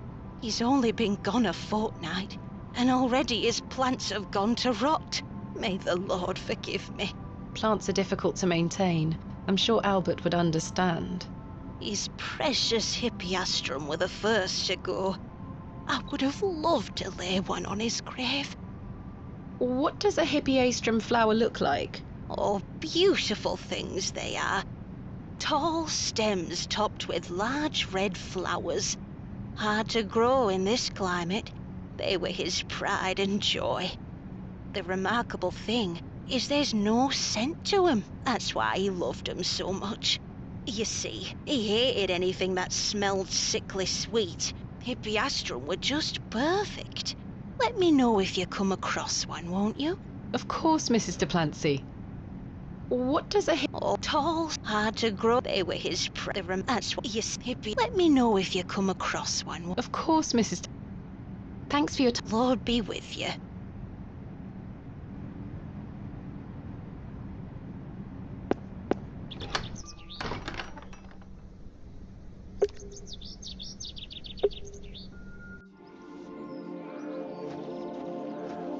These matched the description of the flowers Mrs. de Plancy mentioned.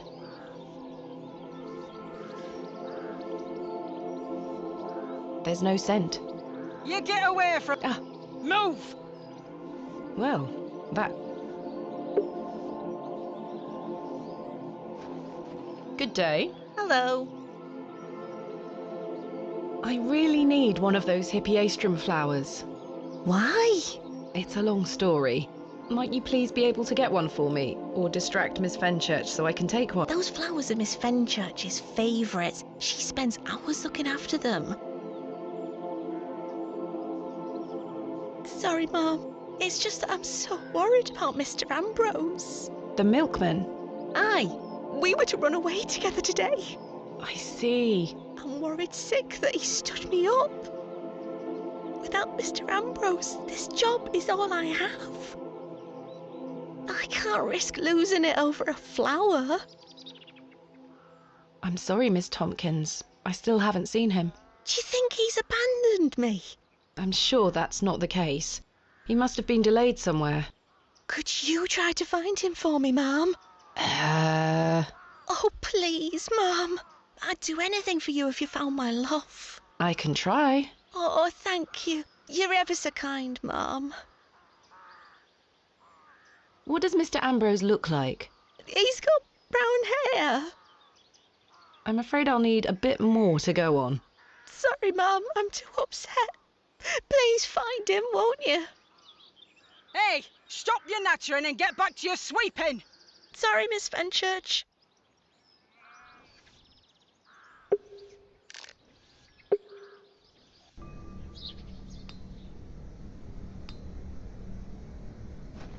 Good day. Hello there. My name is Thomasina. What's yours? Ralph. Not seen you around before. I'm just visiting. What brings you to the market today? I purchased a Scotch egg for me tea. You want a bite? No, thank you. Do you know Mr. Ambrose, the milkman? I do, yes. Have you any idea where he might be? He is usually here by now. So I heard. He normally arrives via the road to the east of Bewlay. Thank you. I'm looking for some help with an excavation tomorrow. Might you be interested? Sorry, miss. I've already got my own job. Enjoy your Scotch egg. I will.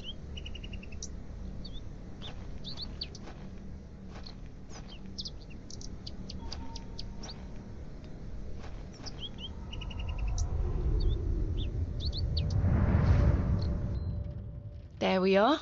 Your shells are looking much more interesting now. I pestered Mother for years to let me bring some of your treasures here. I think she's worried that I want to follow in your path. She has hidden most of your discoveries away. I had to beg her to bring me to visit you, you know.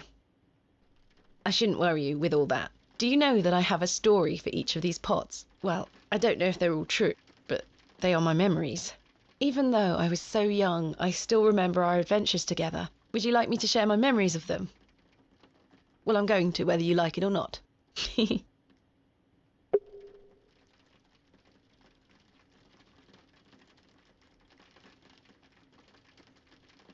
You were incredibly excited about this one. I hadn't gone on an expedition with you yet. You were so happy about it, showing it to Mother and I. You didn't stop talking about it for hours.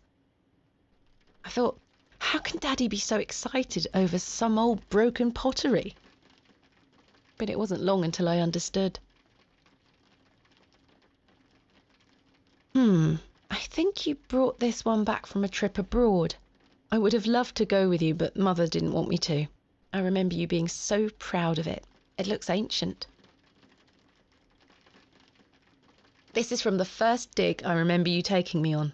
The excavation of West Kennet Long Barrow. I found it wedged behind a stone as you ate your sandwich. You said, "Now there's a tiny urn for a tiny girl." Mother was so angry when you brought this one home, wasn't she? "William, that simply will not do. It's taking up all the space on the mantelpiece." Once you moved it to your study, I remember creeping in to take a peek at it. We found this one together in that mucky old barrow near Avebury. I think it was the second time you'd taken me on a dig with you.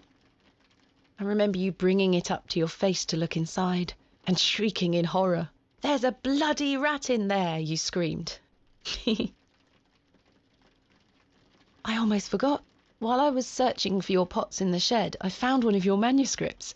I thought Mother had burnt all your notebooks, but she missed one. It was an account of barrows across the east of England. I managed to read it all before Mother took it away. Daddy, it was fascinating. I've decided that is what I want to do with my life. I'm going to travel the country, excavating and documenting my own finds. Well, as soon as I'm old enough to escape Mother, that is. When you're feeling better, we can go out on expeditions together again, just like we used to. I promise you'll get better, Daddy. I'll do whatever it takes to make it so.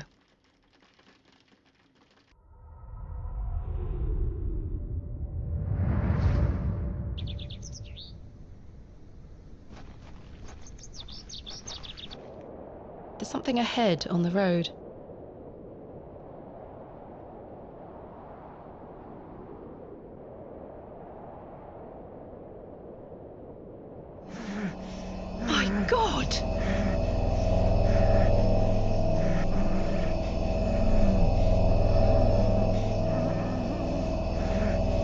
Mr. Ambrose. I'm going to help you.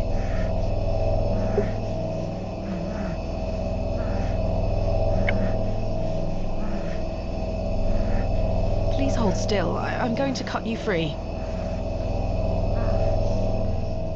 He had been so tightly bound that I could barely cut through without hurting him further. His mouth was stuffed full of flowers of a most peculiar scent. I was dismayed at such savagery, and wondered if the feral folk Father Roach had mentioned were responsible for this abhorrent act. After some considerable effort, I managed to cut him free. Are you all right? Who were lost in visions of hell itself, the devil. I saw the devil. Who did this to you? I don't remember. Oh, the terrible sights I saw. I won't forget them till my last breath. Are you Mr. Ambrose? Yes, Edward Ambrose. You were to meet Miss Tompkins today. My love. Oh, my darling love. Let me take you to her. Here, take my hand. As we made the arduous trek to Panswick Manor, I probed Mr. Ambrose on who had done this to him. He insisted that he didn't remember anything, except for his nightmarish visions.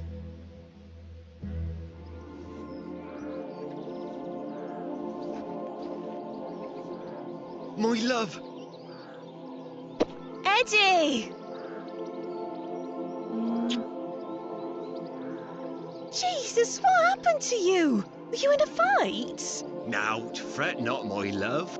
I thought you'd abandoned me. Never. Thank your friend here for helping me out of a bind. Oh, Eddie! Let's get out of here, my darling. Hang on. You thieving bint! I'll have your guts for garters! Oh, stick it where the sun don't shine, you bitter old sow! The cheek! Here you are, Ma'am. Thank you, Miss Tompkins. No, thank you for finding my poor Eddie. Aye, thank you, lass. Let's go, Eddie. I'm never setting foot on this god-forsaken estate again. Good luck, you two.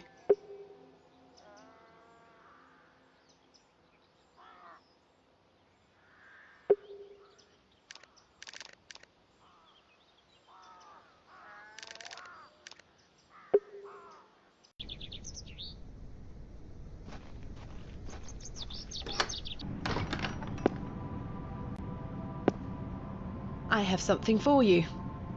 You found them? Oh, you dear child. Let's take them straight to Albert. You'll come with me, won't you? Of course, Mrs. de Plancy.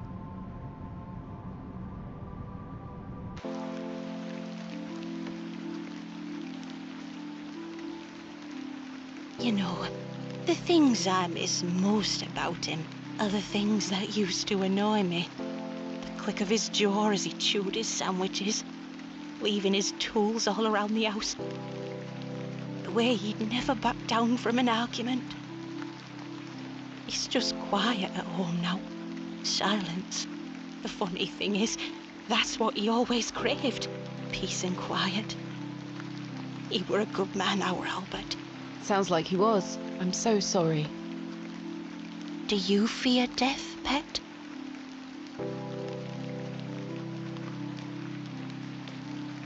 It's the part in between that concerns me most. Whatever do you mean? My father had an accident many years ago. Ever since, he's been in a state where he can neither speak nor move. Oh, that does sound dreadful. I'm sorry, pet.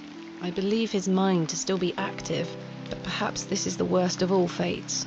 To be trapped in one's own body and unable to express oneself while the world continues around you. That is what I fear. Maybe he'll get better one day. I'd do anything to make it so. Those flowers look beautiful. They do. Albert will be smiling down on us. Pet, I left me basket inside the church. You'll find some Bakewell puddings in there. You can have them. Oh, you... I insist.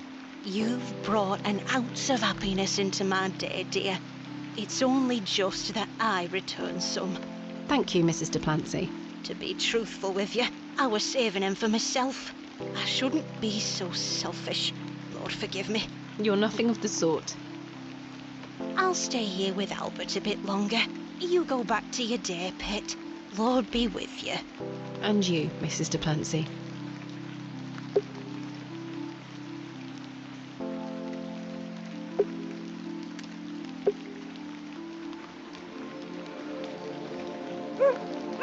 Hey, boy.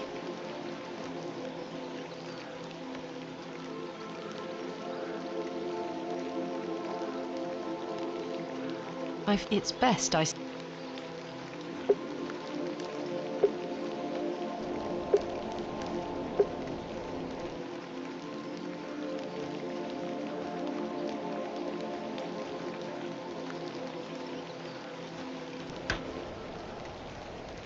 Is his lordship joking about the Bakewell puddings? No, miss. His lordship is a man of folly. How ridiculous! He treats you all right if you do what he asks.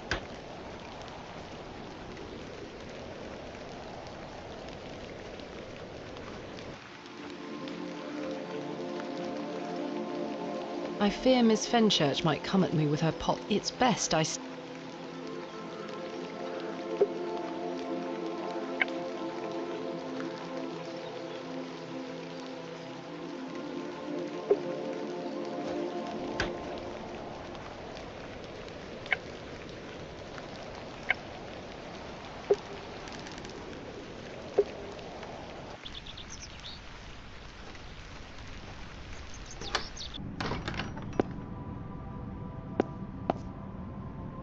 Here they are.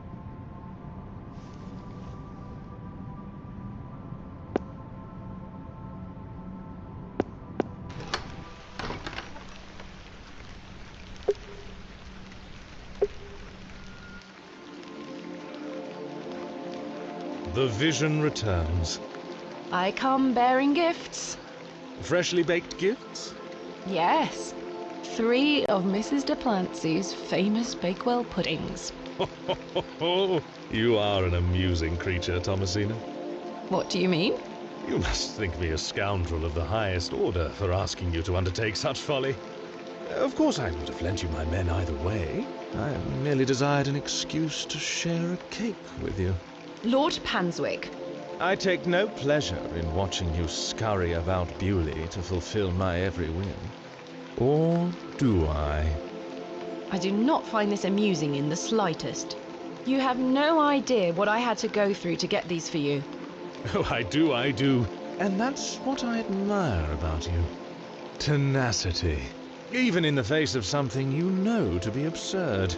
You don't give up, do you? Never. Though in this case I ought to have. Now then, will you share one of these tempting confections with me? Why not? Splendid! I'm glad the rain doesn't put you off. You like to live a little dangerously, don't you, Thomasina? Let us stroll to the back. That sounds nice.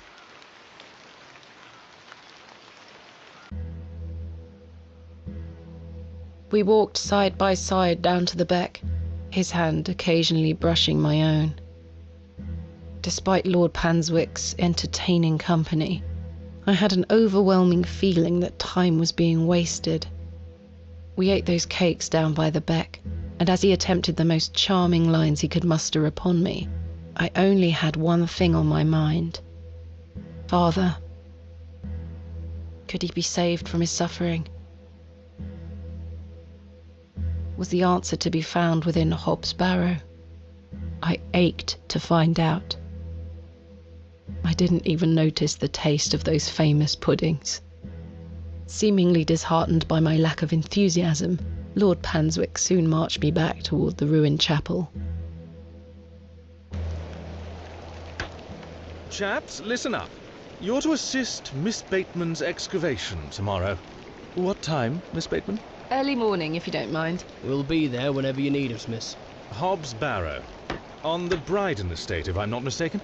We'll be there. Take your tools with you. Miss Bateman will need every assistance we can provide her with. It's no bother. Splendid. Thank you, lads. Now, if you'll excuse me, I'll see you later, my dear. Thank you, Lord Panswick. We're finishing up here, miss. See you tomorrow morning, all right? Certainly. I appreciate your help.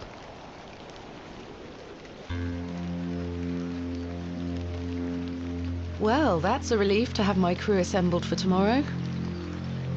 It's getting dark and cold.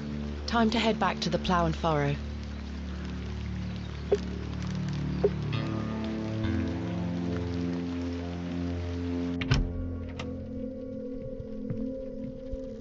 Evening, Miss Bateman. Good evening, Stanley. Your lordship. Stanley, my good man. To what do we owe the pleasure of your visit, your lordship? I've come to wish Miss Bateman good fortune for her grand excavation tomorrow. I'm really rather curious as to what she might turn up. As am I, your lordship. An exciting time for Bewlay. Wouldn't you agree, Stanley? Oh, yes, your lordship. Very, very exciting. My dear, please, allow me the pleasure of buying you a drink. A welcome antidote to the wind's bite. Wouldn't you say, Stanley? Yes, indeed, your lordship. Why not? Splendid. You heard the fair lady.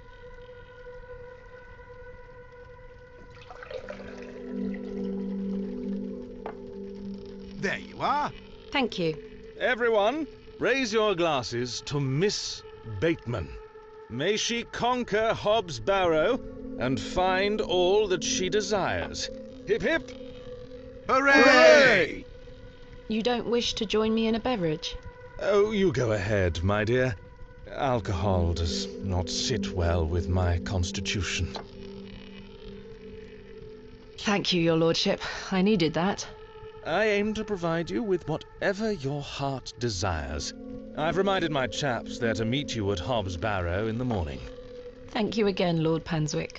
Till we meet again, faites des beaux rêves. Mr. Shoulder? Your lordship?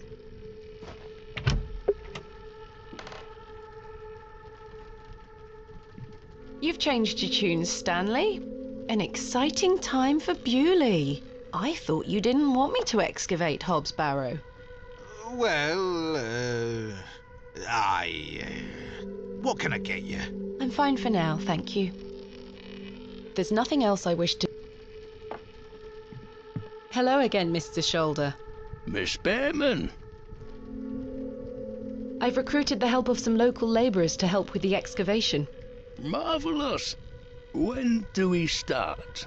Tomorrow morning, first thing. Wonderful. Can I count on your assistance? Of course. I'll meet you here at the plough and furrow. Thank you for your time. Aye, Miss Bateman. I'm looking forward to tomorrow. I must be up early to begin my excavations. No, I must say I'm still rather awake. I don't feel... I'd like to avoid maybe... So, seen her. Arthur? I've remembered something. What is it, Arthur? Not here. Meet me outside, in the alley.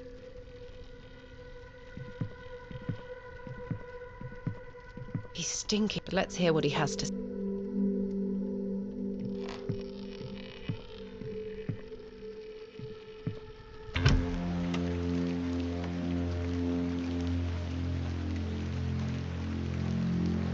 What is it? First of all, I must apologise to you. That night we met, when I vanished. Yes? Well, there were a man in the loo. A hooded man. He threatened me with a beating if I told you anything about what I saw. Oh, Arthur, that's terrible. What did you see? That's the thing. I hadn't the foggiest idea what he were on about. It was a drink, you see. I'm an embarrassment, Thomasina. No, you're not, Arthur. Here's what I need to tell you. I've remembered what you were on about. Oh? Aye. Standing in the woods today, I knew there was something. I waited. I concentrated. And it finally came back to me. Please, you're keeping me in some serious suspense here. All right. It were a couple of days before I met you.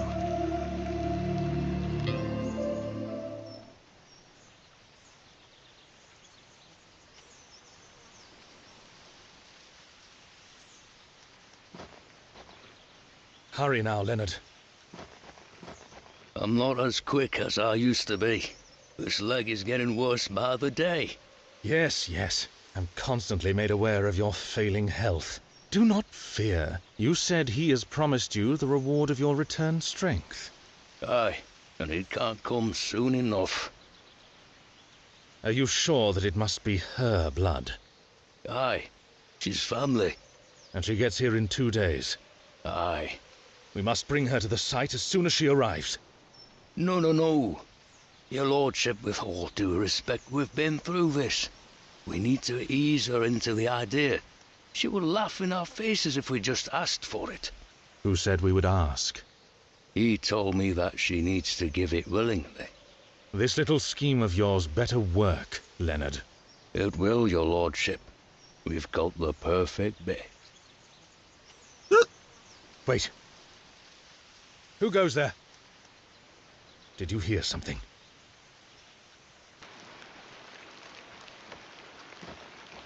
Ah, a moonlight tryst. After something, are you, Mr. Tillett? Your lordship, let me... Save your words, you drunken wretch. Off you go, skedaddle. Don't make me ask twice. I do wish you wouldn't spend so much time with that fool. It's beneath a woman of your standard. It's sad, really. That dog urine they serve here has rather pickled the man's brain. You're being most unfair to him. Mr. Tillett is a nice man. Come now. I shall bid thee adieu once more, for I do not wish for this to come between us. All the very best wishes for your excavation tomorrow, my dear. Thanks.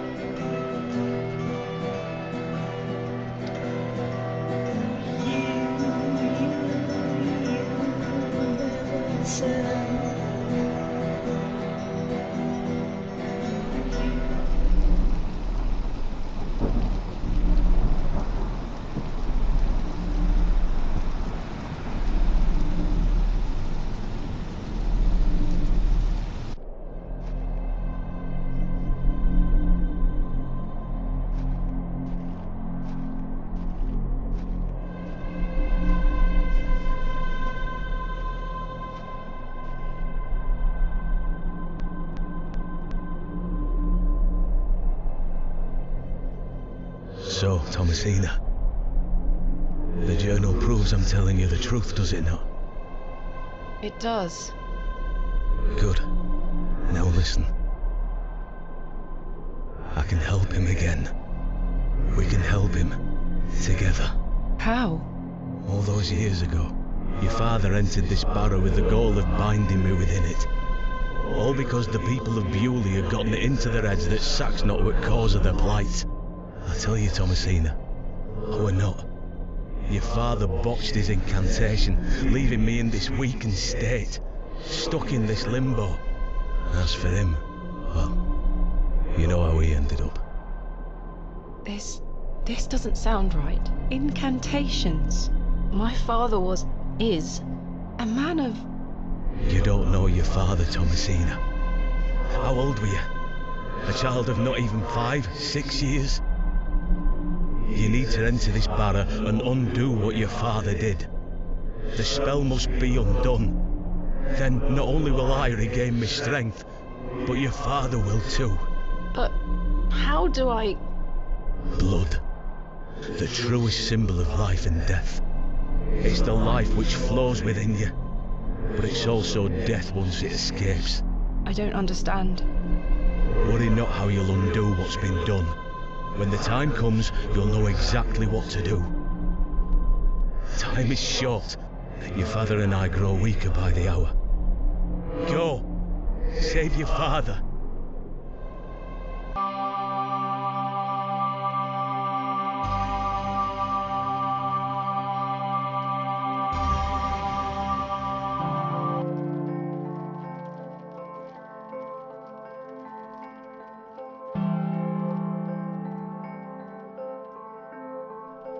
I must undo what has been... Father, I'm coming.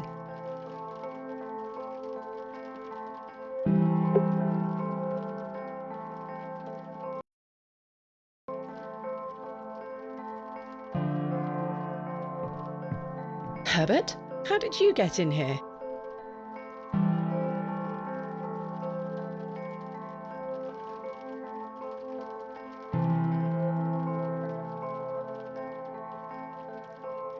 It doesn't matter anymore. I've got much more important things to get on with.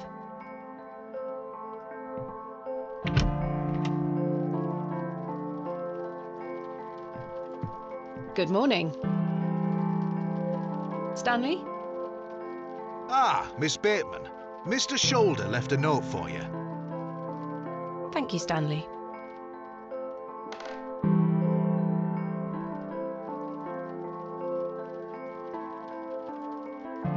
Oh, there were a key with it too.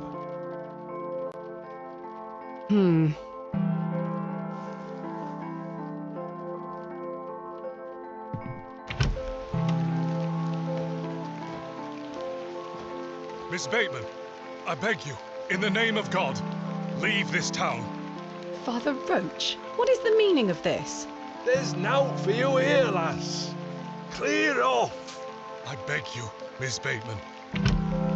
Father Roche, Mr. Farnaby, here to wish Miss Bateman good luck for her excavation, gentlemen. Am I heck?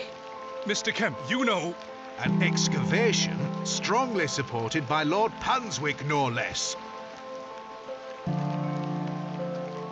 I wish you well with your findings, Miss Bateman. May the Lord strengthen you and guard you from the evil one. Yeah, little children, guard yourselves from idols. Good luck, Miss Bateman. Thank you.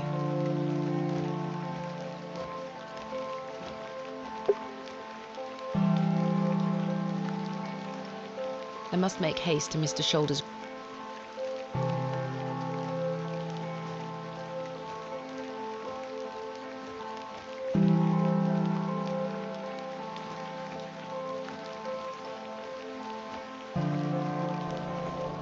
I must...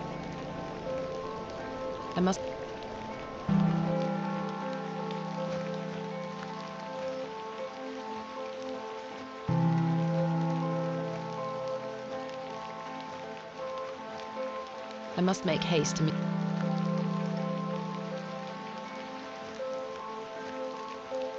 must make...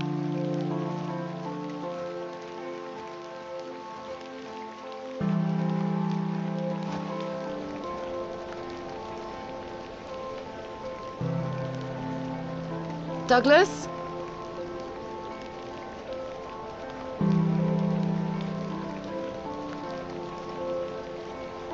It's just a toy. It's no... Mark... Dedicated...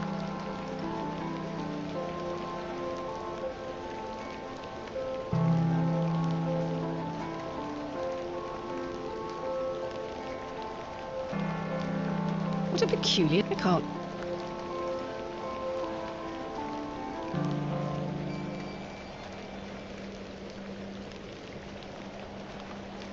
What's this? A box. Mr. Shoulder!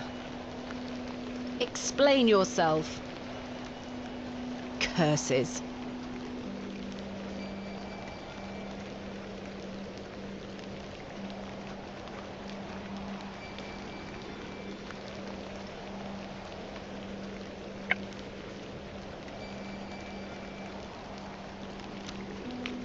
The key fits.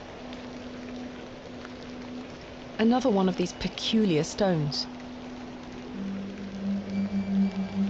Wait, does this mean Mr. Shoulder was the third man on my father's excavation? There's a note underneath.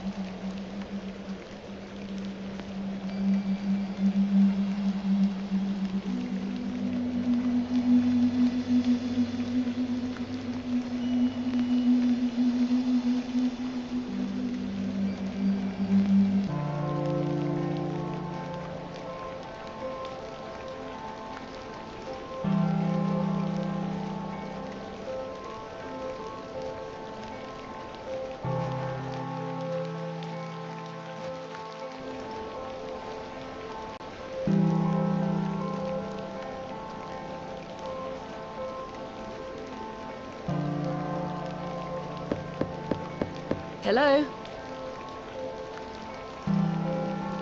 Is anyone...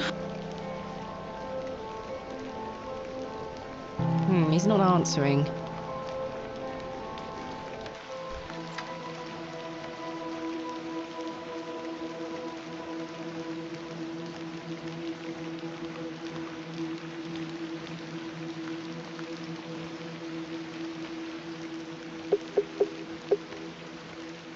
Good morning, men. Thank you for braving the weather. Aye, miss. A little rain is no bother. So, may we start? Yes, we've not a moment to waste.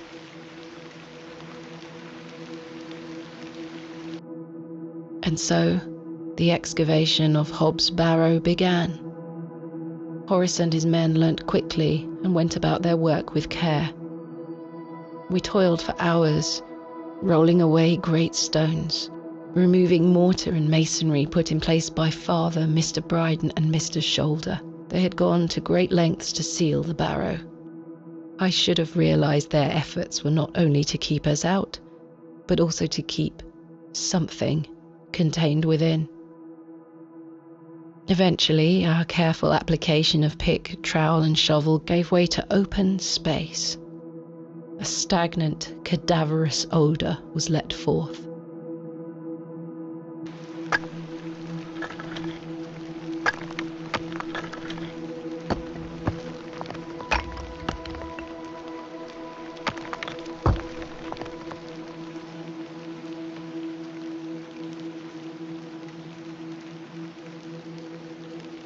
The seal was broken. I couldn't believe my eyes.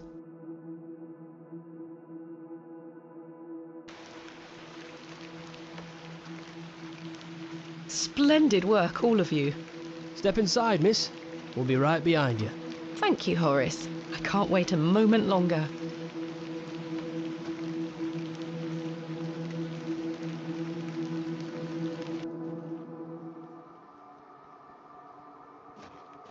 Flowers?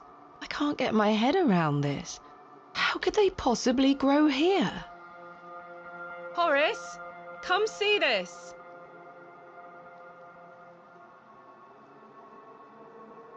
Horace?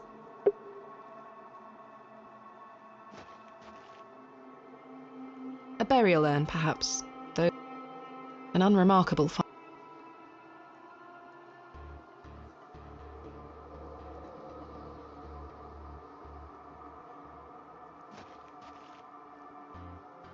Fairly smashed to her. Not worth making a note.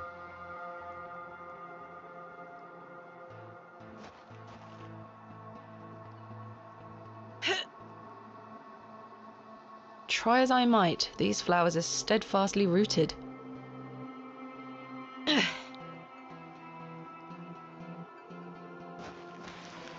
Chaps? I've been abandoned.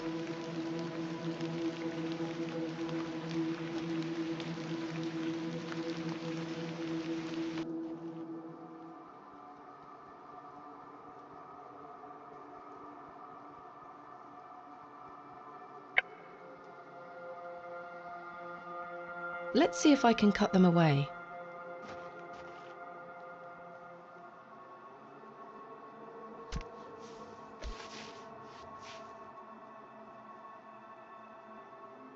Incredible. Something has been boarded up here.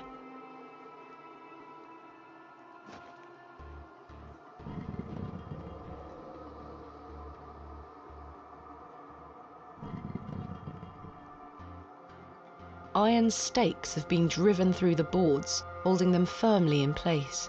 I feel uneasy about what might lie beneath, but what choice do I have?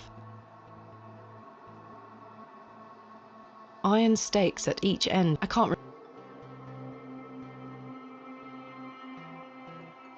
Horace, I must carry on a. Horace and Company. I must.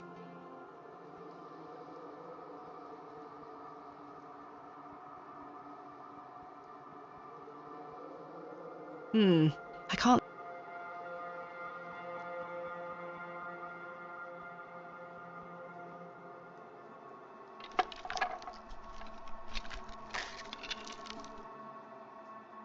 A passage! Father, I'm coming.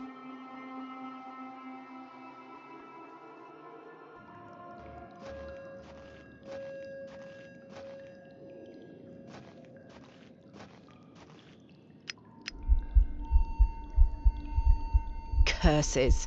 Am I out of paraffin? Thank goodness.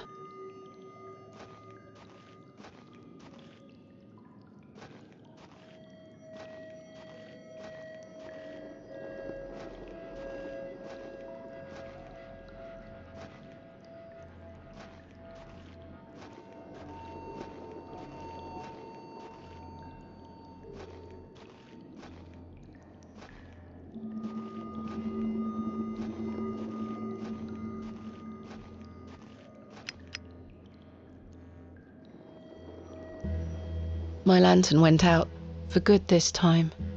I had no choice but to venture forth into the darkness. With each step, the passage narrowed in every conceivable way, until I was on hand and knee, crawling through thick clumps of vegetation. The odour of that dank soil was somehow unnatural. I crawled for an age, until I emerged in a cavern that seemed lit by the very earth itself.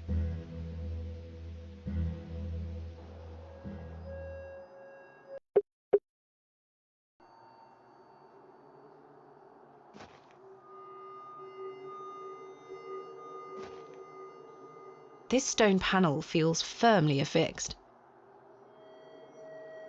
What is this place?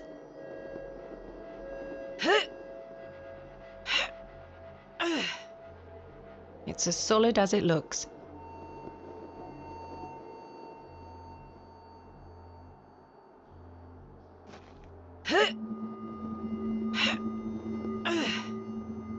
I'm afraid I can't.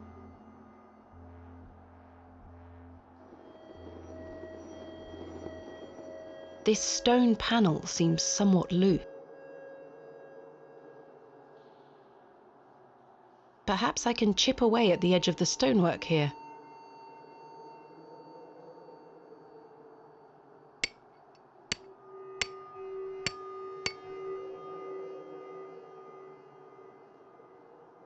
Well, the chisel broke, but what have we here?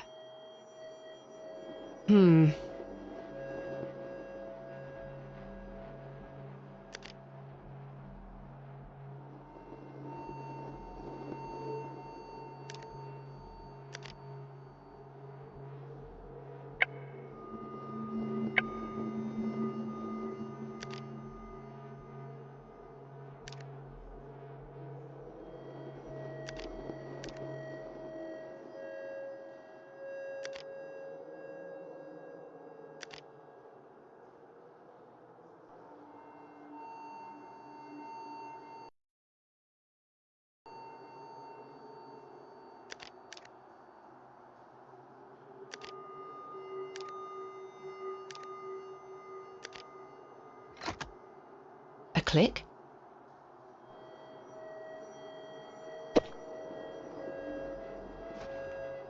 Incredible.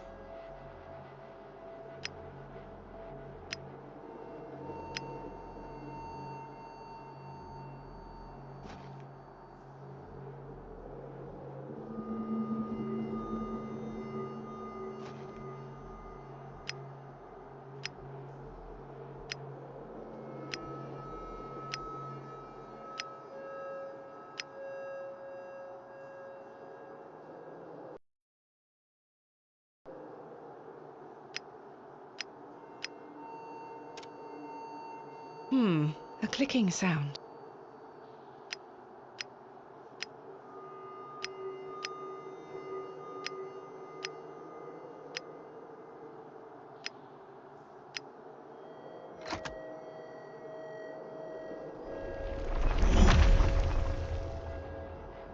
Oh my!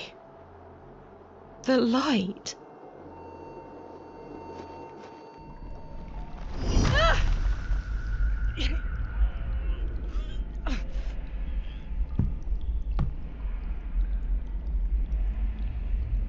Curses. Goodness me. There's nothing Bronze Age about this. Roman? Ancient Greek? No, this is something else.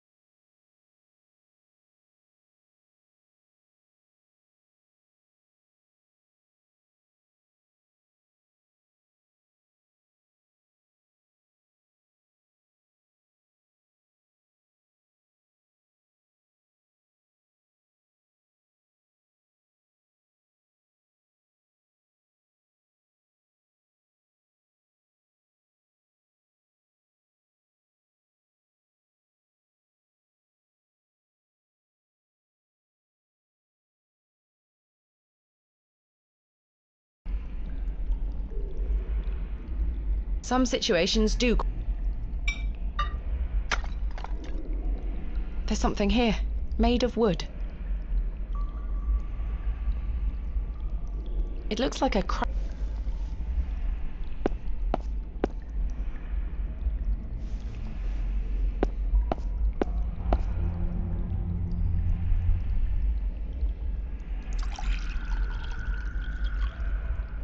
I've collected some water in the pot.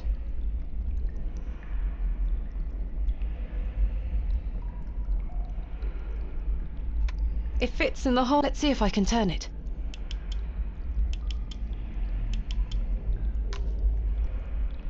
My word. The box is full of... They glow in a most...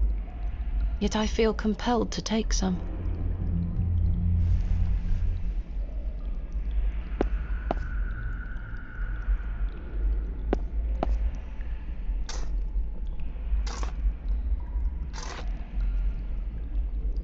I've broken up the soil. It's loose now.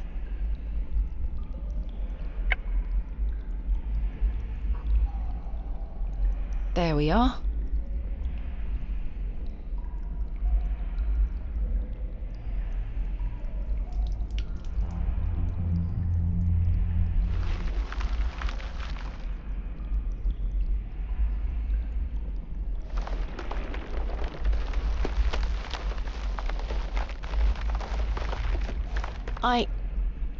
Am I dreaming?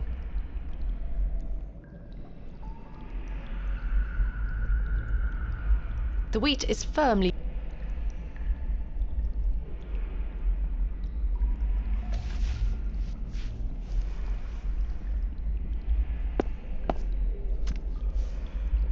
I've removed a portion of the root. I'll keep it.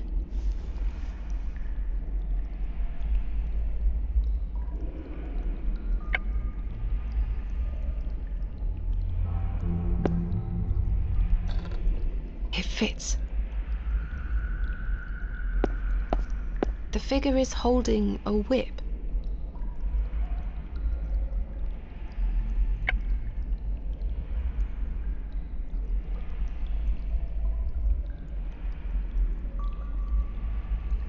It's a little crude, but I believe I've fashioned a whip.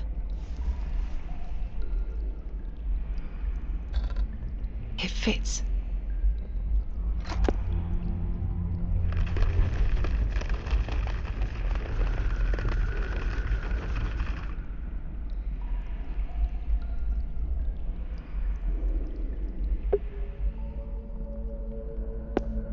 Whatever was once placed here is...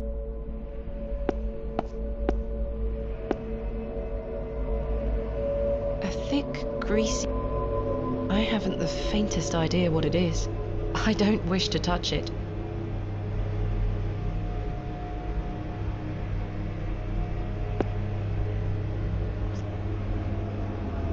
I've scooped some of the greasy...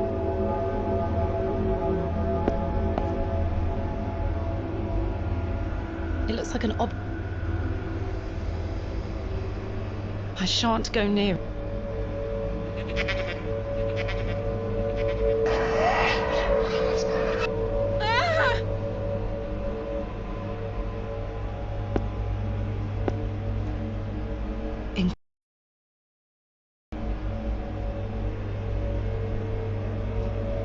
My God, a severed hand is locked in a death grip on the handle. Who did this belong to? The fingers are icy cold. I've managed to pry it off. Should I keep it?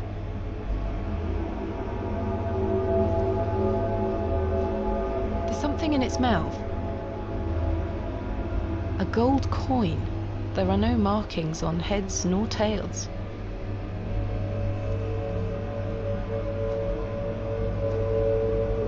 This crank is jammed. The greasy substance could act as a lubricant here.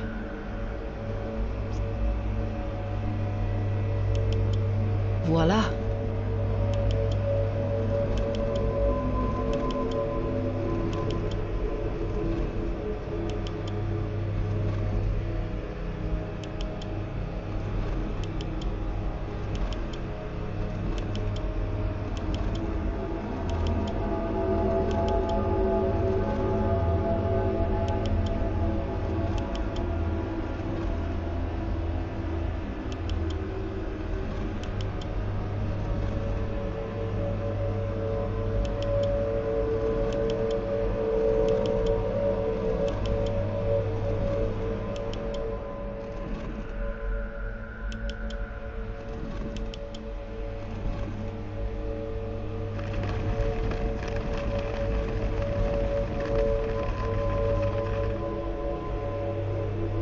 Something has emerged from within the bust.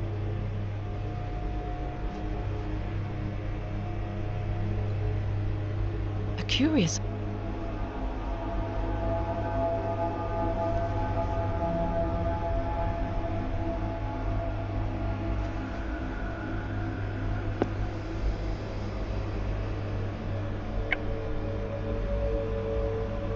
I should take a closer look.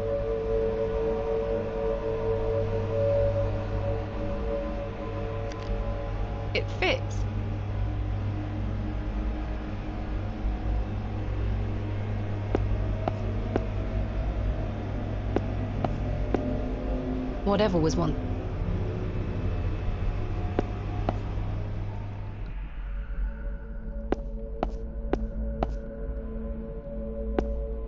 Goodness me!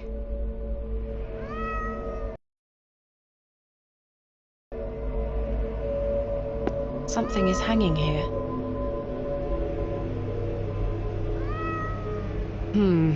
On the reverse side is a thin, notched shaft. Perhaps a key of some nature.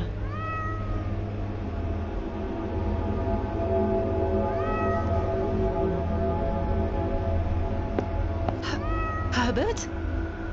It's Herbert! What madness is this? I don't know why, but I really don't want to put my hand in there. I don't know why.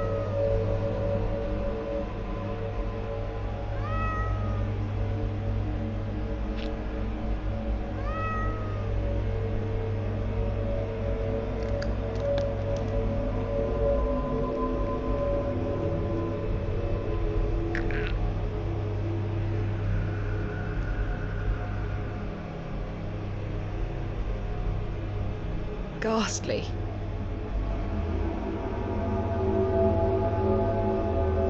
Another gold coin. This one also.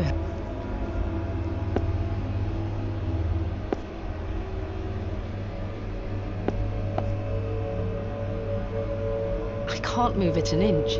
Its head. There is a thin slot set into the front of it, not unlike a piggy bank.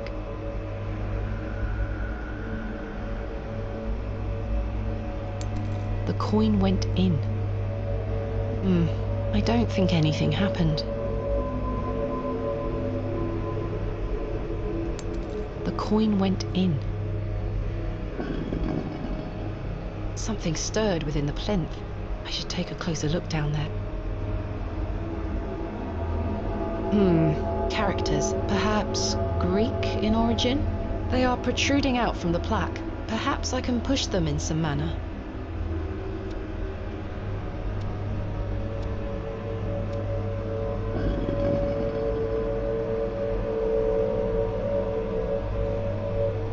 This must be important.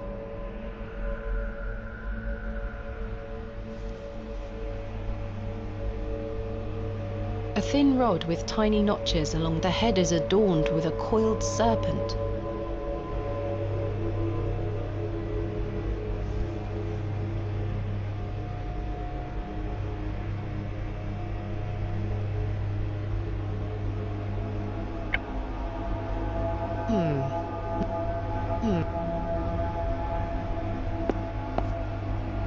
Astonishing. An ancient device.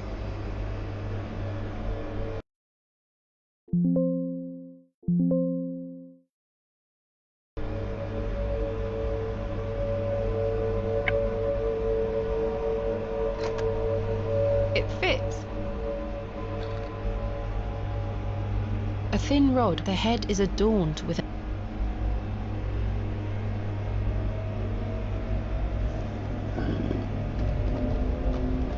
Something moved in another room.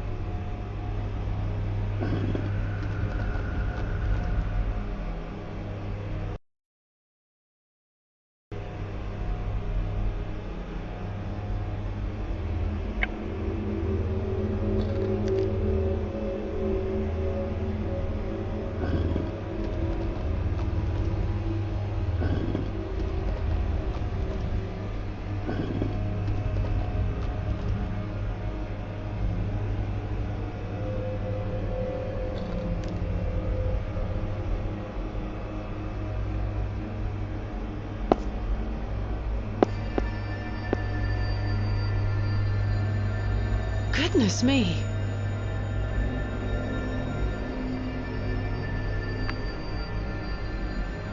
What in God's name?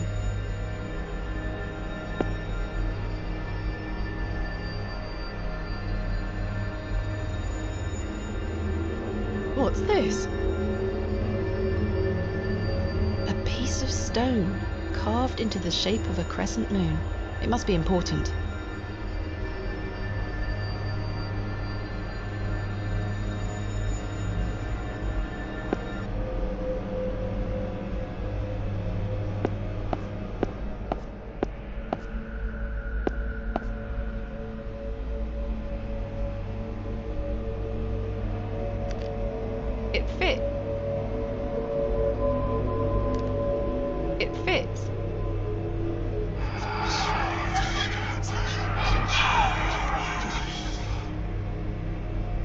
It's gone.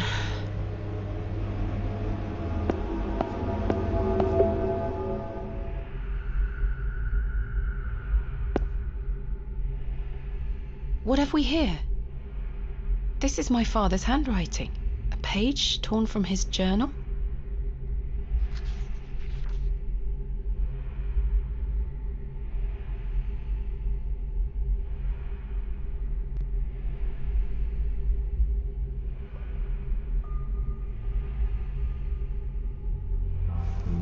Saxnot. Karja? Sarja? I have no idea what it means. Empty.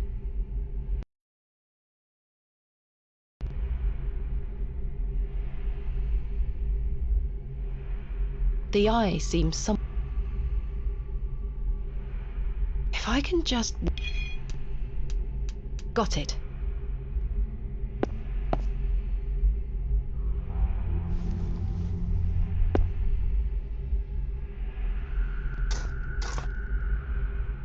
A goat has been buried here. How gruesome. A horn has broken away from the skull. I'll take it.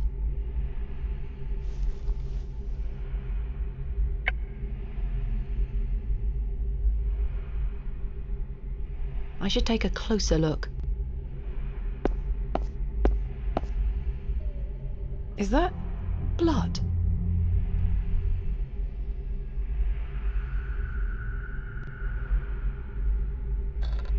The horn fits perfectly, as if by design.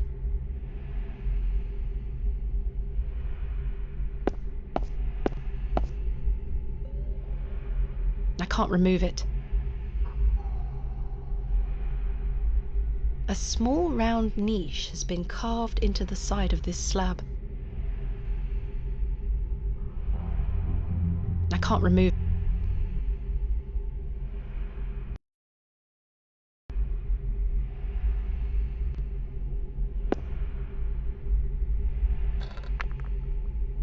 Remarkable. There's a key. I'll take it. A keyhole.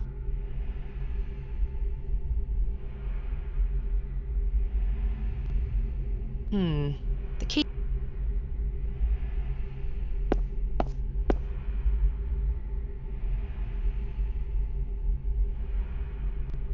It fits.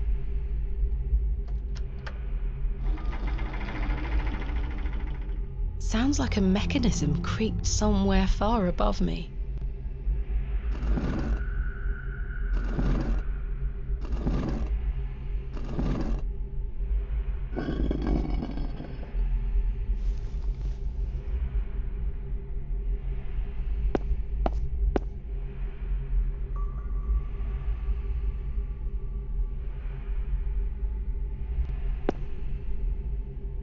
The key fits.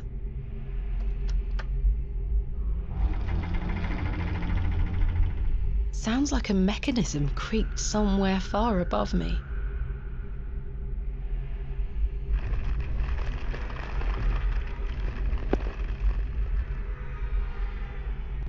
What a horrific racket.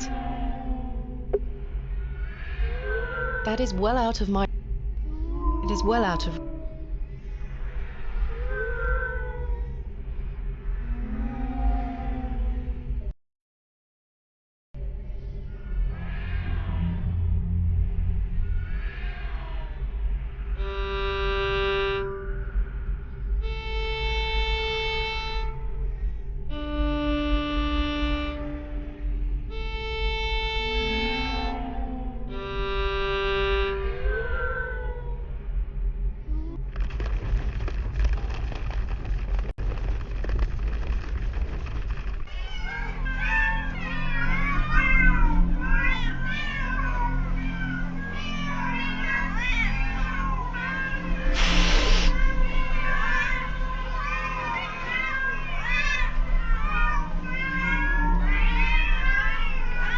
It's all just hogwash. Is this all in my head?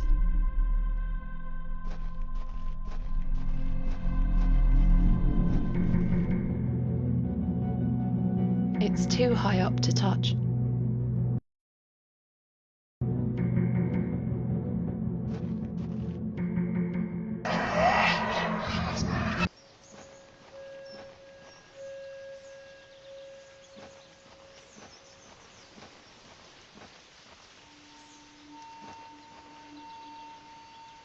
Father? With popish tricks and relics rare, the priests their flocks do gull. In casting out the earth take care. Huzzah! I've found a skull!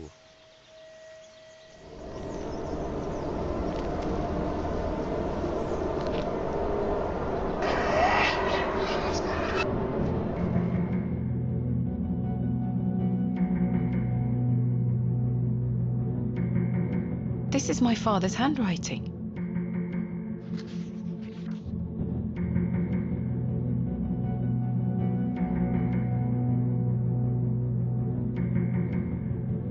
I don't understand. What is this tablet he keeps referring to?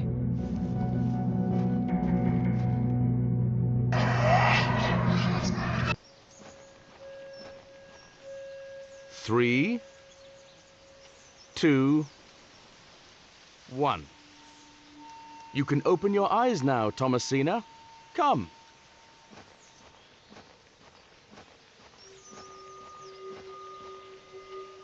Are you ready for your first excavation? Father! Capital. Make sure you remember everything I've taught you. I have a feeling you might find something special. Is it really you? I'll be watching from the steps, my little bird. Good luck!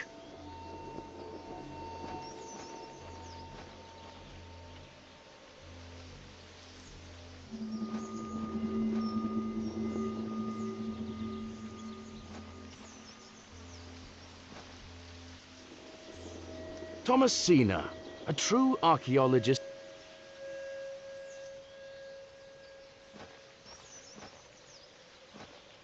I remember this.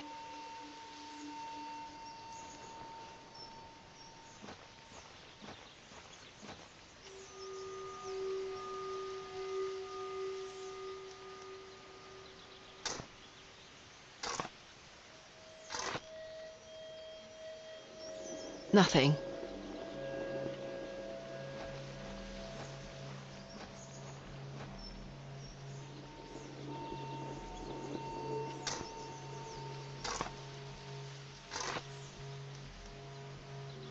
Nothing.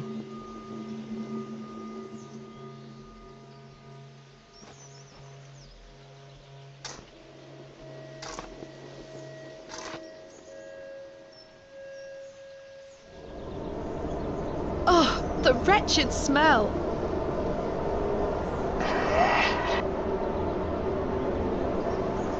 What is the meaning of this?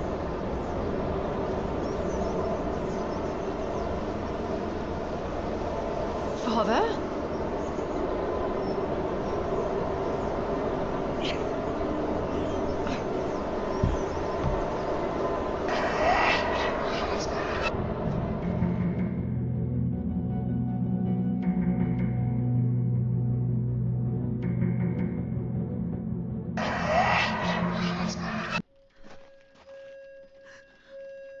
Thomasina, is that you? Father, it is. It's me. My dear, sweet little bird.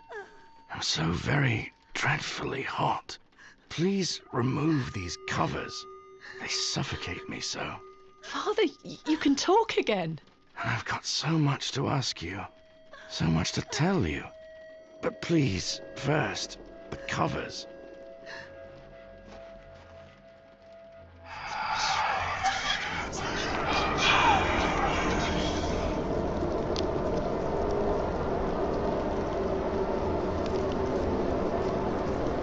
Father, your body. Oh, my dear, clever girl. You're so close now. How good it is to finally speak with you again. But... Don't worry. It will all be fine soon. You're close to the end, little bird.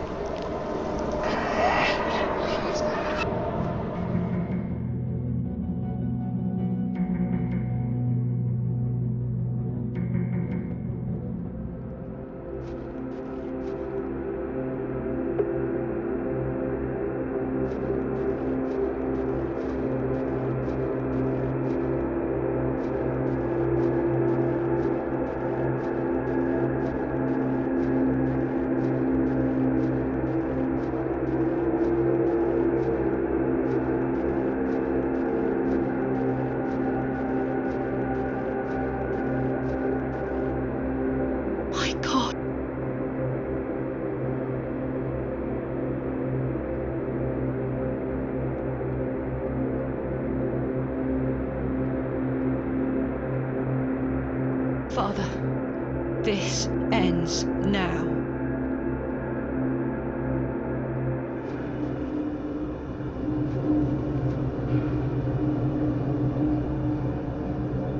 There's something here, in the soil.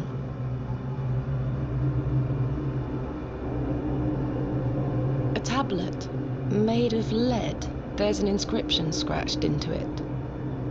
Aliges daemonium incantamentum. With mine blood shall thou be bound to the earth, and only with mine blood shall thou be freed.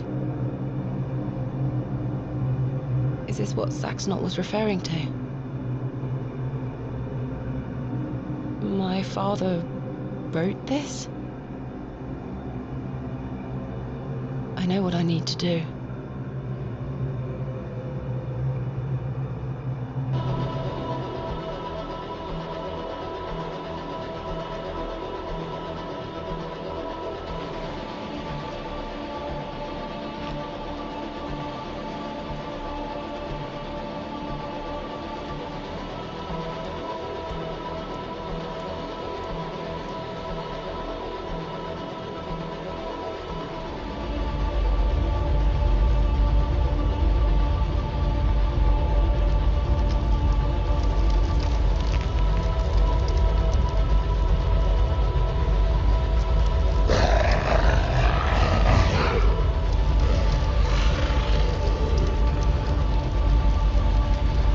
Still scarcely believe what I saw looming over me in that Stygian chamber. How does one even attempt to describe the indescribable? The vision before me defied all logical explanation. All my efforts to do so have fallen on deaf ears, merely providing a chance to be mocked, pitied, and dismissed as mentally unsound. I dare not commit that unfathomable glimpse to paper, but it was real, Mother. He is real. Not an imaginary terror, but a demon, a god brought to life.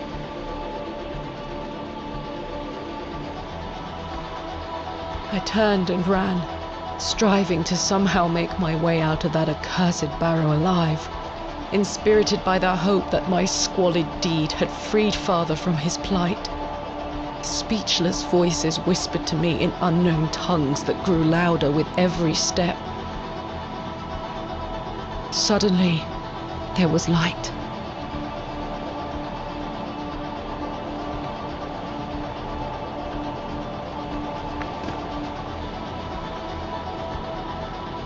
I saw him too. That night I saved your father. Ever since then, I've felt his corruption growing within me. It grew stronger and stronger as he raged against the incantation that bound him beneath the soil. I fought him with all my might, tried hard to bury him in the corners of my mind. Oh, Thomasina, how I tried, but I could deny him no longer. I became naught but an instrument. His voice became my own. I deceived you. I'm sorry. I am his now. Soon we'll all be his. Hail Abrexus Rex.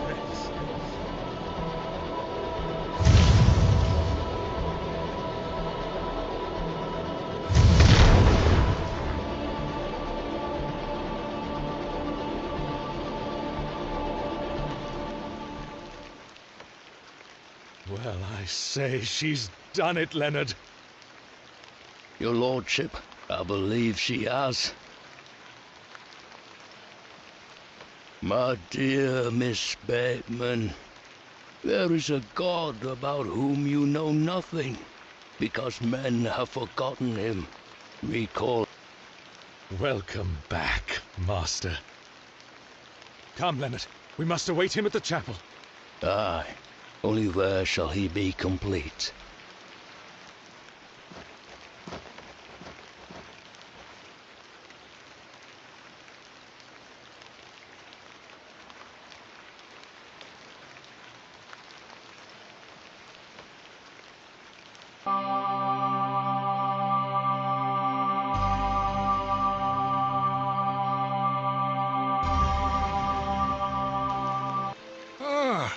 Miss Bateman, welcome back to Ticehurst House. It's been quite some time.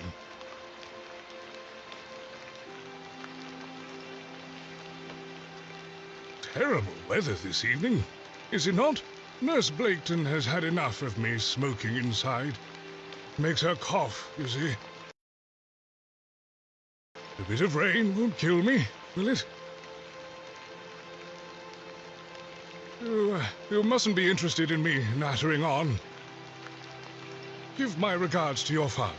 Nurse Blaketon is preparing his supper.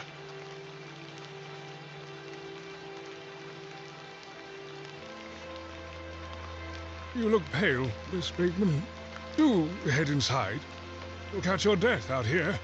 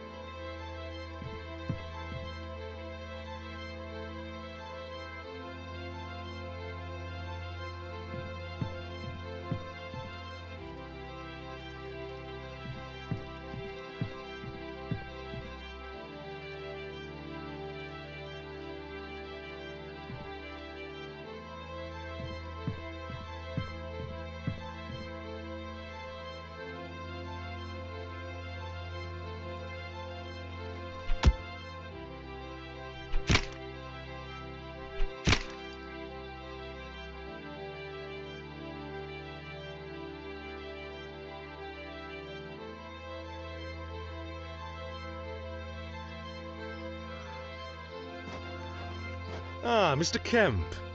Welcome. My heart is his heart, your lordship.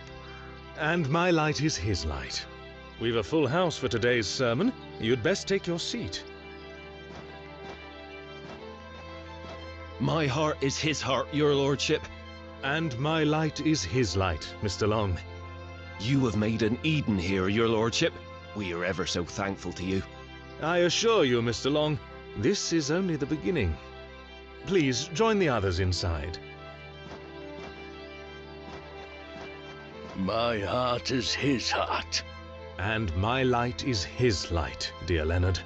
How are you feeling? Fit as a fiddle.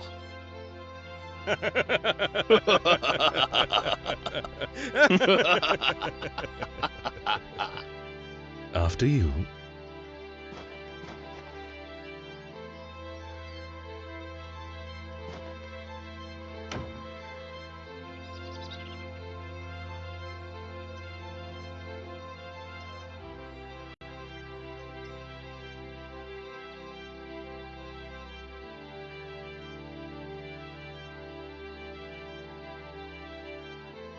And now I sit in this dismal room, day after day, year after year. Imprisoned and committed with seemingly little hope of redemption.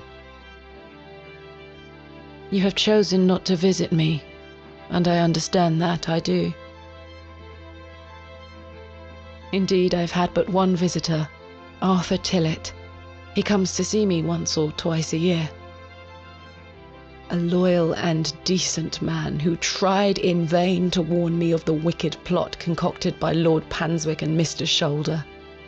Thankfully, Midland Railway accepted his transfer request.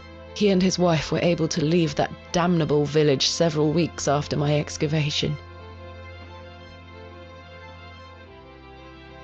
It feels like an age has passed since that fateful night at Ticehurst House, but finally, you have my full I thought I knew my father. As I look back on my childhood memories, I can only conclude that it was his wish to protect me from the true nature of his endeavours. But why didn't you tell me the truth, especially after what happened to him at Hob's Barrow? Why did you allow me to grow up idolising a man who didn't exist? I did not kill father. It was he that guided my hand. I was in thrall to that most malevolent force. Abraxas.